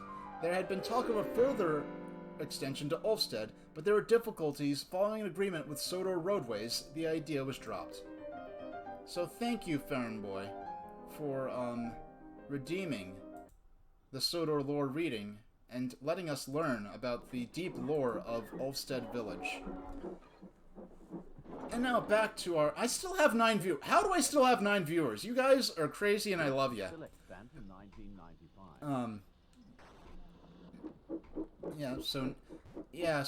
The first Sodor lore reading during... And of course the modern version of the Thomas the Tank Engine television show throws all that lore down the toilet. They're ashamed of the original books. They're ashamed of all the lore. Oh, that looks like a Great Western brake van there. Yeah, it looks like a Great Western brake van, which there's a Great Western brake van in Thomas called Toad, actually. The system was in steady decline. However, the system didn't close until 1968. You enjoyed that moment of refinement? Well, I'm glad you did. Given way to diesel. Still on the former Great Western Railway, about 30 miles south of Banbury, is Oxford. This is a 460 Hall-Park locomotive.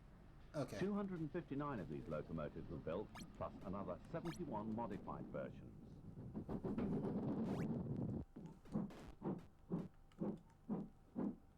Alright.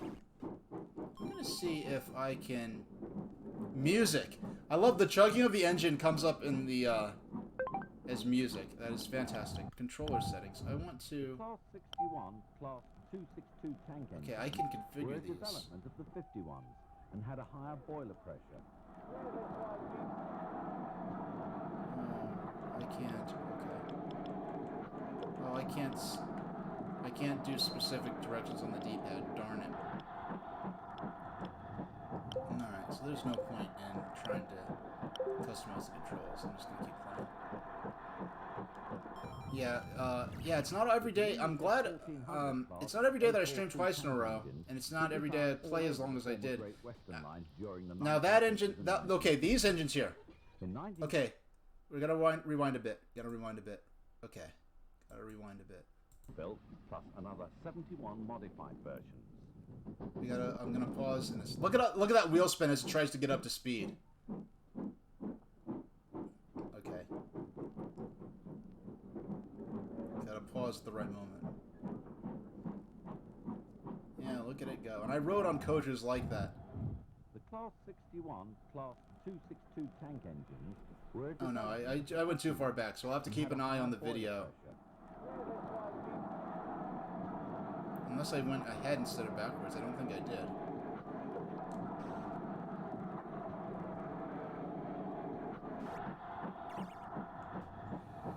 Yeah, there's a particular engine I want to point out.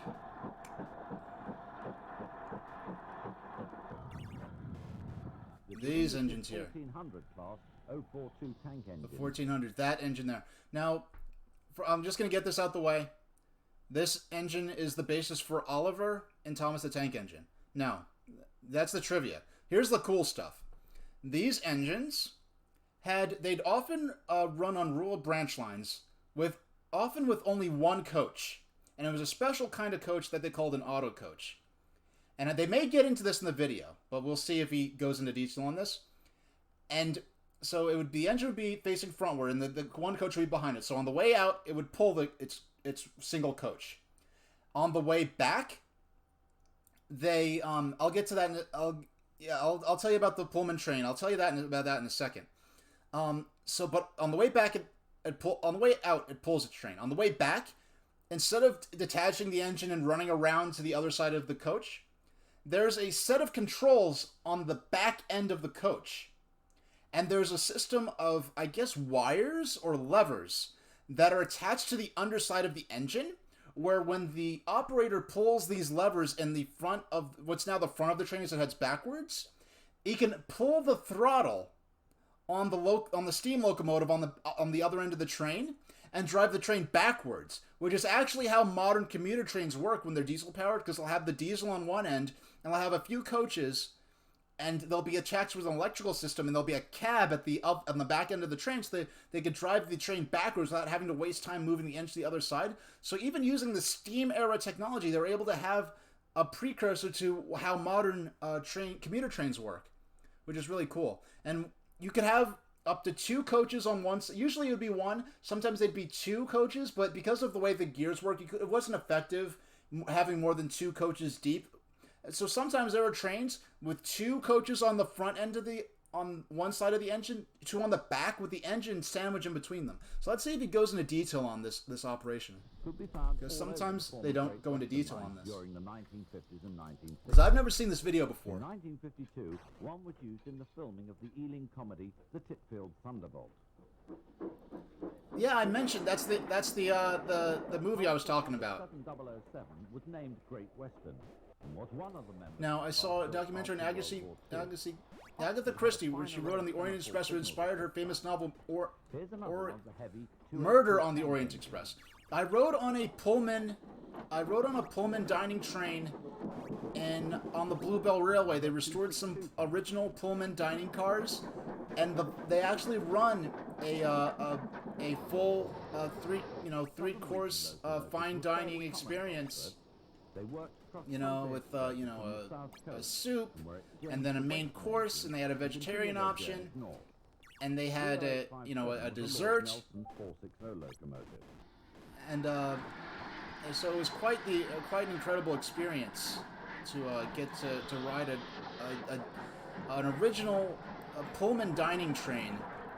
And of course, you have to dress up nice because it's a fine dining experience. So I dressed up, and it was the first time having a meal served on board a train. To have it on board a steam-hauled Pullman train made it all the better.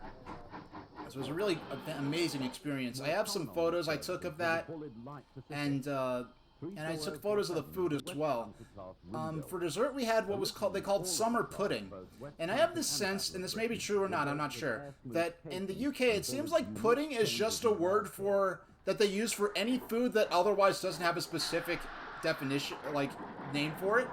Because pudding could be anything from a bunch of fried up blood and guts to chocolate, or like the summer pudding was some stale bread. It sounds gross, but it's like, I never rode the Orient Express. The furthest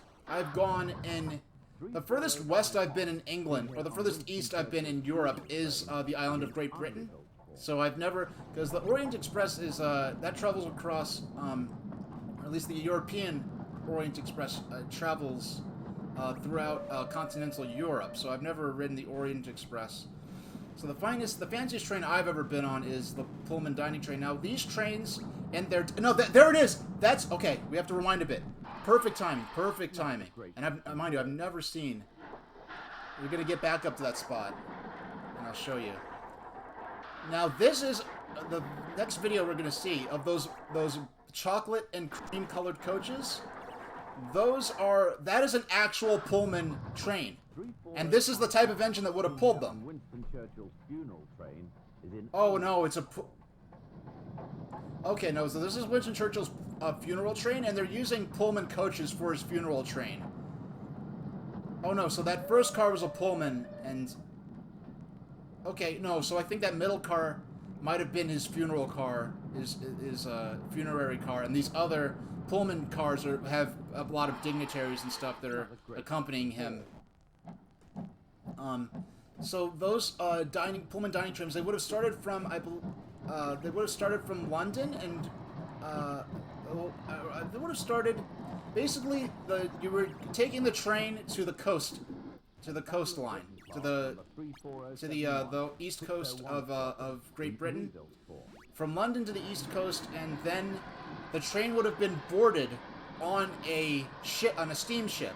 It would have crossed the English Channel. Then the train would have been pulled off of the ship back onto solid ground, and a different engine from France would have taken the train onto London. I mean, onto Paris rather. So it was a Paris to London trip, and they would have served you fine dining, train experience, and everything. And you've had people waiting on you and everything. So it was a really. But yeah, but I was just saying about pudding, like the summer pudding. It was it was basically stale bread, which sounds gross, but it's really not. It's just older bread. Like, you'd use stale bread a lot for cooking. Because it was a good way to use bread that would be too tough for eating on its own. In fact, the French name for what we call French toast is called pain perdu, which means lost bread, because it was stale or lost bread. So it was a way to cook with stale bread by cooking it in eggs.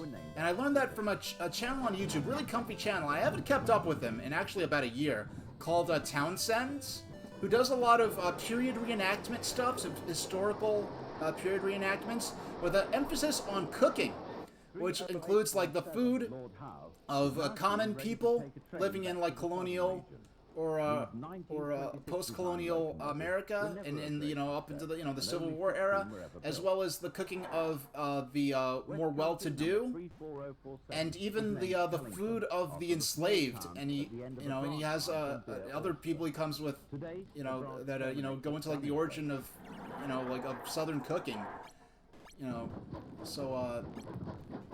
So he does a lot of awesome historical recipes. Hey, we're in the bonus table now. Now look at these engines. These are the ugliest engines ever. I love them.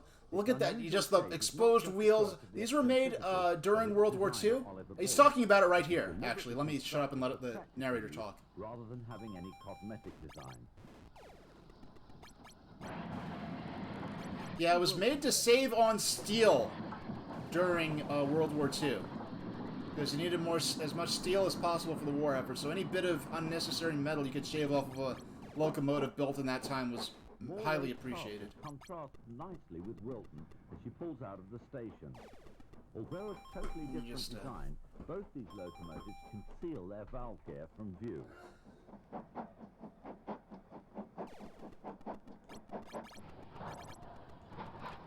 Like, how do... Yeah, so we're having a fantastic time. Thank you so much for joining me for this stream. Alright. Look at that wheel slip as it tries to pull out.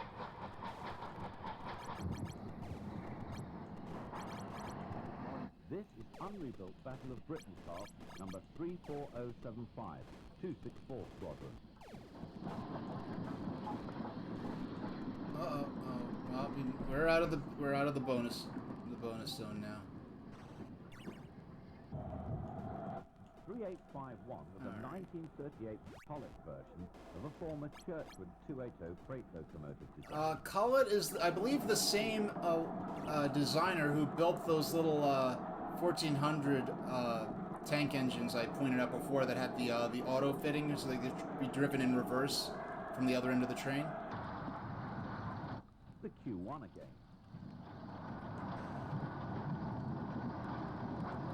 Let's see. Oh, we're only 20 minutes into this video, too. Wow. So there's a lot of fun yet to come.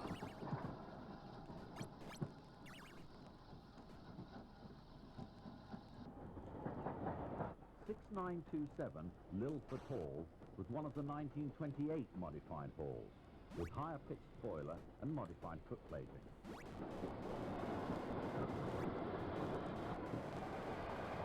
The Hall class, this is the same type of engine that was used to depict the Hogwarts Express in the Harry Potter films.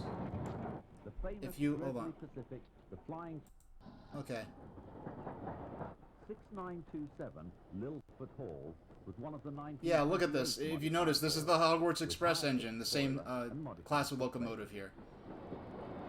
And in the engine, these are all Hall class, so they're all named after different halls of British nobility, I guess. Like, you know, like a hall meaning like a mansion or something. So the funny thing is... And this engine here, this is... Yeah, this is Flying Scotsman, which is the same type of engine as Gordon from Thomas the Tank Engine, if you recognize this design at all. And Flying Scotsman itself, maybe not in the US so much, but among train enthusiasts around the world, and especially in Great Britain, one of the most famous engines ever built. This engine actually went on tour in North America. And the Unlucky Tug on YouTube actually did a great documentary, I haven't watched it yet, about this engine's trip to North America, and I haven't got to watch that yet. I expect to learn a lot, because I really never did any research into Flying Scotsman's North American tour. Now, the engine is called Flying Scotsman, but there's an actual specific train that went from London to Scotland that was actually called the Flying Scotsman. So the engine was kind of named after the train. So there were Flying Scotsman trains that weren't always... The Flying Scotsman wasn't always pulled by the Flying Scotsman locomotive, is what I mean to say with all that. Flying Scotsman has been repainted in green. So this, okay. And carries its BR number, 60103. So he said today in 1995. So this tape is from 1995, though the editing at the beginning would make you think it was made in 1985, if not the late 70s. So I'm glad they worded it that way, because now I know how old this tape is. And based on the thumbnail for this tape, it's possible we'll be seeing some footage from the Bluebell Railway later on in this tape, which is cool because I'll be able to show off a lot of the a lot of the places in the, I'll be able to show off what the Bluebell Railway, which I visited in 2015, looked like 10 years earlier, or 20 years earlier rather. Because 1995 was the year I learned of the Bluebell Railway's existence through Thomas the Tank Engine. And then the year I went was 2015, so it was like perfect sort of poetic timing.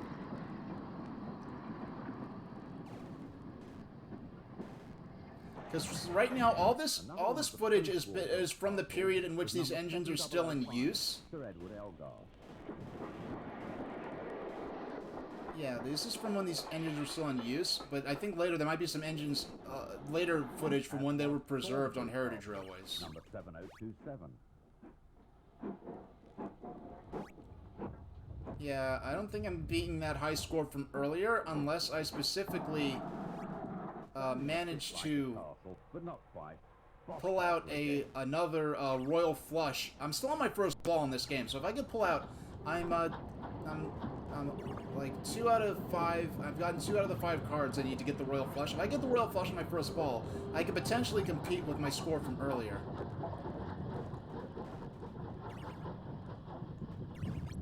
Oh, no.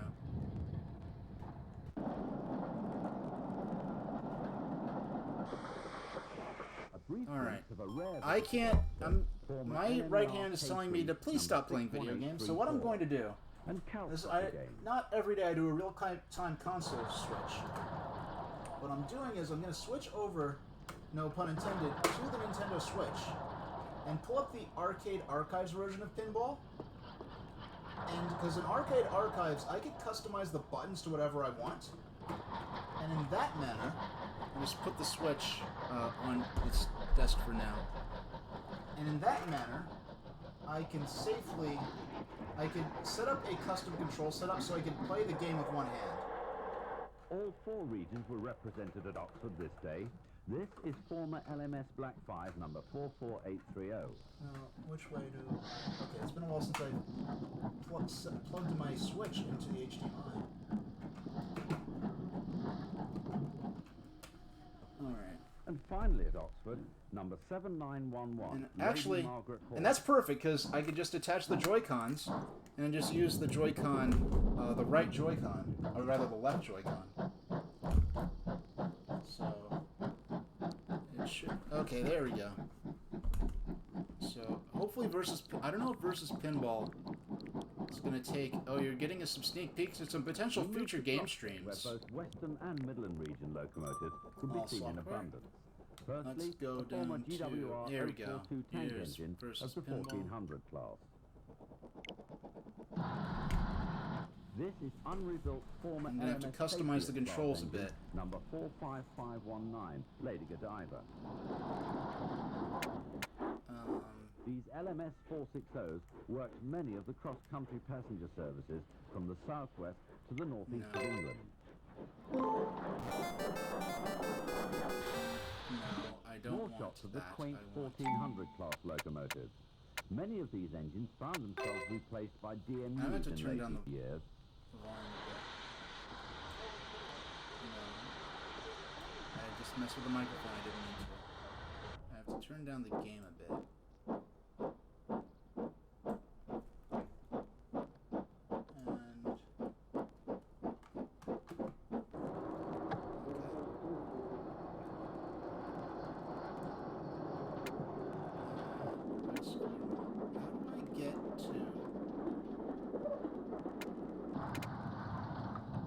Three-cylinder Jubilee class number 45674, Hardy, was also a regular performer on the cross-country trains. I got some friend requests. I don't know if that's someone on stream. But... Okay, here we go. Here's where we can customize. And this is Class 45 number 4564, a 262 tank engine design which dates back to 1906. ZL is left flipper. For... I'll make... What is this? I'll make the right. In 1924, Collett used the 1907 Saint design to produce the first of the Halls, number 4900. Let's However, see. unlike the rest of the class, which were all named after famous halls, it was called St. Martin. Oh, you really? Okay. I'm trying to find a way to make me to get...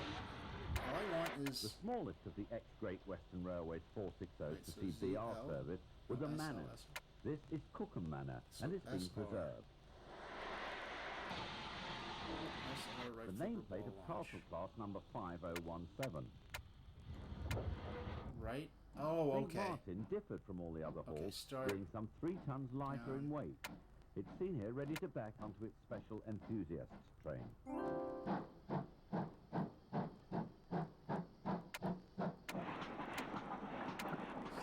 Left flipper? No, I want Y. Start to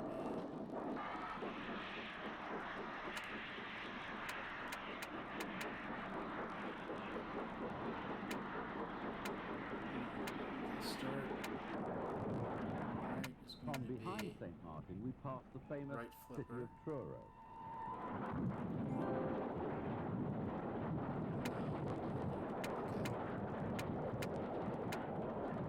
Right flipper, launch ball.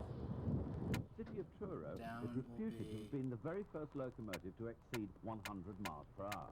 Here it is at Swindon. Add credits. Usk Castle, also at Swindon. Oh, hold on. I want to rewind a bit. You mentioned City of Truro. Got some rail history there. Right. A is right. Left trigger. From behind St. Martin, we pass the famous City of Truro. Yeah, City of Truro is a real engine. It actually appeared in Thomas the Tank Engine, in the show and in the books, but in both cases, City of Truro just didn't have a face. So you have this real locomotive with no face serving as a character in the stories, interacting with the other engines. So it's kind of uncanny valley, because in the original books, and then in the early seasons of the Thomas as well, only engines from the island of Sodor had faces on them. Was sort of the world building logic. So SL is going to be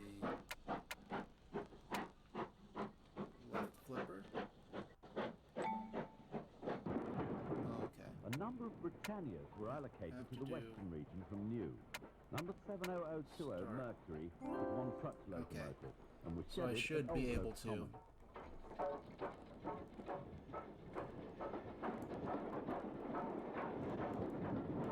Okay. Wait.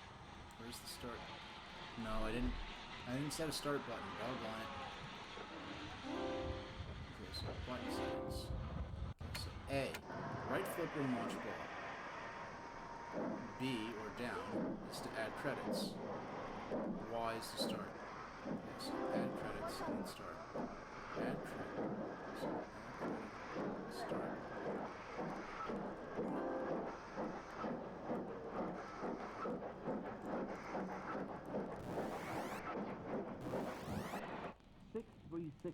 Was one of the 4300 class mobiles, built to the original Churchill design I just of want to. 1911. I'm just trying to set this up so I can play with one hand.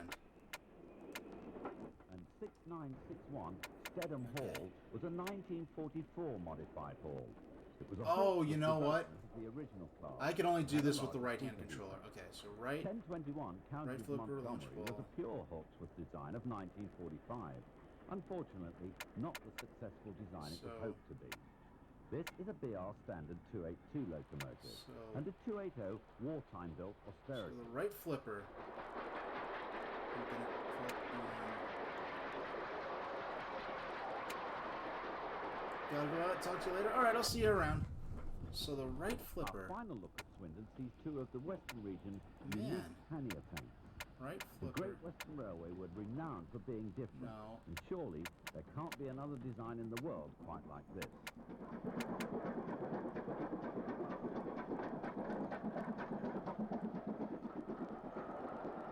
Yeah.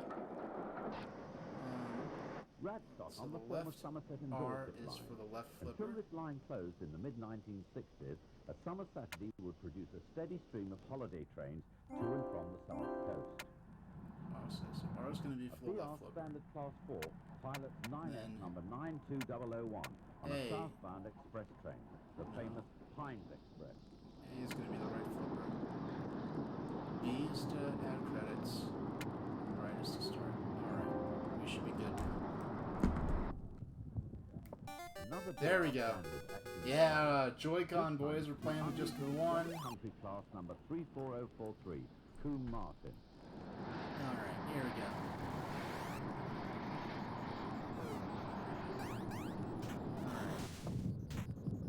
Yeah, we're playing one-handed, baby. That was a little trickier than it should have been. But, I want to turn the game sound. Yeah. If the game is too loud, let me know. Yeah, so now I can let my left hand... These 280-7Fs were introduced in 1914. In fact, what I want to do is probably a little excessive, but what I want to do... And 538. Well, I don't want to, but I kind of feel like I want to. Is when we get out. Radstock Station, together with all the rest of the country, became a victim of the beaching I'm code. just going to All of this is now just a memory. apply. Another S&D-7F, number 53807. Patch.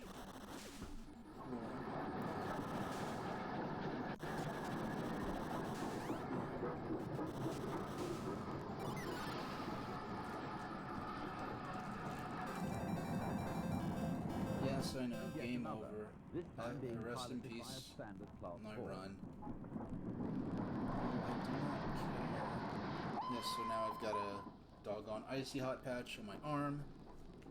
But oh, it feels better already. But I won't be playing video games. I'm not playing video games in any way again until the stream next week, which is a week from today. So I'm not too worried about in terms of health. 92245 again.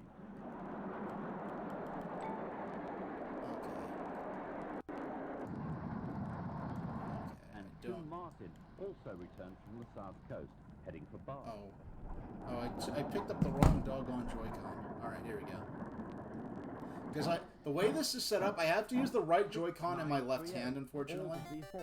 But it's just the fact that I'm able to make a one-handed setup for this game is the kind of flexibility. That's the reason the Switch is my only current-gen system, even though it's obviously massively underpowered, even compared to the PlayStation 4 and Xbox One from back from 2013, let alone the PS5 and Xbox Series X. My next stream will be, gotta double check, my next stream is 100% going to be Tuesday at 12, so May 11th.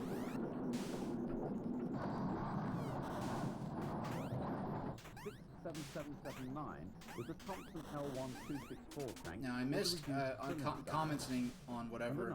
Yeah, it's annoying that I have to wrap my pinky, my index finger around the rigid, the sharp side of the Joy-Con to get to the shoulder button. Or actually no, I could. It just occurred to me. I don't know why it didn't occur to me. I could.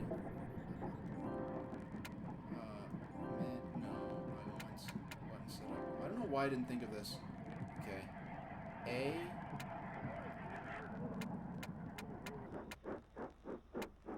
A former LMS Jubilee.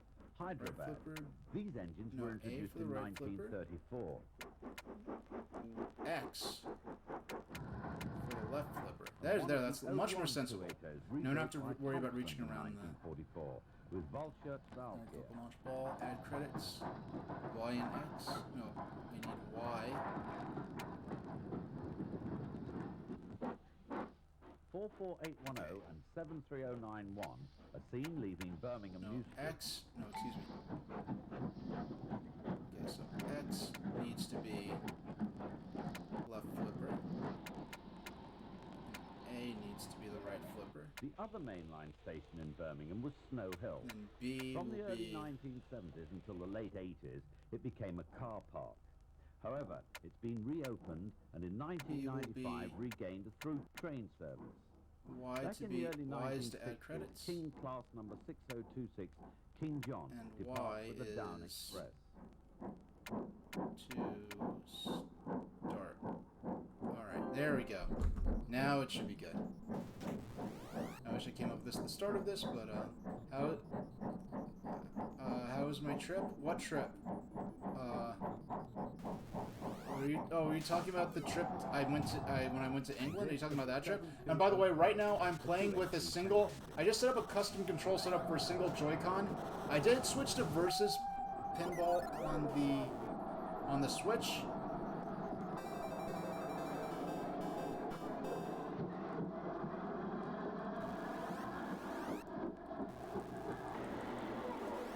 Back to Birmingham New Street, and this is Jubilee number 45608, which was named Gibraltar. And amazingly, my layout I made between Versus Pinball. No, actually, no, I do. No, actually, I just have to. I'm just gonna have to do it.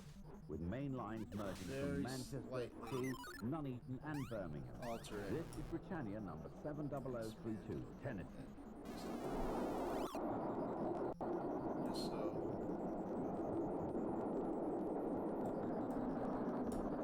This is City of Bristol. No, that's not what I want to do.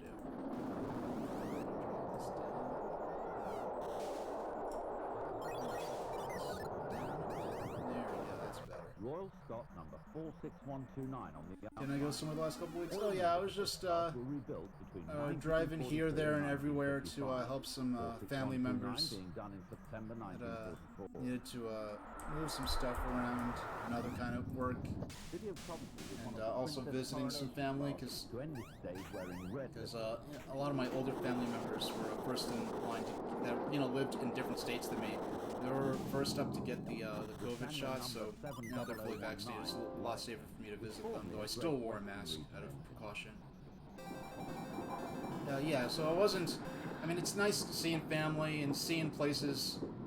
I ended up... Part of the journey was going back to I didn't go to actually, no.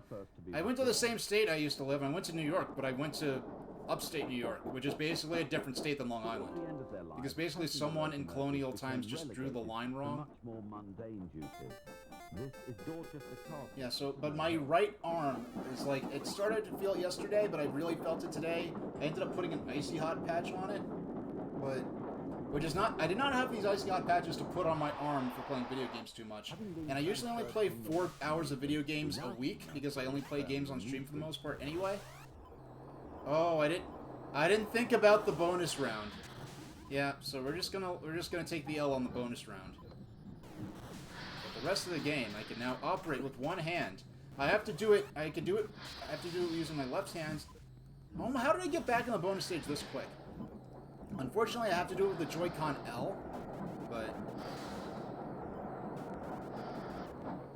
Also at New Street, this is one of the Fowler 264 tank locomotives. So I'm glad that I have to, my next stream isn't until next Tuesday at noon Eastern Standard, so I have a whole week of not playing video games, and it's not like I have to, oh, I can't play video games until the next stream. It's like, I wouldn't have been playing video games anyway, so a week of not playing games will, help, you know, give my arm time to heal. Another coronation. What if you like to be back in New York? Well, it's funny, because the path I took me straight from Pennsylvania, because, like, when I grew up on Long Island, so, heading out of Long Island, like, you go through New York City, then through New Jersey, then you hit Pennsylvania, but the way I went this time, it took me through Pennsylvania, straight into upstate New York, so I didn't even see Manhattan on the distant skyline. I didn't go anywhere near the built-up metropolitan parts of New York, so it really wasn't like, it's where, like, it wasn't where, anywhere near anything I used to live or have anything to do with. 47590.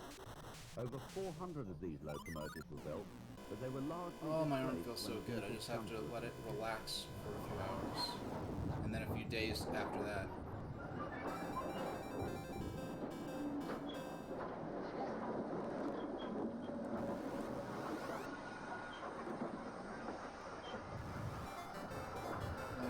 It's so great being able to just enjoy the trains and actually, I have to pull up my big, there we go. The city of Birmingham can now be found in the Birmingham Science Museum. I wonder if, I'll have to look it up. I wonder if there's that engine that just passed is now in a science museum, you know, it's a static display. I wonder if it's still there, or if it went to another museum, or if it ended up being restored to operational condition. I don't know. In the mid-1960s. She meant the cut his torch. They meant to say the cutting torch, meaning the scrapper. You're getting your second Pfizer shot on the day of your next stream? Alright. Well, hopefully, like, because my first shot was, like, pretty much fine. I just, you know, just felt the jab from the shot. The second one is where I actually started getting getting a higher temperature. Not a fever, but a higher temperature, and felt a little wiped out. And that's the day I just chilled on Twitch today. So hopefully you don't get any you know, like, side effects. And if you do, and you need to sit down for a while, hopefully I can be of some comfort for you.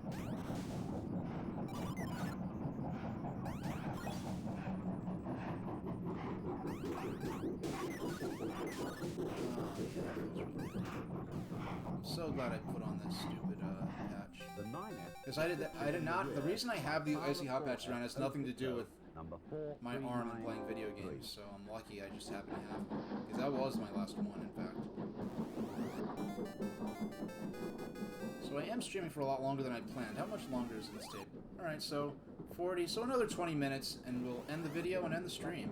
I can't believe I have 8 people watching me play Nintendo versus Pinball with one hand using a Joy-Con, because my right hand's tired from playing Paper Mario the last couple of days. And I'm just watching like a 1995 deteriorated VHS tape of 1950s British train films.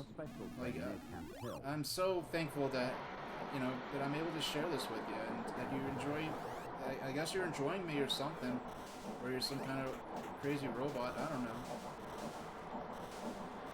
But, I do appreciate it. This is more than, I could not have dared to expect having an audience like this for what I'm doing. A year into this. A couple of weeks shy of a year into doing this. It was later coupled up to the last four, number 7929. It's seen here at 40.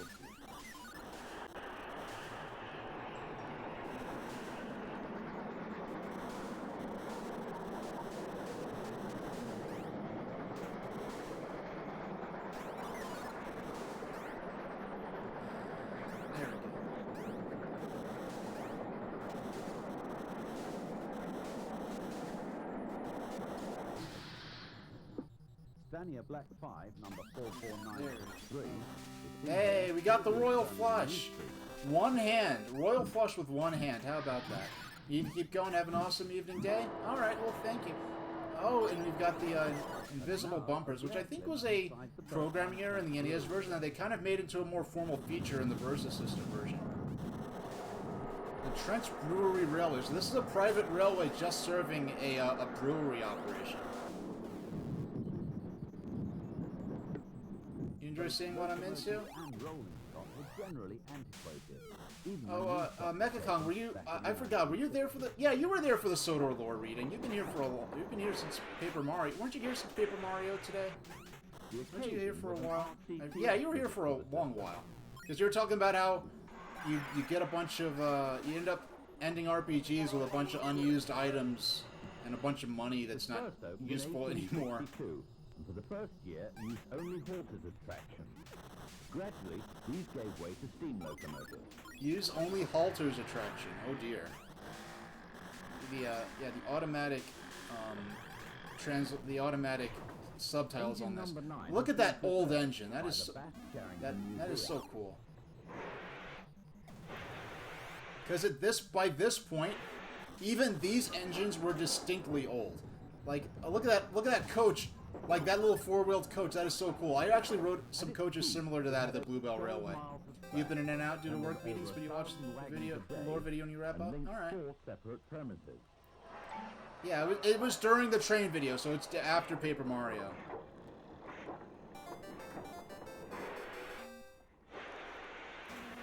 And that's why I always schedule... I'm glad I'm always schedule my streams on days where I don't have anything scheduled. I specifically don't schedule anything on the days where I stream, so I just have... No, I have the whole day where, like, I plan to stream for 4 hours, because I started at noon. I just plan to stream for basically exactly 4 hours, or up to 5 hours, and I don't have to worry about going to meet up with you know, do a call or a meeting or anything. I mean, I was expecting a call, and a unique call, but it never happened. I would have paused the stream for indefinitely for that, if it, you know, up to 10 or more minutes if I needed to, but yeah.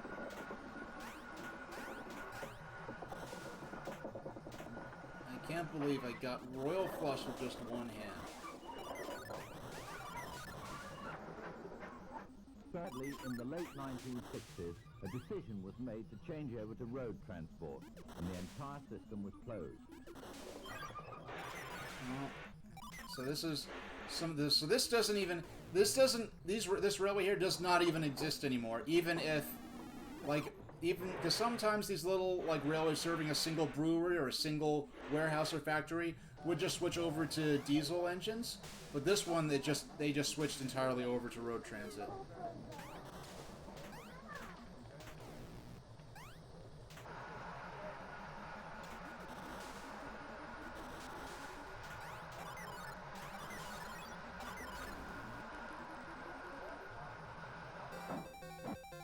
42593 was a Stania two-cylinder Class 4 264 tank engine. It's funny watching how this auto-translate or auto-captions like those words, because Stanier, S-T-A-N-I-E-R, became Stania. That's between probably the British accent and the deteriorating VHS. Another of the Princess Coronation class. Duchess of Sutherland. I believe this engine still exists. Oh yeah, they mentioned it. It was one of the survivors. It's currently at Preston.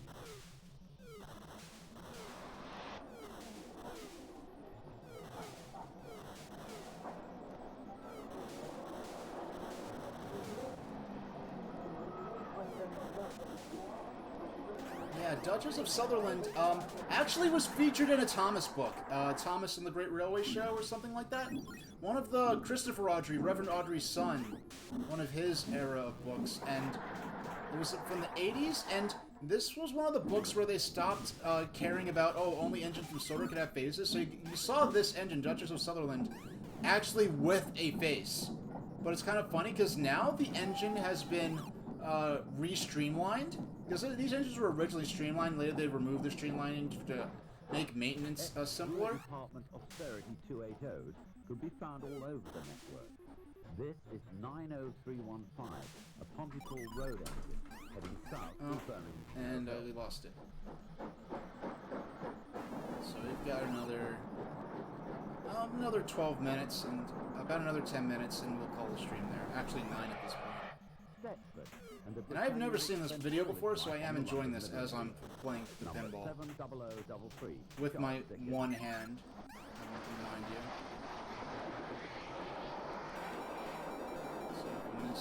So I am sucking at this, but I am having fun. And having fun is always more important than being good at something when it comes to something like video games. Recreational video games, to be more specific. Some people will be like, oh, what about esports? Like, no, I'm talking specifically about just recreational video games, just playing for fun.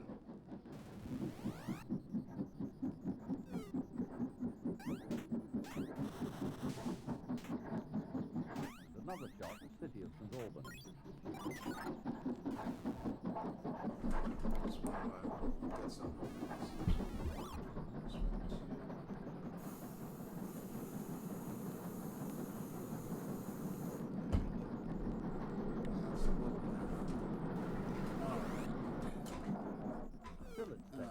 This is Princess Royal Class 462 locomotive number 4208. Headphone wire. Helena Victoria. Which actually does not happen as often as one might think. So usually don't get up in the awkward way I did to try to keep my headphones in.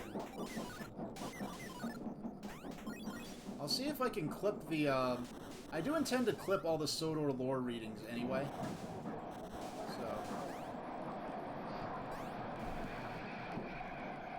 Just so they could be easily accessed. On Volume 1, we saw City of Nottingham in shining condition on a special train. This is how she looked most of the time.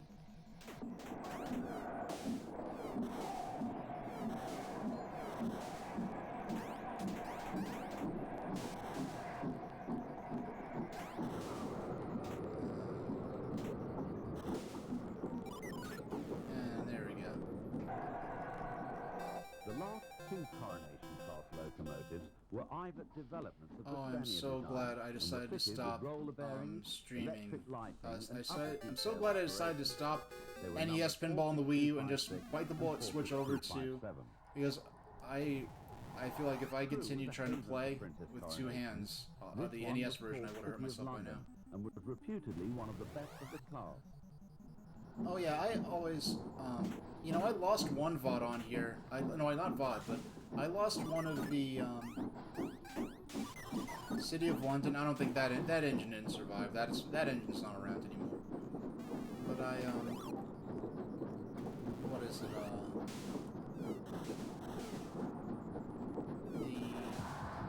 what was I getting at? I was getting at... Oh yeah, what I need to do, I need to go back and find from my 3DS watch party night, where I basically almost did the 12-hour challenge without even trying. I'm going to go ahead and I could crop that, and I think I'll be able to upload it because it's only a few minutes, so I'll be able to upload that separately, I think. As does this unrebuilt page. Oh, no, you missed it. Never to carry a name. Number 45547.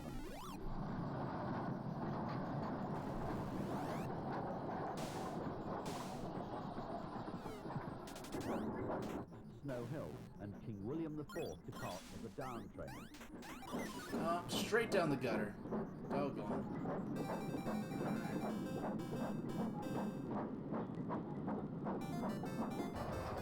An up train is Stanway Hall.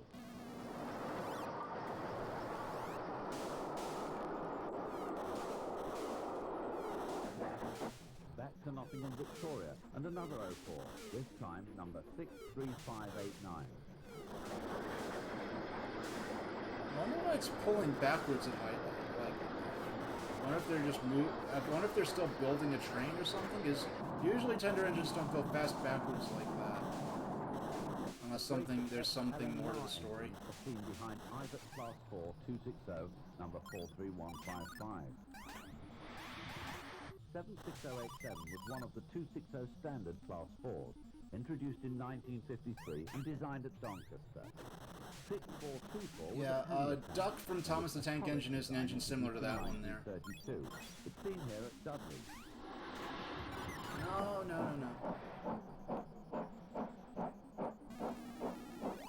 Also at Dudley, HS number 48747.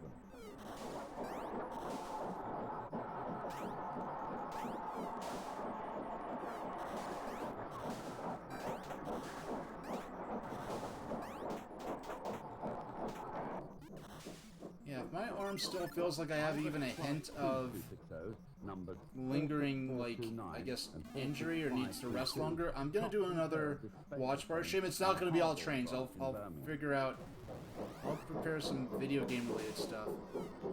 But I might, or something, nothing too complicated, because if I have to prepare and edit a lot of stuff, using the scroll wheel on the mouse a lot with my right hand, it might just make the stress or whatever worse.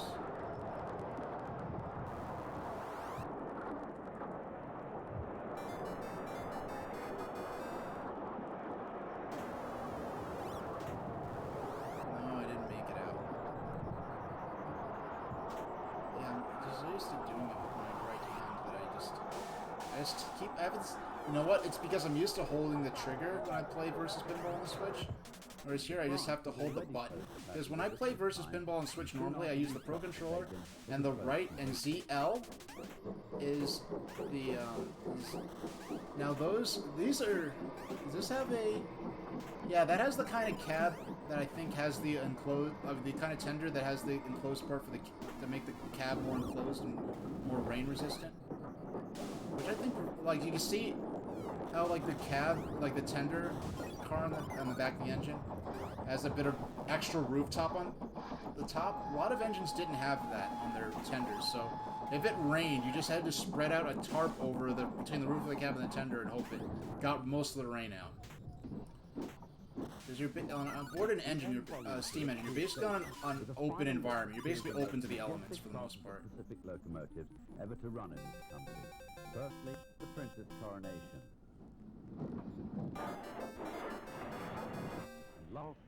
Buildworm 67, this isn't Gex.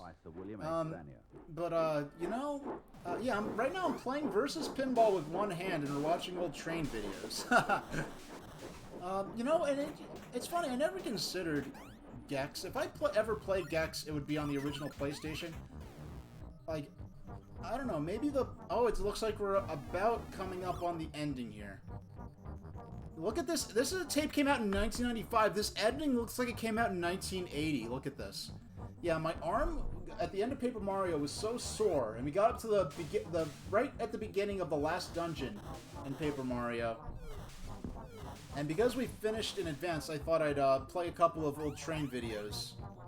So this is a deteriorated videotape VHS from 1995 or 96. It was filmed in 95. Copyrighted in 96, but the company no longer exists, so then the volumes 1 to 5, and I do have those on here as well.